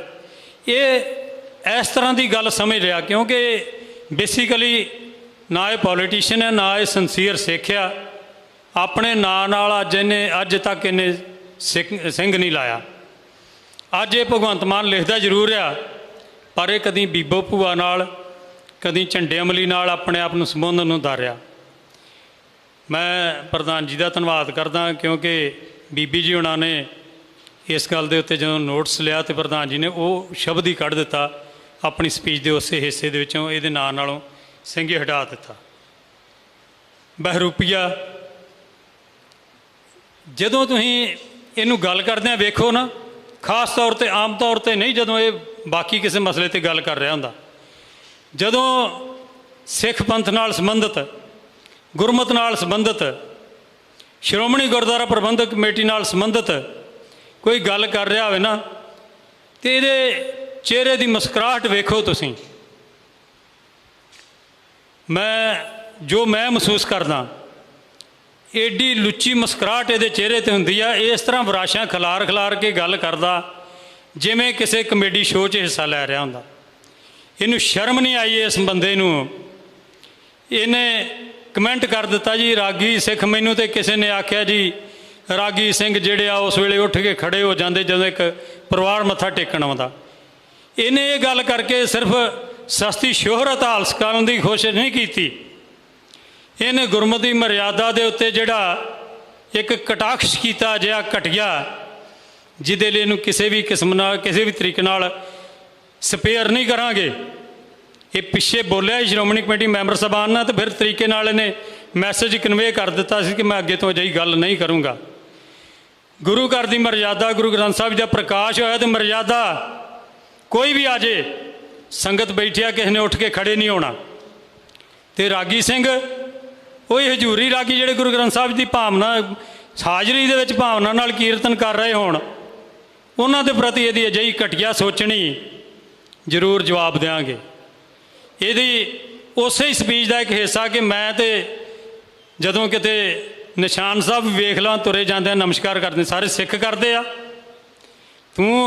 ਅਸੀਂ ਤੇ ਕਦੀ ਵੇਖਿਆ ਨਹੀਂ, ਕਦੀ ਇਹਨੇ ਕੀਤੀ ਵੀਡੀਓ, ਹਰ ਚੀਜ਼ ਦੀ ਵੀਡੀਓ ਪਾਉਂਦਾ। ਅੱਜ ਤੋਂ ਬਾਅਦ ਭਾਵੇਂ ਮੈਂ ਕਹਿ ਨਹੀਂ ਸਕਦਾ, ਪਰ ਅਸੀਂ ਤੇ ਕਦੀ ਵੇਖਿਆ ਨਹੀਂ। ਅਸੀਂ ਜਦੋਂ ਵੀ ਕਿਤੇ ਬੱਸ 'ਚ ਸਫ਼ਰ ਕਰਦੇ ਹੋਈਏ, ਕਿਤੇ ਈਵਨ ਹਵਾਈ ਜਹਾਜ਼ ਸਫ਼ਰ ਕਰਦੇ ਹੋਈਏ, ਜਦੋਂ ਹਰਿਮੰਦਰ ਸਾਹਿਬ ਜਾਂ ਤਰਨਤਾਰਨ ਸਾਹਿਬ ਤੋਂ ਲੰਘਦੇ ਨਾ ਹਵਾਈ ਜਹਾਜ਼ ਵਾਲੇ, ਤੇ ਉਸ ਪਾਸੇ ਨੂੰ ਝੁਕਾ ਦਿੰਦੇ ਥੋੜ੍ਹਾ ਜਿਹਾ ਪਲੜਾ ਜਹਾਜ਼ ਦਾ। ਦਰਸ਼ਨ ਕਰਾਉਂਦੇ ਨੇ ਦਰਬਾਰ ਸਾਹਿਬ ਸ੍ਰੀ ਤਰਨਤਾਰਨ ਸਾਹਿਬ ਦੇ, ਦਰਬਾਰ ਸਾਹਿਬ ਸ੍ਰੀ ਹਰਿਮੰਦਰ ਸਾਹਿਬ ਜੀ ਦੇ, ਤੇ ਸੰਗਤਾਂ ਭਾਵੇਂ ਸਿੱਖ ਅਤੇ ਗੈਰ ਸਿੱਖ ਬੈਠੇ ਹੋ ਨਮਸਕਾਰ ਕਰਦੇ ਨੇ। ਪਰ ਕੋਈ ਗੱਡੀ 'ਚ ਜਾ ਰਿਹਾ ਹੋਵੇ, ਕੋਈ ਰੇਲ 'ਚ ਜਾ ਰਿਹਾ ਹੋਵੇ, ਕੋਈ ਆਪਣੀ ਗੱਡੀ ਜਾ ਰਿਹਾ, ਨਿਸ਼ਾਨ ਸਾਹਿਬ ਵੇਖ ਕੇ ਨਮਸਕਾਰ ਕਰਦੇ ਨੇ। ਗੁਰਸਿੱਖ ਦਾ ਫਰਜ਼ ਆ ਕਰਨਾ, ਇਹਨੇ ਕੋਈ ਨਵੀਂ ਗੱਲ ਨਹੀਂ ਕੀਤੀ, ਪਰ ਅਸੀਂ ਅੱਜ ਤੱਕ ਇਹਨੂੰ ਵੇਖਿਆ ਨਹੀਂ। ਇਹ ਐਡਾ ਵਾਹਜਾਤਪਣੇ ਵਾਲੀਆਂ ਗੱਲਾਂ ਕਰਨੀਆਂ ਜ਼ਿੰਮੇਵਾਰ ਸੀਟਾਂ 'ਤੇ ਬਹਿ ਕੇ, ਇਹ ਬਹੁਤ ਮਾੜੀ ਗੱਲ ਹੈ। ਇੱਥੇ ਜਹਾਂਗੀਰ ਹੋਇਆ, ਗੁਰੂ ਸਾਹਿਬ ਜੀ ਨੂੰ ਸ਼ਹੀਦ ਕਰ ਦਿੱਤਾ। ਸ਼ਾਹਜਹਾਨ ਹੋਇਆ, ਗੁਰੂ ਹਰਗੋਬਿੰਦ ਸਾਹਿਬ ਜੀ ਨਾਲ ਉਹਨੇ ਜੰਗਾਂ ਲੜੀਆਂ। ਔਰੰਗਜ਼ੇਬ ਆਇਆ, ਸਾਹਿਬਜ਼ਾਦੇ ਸ਼ਹੀਦ ਕਰਕੇ ਗੁਰੂ ਪਰਿਵਾਰ ਸਰਬੰਸ ਜਿਹੜਾ ਸੀ ਉਹ ਵਾਰ ਦਿੱਤਾ ਗੁਰੂ ਸਾਹਿਬ ਜੀ ਨੇ। ਫਖਰ ਖੀਸੀਅਰ ਆਇਆ, ਬੰਦਾ ਬਹਾਦਰ ਜੀ ਨੂੰ ਸ਼ਹੀਦ ਕੀਤਾ। ਅਬਦਾਲੀ ਆਇਆ, ਹਰਿਮੰਦਰ ਸਾਹਿਬ ਢਾਇਆ। ਆਉਂਦੇ ਰਹੇ ਨੇ, ਸਿੱਖਾਂ ਦੀ ਇੰਨੀ ਗਿਣਤੀ ਕਦੀ ਵੀ ਨਹੀਂ ਹੋਈ, ਪਰ ਫਿਰ ਵੀ ਸਿੱਖਾਂ ਨੇ ਕਦੀ ਹੀਨ ਮੰਨ ਲਈ ਉਹਨਾਂ ਦੀ। ਜੇ ਅੱਜ ਇਹ 92 ਬੈਠੇ ਆ ਤੇ ਸਾਡੇ ਦੇ ਉੱਤੇ ਕੋਈ ਇਹ ਭਾਰੂ ਨਹੀਂ ਹੈਗੇ। ਇਹਨਾਂ ਨੂੰ ਜ਼ਰੂਰ ਇਸ ਚੀਜ਼ ਦਾ ਜਿਹੜਾ ਉਹ ਜਵਾਬ ਦੇਵਾਂਗੇ। ਮੈਂ ਖਾਸ ਤੌਰ ਤੇ ਬੇਨਤੀ ਕਰਨੀ ਚਾਹੁੰਦਾ ਕਿ ਇਹ ਸਿਰਫ ਤੇ ਸਿਰਫ ਇਹਦੇ ਜਿੰਨੇ ਹੁਣ, ਕਿਉਂਕਿ ਝੂਠਾ ਪੈ ਗਿਆ, ਇਹਦੇ ਬੰਦੇ ਜਦੋਂ ਬੈਠੇ ਹੁੰਦੇ ਆ ਨਾ ਕਿਤੇ, ਪਹਿਲਾਂ ਬੜੀ ਚੜ੍ਹਾਈ 'ਚ ਹੁੰਦੇ ਸੀ, ਪਰ ਹੁਣ ਇਹਨਾਂ ਨੂੰ ਗੱਲ ਕਰਨੀ ਨਹੀਂ ਆਉਂਦੀ। ਤਾਂ ਦਾੜੀ ਦੇ ਉੱਤੇ ਜਦੋਂ ਇਹਨੇ ਕਮੈਂਟ ਕੀਤਾ, ਇਹ ਸਫਾਈਆਂ ਦਿੰਦੇ ਜੀ ਅਸੀਂ ਤੇ ਤੁਹਾਡੇ ਪ੍ਰਧਾਨ ਸਾਹਿਬ ਦੀ, ਸ਼੍ਰੋਮਣੀ ਅਕਾਲੀ ਦਲ ਦੇ ਪ੍ਰਧਾਨ ਸਾਹਿਬ ਦੀ ਦਾੜੀ ਦੇ ਉੱਤੇ ਕਮੈਂਟ ਕੀਤਾ। ਸ਼ਰਮ ਨਹੀਂ ਆਈ? ਕਾਹਦਾ ਕਮੈਂਟ ਹੈ ਜੀ ਦਾੜੀ ਦੇ ਉੱਤੇ? ਦਾੜੀ ਗੁਰਸਿੱਖੀ ਦੀ ਸ਼ਾਨ ਆ, ਤੇ ਪ੍ਰਧਾਨ ਜੀ ਤੇ ਕਮੈਂਟ ਕਰਨਾ, ਤੁਸੀਂ ਪੋਲੀਟੀਕਲ ਲੜਾਈ ਲੜੋ, ਤੁਸੀਂ ਅੱਗੇ ਲੜਾਈ ਲੜੀ ਆ, ਅੱਗੇ ਆਉਣ ਵਾਲੀਆਂ ਇਲੈਕਸ਼ਨਾਂ ਆਉਣੀਆਂ, ਲੜੋ। ਤੁਸੀਂ ਇੱਕ ਗੁਰਸਿੱਖ ਦੀ ਨਿਸ਼ਾਨੀ ਆ, ਕੱਲਾ ਸਿੱਖੀ ਦੇ ਵਿੱਚ ਨਹੀਂ, ਜਿੰਨੇ ਧਰਮ ਨੇ ਉਹਨਾਂ 'ਚ ਦਾੜੀ ਦਾ ਬਹੁਤ ਵੱਡਾ ਸਤਿਕਾਰ ਆ, ਸਾਡਾ ਵੀ ਸਤਿਕਾਰ ਆ। ਮੈਂ ਸਾਹਿਬ ਪ੍ਰਤਾਪ ਸਿੰਘ ਕੋਲ ਖਲੋ ਤੇ ਸ਼ਾਇਦ ਇਸ਼ਾਰਾ ਇਹਨਾਂ ਦਾ ਵੀ ਮੈਂ ਬੰਦ ਕਰ ਦਿਆਂ, ਗੱਲ ਨੂੰ ਛੇਤੀ ਮੁਕਾ ਦਿਆਂ, ਪਰ ਮੈਂ ਗੱਲ ਕਰਨੀ ਚਾਹੁੰਦਾ। ਇੱਕ ਦਿਨ ਇੱਕ ਪਰਿਵਾਰਕ ਸਮਾਗਮ ਦੇ ਵਿੱਚ ਬੈਠੇ ਸਾਂ, ਵਾਰੀ ਮੇਰੀ ਵੀ ਉਹਨਾਂ ਨੇ ਬੋਲਣ ਵਾਸਤੇ ਕਹਿ ਦਿੱਤਾ, ਤੇ ਉਹਦੇ ਵਿੱਚੋਂ ਨਾ ਕੁਝ ਅਜਿਹੇ ਗੁਰਸਿੱਖ ਨੌਜਵਾਨ ਤੇ ਬਜ਼ੁਰਗ ਆਏ, ਕਿਉਂਕਿ ਉਹ ਪਰਿਵਾਰ ਆ ਭਲੇਰ ਪਰਿਵਾਰ, ਜਿਹੜੇ 1947 ਦੇ ਸੱਕ ਦੇ ਸਭ ਤੋਂ ਪਿੱਛੋਂ ਛੱਡ ਕੇ ਆਏ ਪਾਕਿਸਤਾਨ ਨੂੰ। ਉਹ ਅੱਜ ਵੀ ਆਪਣੇ ਸ਼ਹੀਦਾਂ ਨੂੰ ਯਾਦ ਕਰਦੇ ਆ, ਉਹ ਦਾੜੀਆਂ ਪ੍ਰਕਾਸ਼ ਰੱਖਦੇ ਨੇ। ਕੋਈ ਗੱਲ ਚੱਲੀ, ਕੋਈ ਦਾੜੀ ਮੁੰਨੀ ਵਾਲਾ ਵੀ ਉੱਠ ਕੇ ਬੋਲਣ ਲੱਗਾ, ਉਹਦੇ 'ਤੇ ਉਹਨਾਂ ਨੇ ਉਹਨੂੰ ਰੋਕ ਦਿੱਤਾ। ਉਹਨੇ ਸੜੇ ਹੰਦ ਘੋਲੀ ਹੇਠਾਂ ਵਿਸ ਘੋਲਣ ਦਾ ਪਿਆ। ਮੈਂ ਕਿਹਾ ਮੇਰੀ ਗੱਲ ਸੁਣਦਾ, ਮੈਂ ਦਾੜ ਪ੍ਰਕਾਸ਼ ਕਰਕੇ ਹੀ ਵਕਾਲਤ ਦੇ ਵਿੱਚ ਆਇਆ, ਮੈਂ ਆਪਣੀ ਨਹੀਂ ਗੱਲ ਕਰ ਰਿਹਾ, ਮੈਂ ਦਾੜੇ ਦੇ ਸਤਿਕਾਰ ਦੀ ਗੱਲ ਕਰ ਰਿਹਾ। ਮੈਂ ਇੱਥੇ ਵੱਡੇ ਤੋਂ ਵੱਡੇ ਜੱਜ ਸਾਹਿਬਾਨ, ਸੁਪਰੀਮ ਕੋਰਟ ਦੇ ਚੀਫ ਜਸਟਿਸ ਸਾਹਿਬਾਨ ਵੀ ਆਏ, ਤੇ ਮੈਂ ਉਹਨਾਂ ਨੂੰ ਵੀ ਇਸੇ ਤਰ੍ਹਾਂ ਅਸੀਂ ਜਿਹੜਾ ਉਹ ਐਡਰੈਸ ਕੀਤਾ, ਇਸ ਤਰ੍ਹਾਂ ਮਿਲੇ ਹਾਂ। ਇੰਨਾ ਸਤਿਕਾਰ ਉਹਨਾਂ ਆਪਣੇ ਤੋਂ ਇੱਕ ਕਦਮ ਉੱਤੇ ਰੱਖ ਕੇ ਜਿਹੜਾ ਉਹ ਚੱਲੇ। ਇੱਥੇ ਹਰਿਮੰਦਰ ਸਾਹਿਬ ਆ, ਸਾਡੇ ਮੈਨੇਜਰ ਸਾਹਿਬਾਨ ਬੈਠੇ, ਸਾਡੇ ਸਕੱਤਰ ਸਾਹਿਬਾਨ ਬੈਠੇ ਨੇ। ਇੱਥੇ ਮੇਰਾ ਖਿਆਲ ਦੁਨੀਆ ਦੀ ਕੋਈ ਹਸਤੀ ਨਹੀਂ, ਕਿਸੇ ਮੁਲਕ ਦਾ ਬਾਦਸ਼ਾਹ, ਜੇ ਕੋਈ ਡੈਮੋਕ੍ਰੇਸੀ ਵਾਲਾ ਮੁਲਕ ਆ, ਉੱਥੋਂ ਦੇ ਪ੍ਰਧਾਨ ਮੰਤਰੀ, ਰਾਸ਼ਟਰਪਤੀ ਜਾਂ ਜੱਜ ਸਾਹਿਬਾਨ ਆਉਂਦੇ ਨੇ, ਜਾਂ ਕੋਈ ਵੀ ਵੱਡੇ ਤੋਂ ਵੱਡਾ ਸਫੀਰ ਜਾਂ ਕੋਈ ਹੋਰ ਅਧਿਕਾਰੀ ਆਉਂਦਾ, ਇਹਨਾਂ ਦੇ ਦਾੜੇ ਪ੍ਰਕਾਸ਼ ਨੂੰ ਸਤਿਕਾਰ ਕਰਦਾ। ਇਹ ਬੋਲੀ ਉਹਨਾਂ ਦੀ ਬੋਲ ਸਕਣ ਨਾ, ਜਾਂ ਉਹ ਇਹਨਾਂ ਦੀ ਬੋਲੀ ਬੋਲ ਸਕਣ ਜਾਂ ਨਾ ਬੋਲ ਸਕਣ, ਪਰ ਇੱਕ ਸਤਿਕਾਰ ਆ। ਉਹ ਸਤਿਕਾਰ ਕਾਹਦਾ? ਧਰਮ ਦਾ ਸਤਿਕਾਰ ਆ, ਗੁਰਸਿੱਖੀ ਦਾ ਸਤਿਕਾਰ ਆ। ਤੇ ਇਸ ਬੰਦੇ ਨੇ ਕਟਾਕਸ਼ ਗੁਰਸਿੱਖੀ 'ਤੇ ਕੀਤਾ, ਇਹਦਾ ਜਵਾਬ ਤੇ ਜ਼ਰੂਰ ਦਿਆਂਗੇ। ਰਹੀ ਗੱਲ ਜਿਹੜਾ ਇਹਨੇ ਆਖਿਆ ਕਿ ਮੈਂ ਔਨ ਏਅਰ ਕਰ ਦਿੱਤਾ, ਤੇ ਉਹਦੇ ਵਿੱਚ ਉਸ ਮਤੇ ਦੇ ਵਿੱਚ ਇਹਨੇ ਲਿਖਿਆ ਕਿ ਕੀ ਹਾਈਲਾਈਟਸ ਆ, ਉਹਦੀ ਕੀ ਹਾਈਲਾਈਟਸ? ਉਹਦੇ ਵਿੱਚ ਲਿਖਿਆ ਮਾਡਰਨ ਮਸੰਦ। ਇਹਨੂੰ ਸ਼ਰਮ ਆਉਣੀ ਚਾਹੀਦੀ ਹੈ। ਮਸੰਦ ਪ੍ਰਥਾ ਗੁਰੂ ਸਾਹਿਬ ਜੀ ਨੇ ਆਪ ਪ੍ਰਚਲਿਤ ਕੀਤੀ ਸੀ, ਤੇ ਕੁਝ ਮਸੰਦ ਜਿਹੜੇ ਆ ਉਹਦੇ ਵਿੱਚੋਂ ਜਿਹੜੇ ਕਰਪਟ ਹੋਏ ਸਨ, ਉਹਨਾਂ ਨੂੰ ਸਜ਼ਾਵਾਂ ਗੁਰੂ ਸਾਹਿਬ ਨੇ ਦਿੱਤੀਆਂ ਨੇ। ਤੇ ਸ਼੍ਰੋਮਣੀ ਗੁਰਦੁਆਰਾ ਪ੍ਰਬੰਧਕ ਕਮੇਟੀ ਨੇ ਉਸ ਸਿਸਟਮ ਦੇ ਵਿੱਚੋਂ ਇਹ ਕੱਢਿਆ, ਗੁਰਦੁਆਰਾ ਸਾਹਿਬਾਨ ਦੇ ਨਿਜ਼ਾਮ ਨੂੰ, ਪ੍ਰਬੰਧ ਨੂੰ।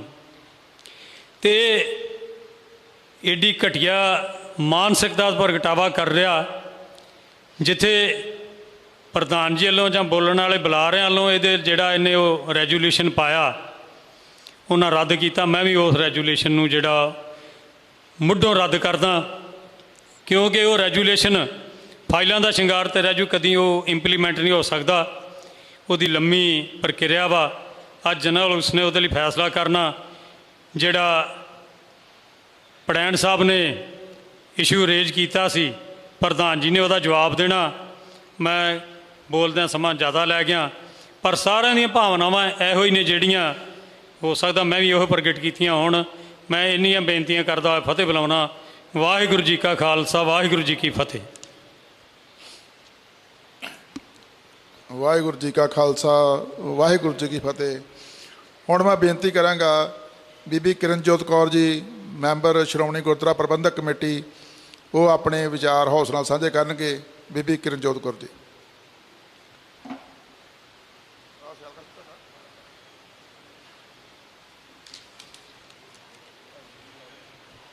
ਵਾਹਿਗੁਰੂ ਜੀ ਕਾ ਖਾਲਸਾ, ਵਾਹਿਗੁਰੂ ਜੀ ਕੀ ਫਤਿਹ। ਗੁਰੂ ਗੋਬਿੰਦ ਸਿੰਘ ਜੀ ਨੇ ਜਦੋਂ ਖਾਲਸਾ ਪੰਥ ਸਾਜਿਆ ਤਾਂ ਉਸ ਤੋਂ ਬਾਅਦ ਭਾਈ ਗੁਰਦਾਸ ਲਿਖਦੇ ਨੇ, ਪੰਥ ਚਲਾਇਓ ਖਾਲਸਾ ਧਰ ਤੇਜ ਕਰਾਰਾ।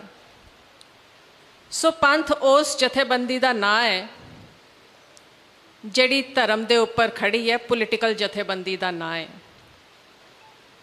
ਔਰ ਇਹੀ ਸੋਚ ਕਿ ਪੰਥ ਦੀ ਇੱਕ ਆਜ਼ਾਦ ਹਸਤੀ ਹੈ, ਇਸ ਸੋਚ ਦੇ ਵਿੱਚੋਂ ਸ਼੍ਰੋਮਣੀ ਗੁਰਦੁਆਰਾ ਪ੍ਰਬੰਧਕ ਕਮੇਟੀ ਨਿਕਲੀ, ਇਸ ਸੋਚ ਦੇ ਵਿੱਚੋਂ ਸ਼੍ਰੋਮਣੀ ਅਕਾਲੀ ਦਲ ਨਿਕਲਿਆ। ਸ਼੍ਰੋਮਣੀ ਕਮੇਟੀ ਦਾ ਮੁੱਖ ਮੰਤਵ ਜਿਹੜੇ ਗੁਰਦੁਆਰੇ ਨਿੱਜੀ ਹੱਥਾਂ ਵਿੱਚ ਸੀ ਉਹਨਾਂ ਦਾ ਪ੍ਰਬੰਧ ਸੰਗਤੀ ਰੂਪ ਵਿੱਚ, ਪੰਥਕ ਰੂਪ ਵਿੱਚ ਕਰਨ ਦਾ ਇੱਕ ਤਰੀਕਾ ਤਿਆਰ ਕੀਤਾ ਗਿਆ, ਇੱਕ ਕਾਨੂੰਨ ਤਿਆਰ ਕੀਤਾ ਗਿਆ। ਔਰ ਉਸ ਕਾਨੂੰਨ ਦੇ ਵਿੱਚ ਹਮੇਸ਼ਾ ਜੋ ਸਿੱਖਾਂ ਨੇ ਜਿਸ ਤਰੀਕੇ ਚਾਹਿਆ ਉਹਨਾਂ ਪ੍ਰਬੰਧ ਕੀਤਾ। ਜਦੋਂ ਵੀ ਸਮੇਂ-ਸਮੇਂ ਸਰਕਾਰ ਨੇ ਦਖਲ ਅੰਦਾਜ਼ੀ ਕੀਤੀ ਤੇ ਪੰਥ ਨੇ ਉਸ ਦਾ ਜਵਾਬ ਦਿੱਤਾ। ਆ ਹੁਣ ਜਿਹੜਾ ਇਸ ਵਕਤ ਦੇ ਮੁੱਖ ਮੰਤਰੀ ਭਗਵੰਤ ਮਾਨ ਨੇ ਵਾਰ ਕੀਤਾ, ਮੈਂ ਤਾਂ ਹੈਰਾਨ ਆ। ਕਹਿੰਦਾ ਕਿ ਵੀ ਮੈਂ ਵੀ ਤਾਂ ਸਿੱਖ ਹਾਂ। ਭਾਈ ਤੂੰ ਉਹ ਸਿੱਖ ਹੈ ਜਿਹੜਾ ਸ਼੍ਰੋਮਣੀ ਕਮੇਟੀ ਦਾ ਕਦੀ ਵੋਟਰ ਵੀ ਨਹੀਂ ਬਣ ਸਕਦਾ ਨਾ। ਕੱਲ ਤੂੰ ਕਹੇਗਾ ਕਿ ਵੀ ਮੈਂ ਵੋਟਰ ਨਹੀਂ ਬਣ ਸਕਦਾ ਤੇ ਮੈਂ ਤੁਹਾਡਾ ਸ਼੍ਰੋਮਣੀ ਕਮੇਟੀ ਦਾ ਐਕਟ ਦੇ ਵਿੱਚ ਜਿਹੜੇ ਵੋਟਰ ਦੇ ਨਿਯਮ ਹਨ ਉਹ ਬਦਲ ਦਿਆਂਗਾ, ਫਿਰ ਕੀ ਕਰੋਗੇ? ਸੋ ਇਹ ਜਿਹੜੀ ਬੜੀ ਇੱਕ ਖਤਰਨਾਕ ਚਾਲ ਹੈ ਔਰ ਇਸ ਚਾਲ ਦੇ ਵਿਰੁੱਧ ਕੇਵਲ ਸ਼੍ਰੋਮਣੀ ਗੁਰਦੁਆਰਾ ਪ੍ਰਬੰਧਕ ਕਮੇਟੀ ਔਰ ਅਕਾਲੀ ਦਲ ਨਾਲ ਜੁੜੇ ਮੈਂਬਰ ਹੀ ਨਹੀਂ, ਹਰ ਉਹ ਸਿੱਖ ਜਥੇਬੰਦੀ, ਹਰ ਪੰਥਕ ਜਥੇਬੰਦੀ ਜੋ ਪੰਥ ਦੀ ਆਜ਼ਾਦ ਹਸਤੀ ਦੀ ਮੁਦਈ ਹੈ, ਉਹ ਇਸ ਅਮੈਂਡਮੈਂਟ ਦੀ ਵਿਰੋਧਤਾ ਕਰਦੇ ਹਨ। ਔਰ ਮੇਰੀ ਰਾਏ ਹੈ ਕਿ ਜਿਸ ਤਰੀਕੇ ਦੇ ਨਾਲ ਸ਼੍ਰੋਮਣੀ ਕਮੇਟੀ ਦਾ ਇਹ ਇਜਲਾਸ ਬਣਾਇਆ ਗਿਆ, ਸਾਰੀਆਂ ਪੰਥਕ ਜਥੇਬੰਦੀਆਂ, ਔਰ ਇਹਦੇ 'ਚ ਮੈਂ ਇਹ ਨਹੀਂ ਕਹਿ ਰਹੀ ਕਿ ਡੇਰੇਦਾਰ ਤੇ ਜਿਹੜੇ ਨਿਹੰਗ ਸਿੰਘ ਜਥੇਬੰਦੀਆਂ ਜਿਹੜੀਆਂ ਆਮ ਤੌਰ 'ਤੇ ਮਨਾਈਆਂ ਜਾਂਦੀਆਂ ਹਨ, ਉਹ ਆਮ ਗੁਰਸਿੱਖ ਜਿਨ੍ਹਾਂ ਦੇ ਨਾਲ ਸਾਡੇ ਵਿਚਾਰਧਾਰਾ ਦੇ ਪੋਲੀਟੀਕਲ ਮਤਭੇਦ ਤਾਂ ਹੋ ਸਕਦੇ ਨੇ, ਪਰ ਇਸ ਇੱਕ ਮੁੱਦੇ ਦੇ ਉੱਪਰ ਸਾਨੂੰ ਸਾਰਿਆਂ ਨੂੰ ਇਕੱਠੇ ਹੋ ਕੇ ਇੱਕ ਜੁਆਇੰਟ ਸਟੇਟਮੈਂਟ ਵੀ ਦੇਣੀ ਚਾਹੀਦੀ ਹੈ ਔਰ ਸਾਨੂੰ ਮਿਲ ਕੇ ਇਸ ਮੁੱਦੇ ਤੇ ਚੱਲਣਾ ਚਾਹੀਦਾ ਹੈ। ਇਹਦੇ ਨਾਲ ਜੋ ਸਰਦਾਰ ਜਸਵੰਤ ਸਿੰਘ ਪੁਡੈਨ ਨੇ ਗੱਲ ਕਹੀ, ਮੈਂ 100% ਉਹਨਾਂ ਗੱਲਾਂ ਨਾਲ ਸਹਿਮਤ ਹਾਂ। ਔਰ ਮੈਂ ਇਹ ਗੱਲ ਵੀ ਕਹਿਣੀ ਚਾਹਾਂਗੀ ਕਿ ਪ੍ਰਧਾਨ ਜੀ, ਤੁਹਾਡੇ ਵੱਲੋਂ ਬਹੁਤ ਵਾਰ ਅਖਬਾਰ ਸਟੇਟਮੈਂਟ ਆਈ ਹੈ ਕਿ ਸ਼੍ਰੋਮਣੀ ਕਮੇਟੀ ਵੱਲੋਂ ਆਪਣਾ ਚੈਨਲ ਚਲਾਉਣ ਦੀ ਸਬ ਕਮੇਟੀ ਬਣੀ ਹੈ, ਉਹਦੀ ਰਿਪੋਰਟ ਆਉਣੀ ਹੈ। ਮੈਨੂੰ ਪਤਾ ਅਖਬਾਰਾਂ ਦੇ ਵਿੱਚ ਆਪਾਂ ਇਹੋ ਜਿਹੇ ਬਿਆਨ ਦਿੰਦੇ ਹੁੰਦੇ ਹਾਂ। ਅੱਜ ਗੁਰੂ ਦੀ ਹਜ਼ੂਰੀ ਵਿੱਚ ਅੱਜ ਜੋ ਸਾਨੂੰ ਦਰਪੇਸ਼ ਮਸਲਾ ਹੈ, ਉਸ ਦੇ ਹੱਲ ਦੇ ਨੂੰ ਧਿਆਨ 'ਚ ਰੱਖਦੇ ਹੋਏ ਮੈਂ ਇਹ ਗੱਲਾਂ ਕਹਿਣ ਜਾ ਰਹੀ ਹਾਂ। ਜਿਹੜਾ ਦਰਬਾਰ ਸਾਹਿਬ ਤੋਂ ਕੀਰਤਨ ਹੈ, ਉਹ ਨਾ ਕਿਸੇ ਵਿਅਕਤੀ ਦੀ ਮਲਕੀਅਤ ਹੈ, ਨਾ ਕਿਸੇ ਸਰਕਾਰ ਦੀ ਮਲਕੀਅਤ ਹੈ।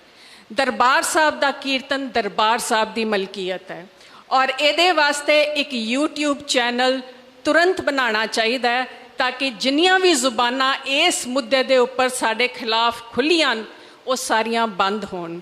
ਔਰ ਮੈਂ ਤੁਹਾਨੂੰ ਇਹ ਵੀ ਦੱਸਣਾ ਚਾਹੁੰਦੀ ਹਾਂ ਕਿ ਤੁਹਾਡੀ ਸਬ ਕਮੇਟੀ ਨੇ ਇਹ ਫੈਸਲਾ ਕੀਤਾ ਸੀ ਜੀ ਇਸ ਮਸਲੇ ਨੂੰ ਪੈਂਡਿੰਗ ਰੱਖਿਆ ਜਾਏ, ਜਦ ਕਿ ਇਹਨਾਂ ਨੂੰ ਟੈਕਨੀਕਲ ਇਹ ਇਨਫੋਰਮੇਸ਼ਨ ਦਿੱਤੀ ਗਈ ਸੀ ਕਿ ਚੈਨਲ ਸ਼ੁਰੂ ਕਰਨ ਦੇ ਵਿੱਚ ਸਾਨੂੰ ਹਫ਼ਤੇ ਤੋਂ ਜ਼ਿਆਦਾ ਟਾਈਮ ਨਹੀਂ ਚਾਹੀਦਾ। ਔਰ ਮੈਂ ਤੁਹਾਨੂੰ ਖਰਚਾ ਵੀ 25 ਲੱਖ ਦੇ ਕਿਹੜਾ ਇੱਕ ਪੋਲੀਟੀਕਲ ਰੰਗਤ ਜਿਹਨੂੰ ਦਿੱਤੀ ਜਾ ਰਹੀ ਹੈ, ਜਿਹਦੇ ਨਾਲ ਸੰਸਥਾ ਦੀ ਵੀ ਬਦਨਾਮੀ ਹੋ ਰਹੀ ਹੈ, ਤੇ ਉਸ ਦਾ ਹੱਲ ਕਰਨ ਦਾ ਤਰੀਕਾ ਇਹੀ ਹੈ ਕਿ ਅਸੀਂ YouTube ਚੈਨਲ ਹਫ਼ਤੇ ਦੇ ਵਿੱਚ ਸ਼ੁਰੂ ਕਰੀਏ। ਔਰ ਉਸ ਤੋਂ ਬਾਅਦ ਇਹ ਅਨਾਊਂਸਮੈਂਟ ਜਿਹੜੇ ਤੁਸੀਂ ਅੱਜ ਮਤਾ ਕੀਤਾ ਹੈ, ਦੂਸਰੀ ਇਹ ਵੀ ਮਤਾ ਜੇ ਪਾ ਦਿਓ ਤੇ ਇਸ ਮਤੇ ਦੇ ਨਾਲ ਜਿੰਨੇ ਸਾਡੇ ਵਿਰੋਧ ਰੱਖਣ ਵਾਲੇ ਸਿੱਖ ਹਨ ਉਹ ਵੀ ਸਾਡੇ ਨਾਲ ਜੁੜਨਗੇ। ਇਸ ਵਕਤ ਸਮਾਂ ਕੌਮੀ ਜਿਹੜੀ ਏਕਤਾ ਹੈ ਉਹ ਕਰਕੇ ਕੌਮੀ ਸ਼ਕਤੀ ਨੂੰ ਇਕੱਠੇ ਕਰਨ ਦਾ, ਤਾਂ ਕਿ ਇਸ ਜੋ ਮੁਸ਼ਕਿਲ ਘੜੀ ਹੈ ਇਹਦੇ ਵਿੱਚ ਅਸੀਂ ਇਹਨੂੰ ਫਤਿਹ ਕਰਕੇ ਅੱਗੇ ਲੰਘ ਸਕੀਏ। ਵਾਹਿਗੁਰੂ ਜੀ ਕਾ ਖਾਲਸਾ, ਵਾਹਿਗੁਰੂ ਜੀ ਕੀ ਫਤਿਹ। ਬਹੁਤ ਧੰਨਵਾਦ ਬੀਬੀ ਕਰਨਜੋਤ ਕੌਰ ਜੀ ਦਾ। ਹੁਣ ਮੈਂ ਬੇਨਤੀ ਕਰਾਂਗਾ ਭਾਈ ਮਨਜੀਤ ਸਿੰਘ ਜੀ, ਉਹ ਆਪਣੇ ਵਿਚਾਰ ਹੌਸਲਾ ਨਾਲ ਸਾਂਝੇ ਕਰਨ। ਭਾਈ ਮਨਜੀਤ ਸਿੰਘ ਜੀ।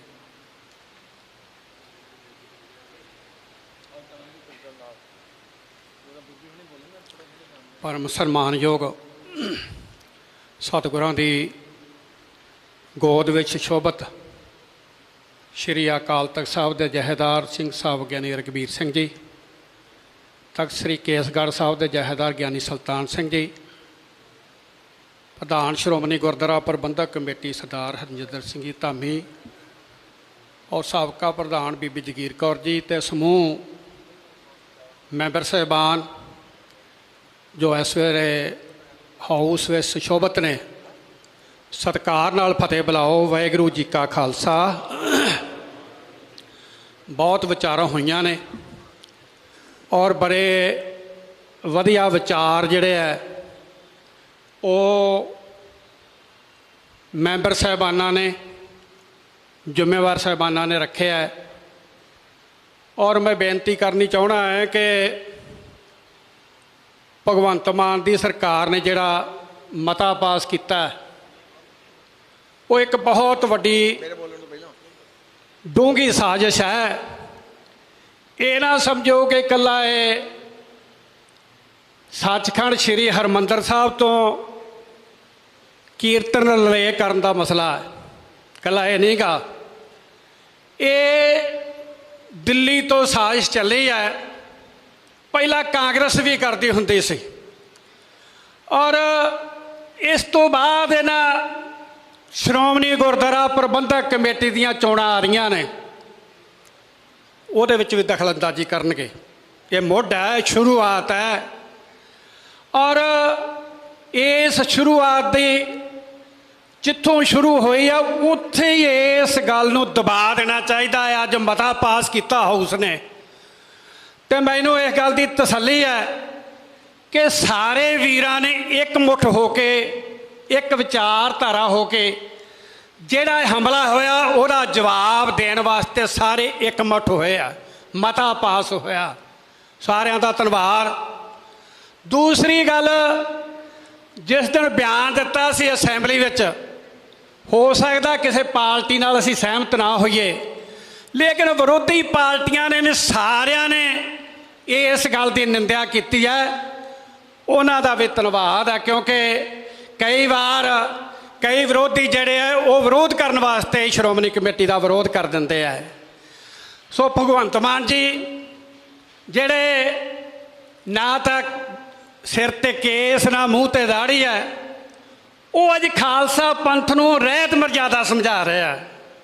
ਕਿੱਡੇ ਅਫਸੋਸ ਦੀ ਗੱਲ ਹੈ ਕਿ ਤੁਹਾਨੂੰ ਆਪਣੇ ਨਾ ਤਾਂ ਦਾੜ੍ਹੀ, ਨਾ ਕੋਈ ਕੇਸ, ਨਾ ਕੋਈ ਸਾਬਤ ਸੂਰਤ, ਸਿੱਧਾ ਦਾੜਾ, ਔਰ ਤੁਸੀਂ ਧਰਮ ਦੇ ਵਿੱਚ ਦਖਲ ਦੇ ਰਹੇ ਹੋ। ਮੈਂ ਪ੍ਰਧਾਨ ਜੀ ਨੂੰ ਕਹਿਣਾ ਚਾਹੁੰਦਾ ਹੈ ਕਿ ਇੱਕ ਰਹਿਤ ਮਰਜ਼ਾਦਾ ਦੀ ਕਾਪੀ ਵੀ ਉਹਨਾਂ ਨੂੰ ਭੇਜੀ ਗਈ, ਇਹਨਾਂ ਨੂੰ ਪਤਾ ਤਾਂ ਲੱਗ ਜੇ, ਕਮ ਸੇ ਕਮ ਪੜ੍ਹ ਤਾਂ ਲੈਣ ਵੀ ਖਾਲਸੇ ਦੀ ਰਹਿਤ ਮਰਜ਼ਾਦਾ ਕੀ ਹੈ, ਕਿੱਡਾ ਵੱਡਾ ਇਤਿਹਾਸ ਹੈ। ਔਰ ਇਹ ਗੱਲ ਕਹਿ ਰਿਹਾ ਕਿ ਹੁਣ ਮਾਡਰਨ ਮਹੰਤ ਜਿਹੜੇ ਹੈ ਉਹਨਾਂ ਤੋਂ ਗੁਰਦੁਆਰੇ ਛਡਾਉਣੇ ਆ, ਅਤੇ ਮੈਂ ਕਹਿੰਦਾ ਹੈ ਕਿ ਮਾਡਰਨ ਨਚਾਰ ਜਿਹੜੇ ਨੱਚਣ ਵਾਲੇ ਆ ਉਹਨਾਂ ਤੋਂ ਸਰਕਾਰ ਨਾ ਛਡਾਈ ਜਾਵੇ, ਉਹਨਾਂ ਤੋਂ ਸਰਕਾਰ ਛਡਾਉਣੀ ਚਾਹੀਦੀ ਹੈ। ਇਹ ਵੀ ਤਾਂ ਮਾਡਰਨ ਹੀ ਨੱਚਣ ਵਾਲੇ ਲੋਕ ਨੇ। ਮੈਂ ਇਹ ਗੱਲ ਕਹਿਣੀ ਚਾਹੁੰਦਾ ਹੈ ਕਿ ਇੱਥੇ ਮੱਸਾ ਰੰਗੜ ਵੀ ਆਇਆ ਸੀ, ਉਹਨੇ ਵੀ ਮਰਜ਼ਾਦਾ ਦੇ ਵਿੱਚ ਦਖਲ ਦਿੱਤਾ ਸੀ। ਅਹਿਮਦ ਸ਼ਾਹ ਅਬਦਾਲੀ ਵੀ ਆਇਆ ਸੀ, ਉਹਨੇ ਵੀ ਦਿੱਤਾ ਸੀ। ਅੰਗਰੇਜ਼ ਆਏ, ਇੱਥੇ ਹੋਰ ਬੜੇ ਆਏ, ਔਰ ਇੱਥੇ ਰੇਤ ਔਰ ਬੈਰੋ ਵਰਗਿਆਂ ਨੇ ਵੀ ਆਣ ਕੇ ਦਖਲ ਅੰਦਾਜ਼ੀ ਕੀਤੀ ਸੀ। ਪਰ ਖਾਲਸਾ ਪੰਥ ਬਾਕੀ ਸਭ ਕੁਝ ਬਰਦਾਸ਼ਤ ਕਰ ਲੈਂਦਾ, ਲੇਕਿਨ ਧਰਮ ਵਿੱਚ ਦਖਲ ਨਹੀਂ ਕਦੇ ਖਾਲਸਾ ਜਿਹੜਾ ਉਹ ਬਰਦਾਸ਼ਤ ਕਰਦਾ। ਕਦੇ ਵੀ ਕਿਸੇ ਜਿਹੜਾ ਵੀਰ ਕੋਈ ਧਰਮ ਵਿੱਚ ਦਖਲ ਦਿੰਦਾ, ਤੁਹਾਡੇ ਪੈਰ ਥੱਲੇ ਬਟੇਰਾ ਆ ਗਿਆ, ਕਿਉਂਕਿ ਤੁਸਾਂ ਲੋਕਾਂ ਨੂੰ ਝੂਠੇ ਲਾਰੇ ਲਾਤੇ, ਤੁਸਾਂ ਲੋਕਾਂ ਨੂੰ ਬਦਲਾਅ ਦੇ ਨਾਂ 'ਤੇ ਵੋਟਾਂ ਲੈ ਲਈਆਂ। ਕਰਪਸ਼ਨ ਖਤਮ ਕਰਾਂਗੇ, ਹੋ ਗਈ ਕਰਪਸ਼ਨ ਖਤਮ, ਉਹ ਕਰੋ ਹਾਂ ਖਤਮ ਜਿਹਦੇ ਨਾਂ 'ਤੇ ਵੋਟਾਂ ਲਈਆਂ ਨੇ। ਔਰ ਤੁਸੀਂ ਪੰਜਾਬ ਦੇ ਵਿੱਚ ਰੂਲ ਆਫ ਲਾ ਜਿਹੜਾ ਕਹਿੰਦੇ ਸੀ ਕਾਇਮ ਕਰਾਂਗੇ, ਗੈਂਗਸਟਰ ਦੰਦ ਲਾਉਂਦੇ ਫਿਰਦੇ, ਤੁਸੀਂ ਉਹਨਾਂ ਵਾਲੇ ਤਾਂ ਹੁੰਦੇ ਨਹੀਂ ਗਏ, ਤੁਸੀਂ ਸ਼੍ਰੋਮਣੀ ਕਮੇਟੀ ਵਾਲੇ ਤੁਰੇ ਆਉਂਦੇ ਹੋ।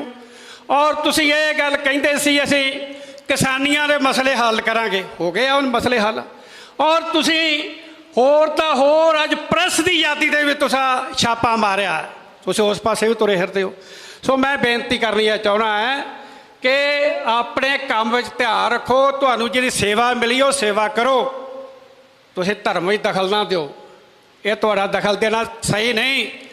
ਤੁਸੀਂ ਦਾੜੀ 'ਤੇ ਕੇਸਾਂ 'ਤੇ ਕਟਾਕਸ਼ ਕਰਦੇ ਹੋ ਕਿਉਂਕਿ ਤੁਹਾਡੇ ਹੈ ਨਹੀਂ, ਅਤੇ ਤੁਹਾਨੂੰ ਦਾੜੀ 'ਤੇ ਕੇਸ ਜਿਹੜੀ ਉਹਦੀ ਮਹੱਤਤਾ ਨਹੀਂ ਪਤਾ। ਕਿ ਭਾਈ ਤਾਰੂ ਸਿੰਘ ਨੇ ਖੋਪਰਾ ਲਵਾ ਲਿਆ ਸੀ, ਲੇਕਿਨ ਆਪਣੇ ਸੀਸ ਤੋਂ ਕੇਸ ਜਿਹੜੇ ਆ ਉਹਨਾਂ ਦੀ ਬੇਅਦਬੀ ਨਹੀਂ ਹੋਣ ਦਿੱਤੀ। ਇਹ ਇਤਿਹਾਸ ਹੈ, ਆਪਣਾ ਪੁਰਾਣਾ ਇਤਿਹਾਸ ਯਾਦ ਕਰੋ। ਬੰਦ ਕਟਵਾਏ ਗਏ ਆ। ਸੋ ਮੈਂ ਇਹ ਗੱਲ ਕਹਿਣੀ ਚਾਹੁੰਦਾ ਹੈ ਕਿ ਤੁਸੀਂ ਇਹ ਕਦੇ ਕੀਰਤਨ ਵਾਲੇ ਸਿੰਘਾਂ ਦੇ ਕੀਰਤਨ ਵਾਲੇ ਸਿੰਘਾਂ ਦੇ ਕਰਦੇ, ਕਦੇ ਕੀਰਤਨ ਵਾਲੇ ਸਿੰਘ ਉੱਠ ਕੇ ਖੜੇ ਆ ਜਦੋਂ ਕਿਤੇ ਵੀ ਕੋਈ ਆਪਣਾ ਪ੍ਰੋਗਰਾਮ ਹੁੰਦਾ ਤੇ ਉਹ ਤਾਂ ਸਿੰਘ ਕੀਰਤਨ ਸੁਣ ਕੇ ਤਾਂ ਜਿਹੜਾ ਹੈ ਉਹ ਐਸਾ ਰਸ ਬਣਦਾ ਕਿ ਹਰੇਕ ਸਿੱਖ ਜਿਹੜਾ ਹੈ ਉਹ ਮੰਤਰ ਮੁਗਧ ਹੋ ਜਾਂਦਾ ਹੈ। ਔਰ ਪੰਛੀ ਵੀ ਜਿਹੜਾ ਹੈ ਉਹ ਵੀ ਕੀਰਤਨ ਸੁਣ ਕੇ ਜਿਹੜਾ ਹੈ ਉਹ ਪਰ ਮਾਰਨੋਂ ਉਹ ਹਟ ਜਾਂਦਾ, ਔਰ ਐਸੀ ਮਧੁਰ ਧੁਨ ਵਿੱਚ ਕੀਰਤਨ ਸਿੰਘ ਗਾਉਂਦੇ ਆ। ਸੋ ਇਹ ਕਹਿੰਦੇ ਆ ਜੀ, ਜਦੋਂ ਵੱਡੇ ਬੰਦੇ ਜਾਂਦੇ ਆ ਉਦੋਂ ਕਹਿੰਦੇ ਜੀ ਇਹ ਕੀਰਤਨ ਵਾਲੇ ਸਿੰਘ ਉੱਠ ਪੈਂਦੇ। ਮੈਂ ਸਮਝਦਾ ਵੀ ਕੀਰਤਨ ਵਾਲੇ ਸਿੰਘਾਂ ਨੂੰ ਵੀ ਅੱਜ ਟਿਚਰਾਂ, ਦਾੜੇ ਵਾਲਿਆਂ ਨੂੰ ਵੀ ਟਿਚਰਾਂ, ਔਰ ਮਰਿਆਦਾ ਵਾਲਿਆਂ ਨੂੰ ਵੀ ਟਿਚਰਾਂ। ਅੱਜ ਇਹ ਸਮੇਂ ਦੀ ਸਰਕਾਰ ਜਿਹੜੀ ਹੈ ਉਹ ਬਹੁਤ ਭੈੜੇ ਹੱਥ ਕੰਡਿਆਂ 'ਤੇ ਉੱਤਰ ਆਈ ਹੈ। ਔਰ ਮੈਂ ਉਹਨਾਂ ਨੂੰ ਕਹਿਣਾ ਚਾਹੁੰਦਾ, ਤੁਸੀਂ ਖਾਲਸਾ ਪੰਥ ਤੋਂ ਮਾਫੀ ਮੰਗੋ ਜਿਹੜੀਆਂ ਗੱਲਾਂ ਕਹੀਆਂ ਨੇ। ਸ਼੍ਰੀ ਅਕਾਲ ਤਖਤ ਸਾਹਿਬ ਦੇ ਜਥੇਦਾਰ ਬੈਠੇ ਆ, ਮੈਂ ਉਹਨਾਂ ਨੂੰ ਵੀ ਬੇਨਤੀ ਕਰੂੰਗਾ ਕਿ ਇੱਕ ਐਸਾ ਸੰਦੇਸ਼ ਜਾਰੀ ਕਰੋ ਕਿ ਸਿੱਖੀ ਦੇ ਉੱਤੇ ਕੋਈ ਕਟਾਕਸ਼ ਨਾ ਕਰ ਸਕੇ, ਸਿੱਖੀ ਨੂੰ ਕੋਈ ਐਸੀ ਕੋਈ ਟੀਚਰ ਨਾ ਕਰ ਸਕੇ, ਕੋਈ ਕੇਸਾਂ ਦੇ ਨਾ ਕਰੇ, ਕੋਈ ਮਰਿਆਦਾ ਵਾਲੇ ਸਿੰਘਾਂ 'ਤੇ ਨਾ ਕਰੇ, ਕੋਈ ਕੀਰਤਨ ਵਾਲਿਆਂ 'ਤੇ ਨਾ ਕਰੇ, ਕੋਈ ਕਥਾ ਵਾਲਿਆਂ 'ਤੇ ਨਾ ਕਰੇ। ਇੱਕ ਐਸਾ ਸੰਦੇਸ਼ ਸ਼੍ਰੀ ਅਕਾਲ ਤਖਤ ਸਾਹਿਬ ਤੋਂ ਜਿਹੜਾ ਜਾਰੀ ਹੋਣਾ ਚਾਹੀਦਾ। ਸੋ ਮੈਂ ਬੇਨਤੀ ਕਰਨੀ ਚਾਹੁੰਦਾ ਕਿ ਠੀਕ ਆ, ਸਾਡੇ ਕਈ ਵਾਰ ਕਈ ਸਿੰਘ ਜਿਹੜੇ ਆ ਉਹ ਵਿਚਾਰ ਧਾਰਕ ਤੇ ਹੁੰਦੇ ਮਤਭੇਦ, ਪਰ ਅੱਜ ਮੈਨੂੰ ਬੜੀ ਖੁਸ਼ੀ ਹੈ। ਮੈਂ ਇੱਕ ਅਕਾਲ ਤਖਤ ਸਾਹਿਬ ਦੇ ਜਥੇਦਾਰ ਨੂੰ ਹੋਰ ਵੀ ਬੇਨਤੀ ਕਰਨੀ ਚਾਹੁੰਦਾ ਕਿ ਸਮੁੱਚੇ ਖਾਲਸਾ ਪੰਥ ਨੂੰ ਇਕੱਠੇ ਕਰਨ ਵਾਸਤੇ ਸ਼੍ਰੀ ਅਕਾਲ ਤਖਤ ਸਾਹਿਬ ਦੇ ਤਾਬਿਆਂ ਦੇ ਵਿੱਚ ਇੱਕ ਇਕੱਠ ਸੱਦੋ, ਔਰ ਕੋਈ ਵਿਚਾਰਕ ਮਤਭੇਦ ਹੈ ਉਹ ਮਿਲ ਬੈਠ ਕੇ ਹੱਲ ਕਰ ਲਗੇ। ਕਿਉਂਕਿ ਜਦੋਂ ਕੱਲ੍ਹ ਨੂੰ ਸ਼੍ਰੋਮਣੀ ਗੁਰਦੁਆਰਾ ਪ੍ਰਬੰਧਕ ਕਮੇਟੀ ਖੁੱਸ ਗਈ, ਸਿੱਖਾਂ ਦੀ ਆਵਾਜ਼ ਖਤਮ ਹੋਊਗੀ। ਸ਼੍ਰੀ ਅਕਾਲ ਤਖਤ ਸਾਹਿਬ ਦੀ ਮਰਿਆਦਾ ਜਿਹੜੀ ਹੈ, ਸ਼੍ਰੀ ਅਕਾਲ ਤਖਤ ਸਾਹਿਬ ਦੀ ਜਿਹੜੀ ਅਥਾਰਟੀ ਜਿਹੜੀ ਹੈ, ਉਹਨੂੰ ਵੀ ਕਈ ਲੋਕ ਚੈਲੰਜ ਕਰਦੇ ਆ। ਇਸ ਗੱਲ ਵਾਸਤੇ ਵੀ ਸਾਨੂੰ ਵਿਚਾਰ ਕਰਨੀ ਚਾਹੀਦੀ ਹੈ। ਮੈਂ ਬੇਨਤੀ ਕਰਨੀ ਚਾਹੁੰਦਾ, ਜਿਹੜੇ ਸਿੰਘ ਬਾਹਰ ਵੀ ਕਈ ਟਿੱਪਣੀਆਂ ਕਰਦੇ ਆ, ਉਹਨਾਂ ਨੂੰ ਮੇਰੀ ਬੇਨਤੀ ਆ ਕਿ ਹਰਿਆਣਾ ਤਾਂ ਚਲਾ ਗਿਆ, ਪਰ ਦਿੱਲੀ ਵੀ ਲੈ ਗਏ ਆ, ਔਰ ਉਸ ਤੋਂ ਪਰੇ ਜਿਹੜੇ ਪਟਨਾ ਸਾਹਿਬ ਦੀ ਕਮੇਟੀ ਵੀ ਉਹ ਵੀ ਗਈ ਹੈ। ਜੇ ਕੱਲ੍ਹ ਨੂੰ ਆਹ ਕਮੇਟੀ ਚਲੇਗੀ, ਸਿੱਖਾਂ ਦੀ ਆਵਾਜ਼ ਬੁਲੰਦ ਕਰਨ ਵਾਸਤੇ ਕਿਸੇ ਨੇ ਅੱਗੇ ਨਹੀਂ ਆਉਣਾ। ਸੋ ਕੋਈ ਸੰਸਥਾ ਨਹੀਂ ਮਾੜੀ ਹੁੰਦੀ, ਕੋਈ ਬੰਦੇ ਹੋ ਸਕਦਾ ਉਹ 'ਚ ਮਾੜੇ ਹੋਣ। ਨਾ ਤਾਂ ਅਕਾਲ ਤਖਤ ਸਾਹਿਬ ਦੇ ਖਿਲਾਫ ਬੋਲ ਗਏ, ਨਾ ਸ਼੍ਰੋਮਣੀ ਅਕਾਲੀ ਦਲ ਦੇ ਖਿਲਾਫ ਬੋਲ ਗਏ, ਨਾ ਸ਼੍ਰੋਮਣੀ ਗੁਰਦੁਆਰਾ ਪ੍ਰਬੰਧਕ ਕਮੇਟੀ ਦੇ ਖਿਲਾਫ ਬੋਲੀਏ। ਸਿੱਖਾਂ ਦੀਆਂ ਬਹੁਤ ਵੱਡੀਆਂ ਕੁਰਬਾਨੀਆਂ ਤੋਂ ਬਾਅਦ ਇਹ ਹੋਂਦ ਵਿੱਚ ਸਾਰੀਆਂ ਸੰਸਥਾਵਾਂ ਆਈਆਂ ਨੇ। ਤਾਂ ਮੈਂ ਜਿਹੜਾ ਮਤਾ ਕੀਤਾ ਪ੍ਰਧਾਨ ਸਾਹਿਬ ਨੇ, ਔਰ ਸਾਰਿਆਂ ਦੇ ਵਿਚਾਰ ਸਾਂਝੇ ਹੋਏ ਆ, ਮੈਂ ਇਹ ਬੇਨਤੀ ਕਰਨੀ ਚਾਹੁੰਦਾ ਕਿ ਇਹ ਮਤਾ ਸਰਬਸੰਮਤੀ ਨਾਲ ਜਿਹੜਾ ਪਾਸ ਕੀਤਾ, ਮੈਂ ਵੀ ਆਪਣੇ ਵਿਚਾਰ ਜਿਹੜੇ ਉਸ ਮਤੇ ਦੇ ਹੱਕ ਵਿੱਚ ਜਿਹੜੇ ਉਹ ਦੇਣਾ, ਔਰ ਨਾਲ ਇੱਕ ਜਕਾਰਾ ਵੀ ਛੱਡਦਾ ਕਿ ਇਹ ਮਤਾ ਸਰਬਸੰਮਤੀ ਨਾਲ ਸਾਰੇ ਖਾਲਸਾ ਪੰਥ ਨੇ ਜਿਹੜਾ ਉਹ ਪ੍ਰਵਾਨ ਕੀਤਾ। ਬੋਲੇ ਸੋ ਨਿਹਾਲ। ਵਾਹਿਗੁਰੂ ਜੀ ਕਾ ਖਾਲਸਾ, ਵਾਹਿਗੁਰੂ ਜੀ।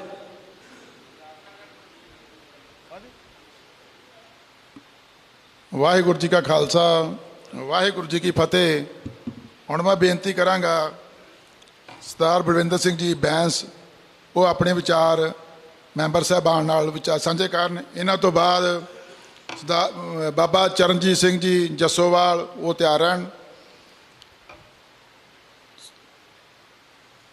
ਸਰਦਾਰ ਬਲਵਿੰਦਰ ਸਿੰਘ ਜੀ ਬੈਂਸ ਉਹ ਆਪਣੇ ਵਿਚਾਰ ਹੌਸਲਾ ਸਾਂਝੇ ਕਰ ਰਹੇ ਨੇ। ਸਰਦਾਰ ਬਲਵਿੰਦਰ ਸਿੰਘ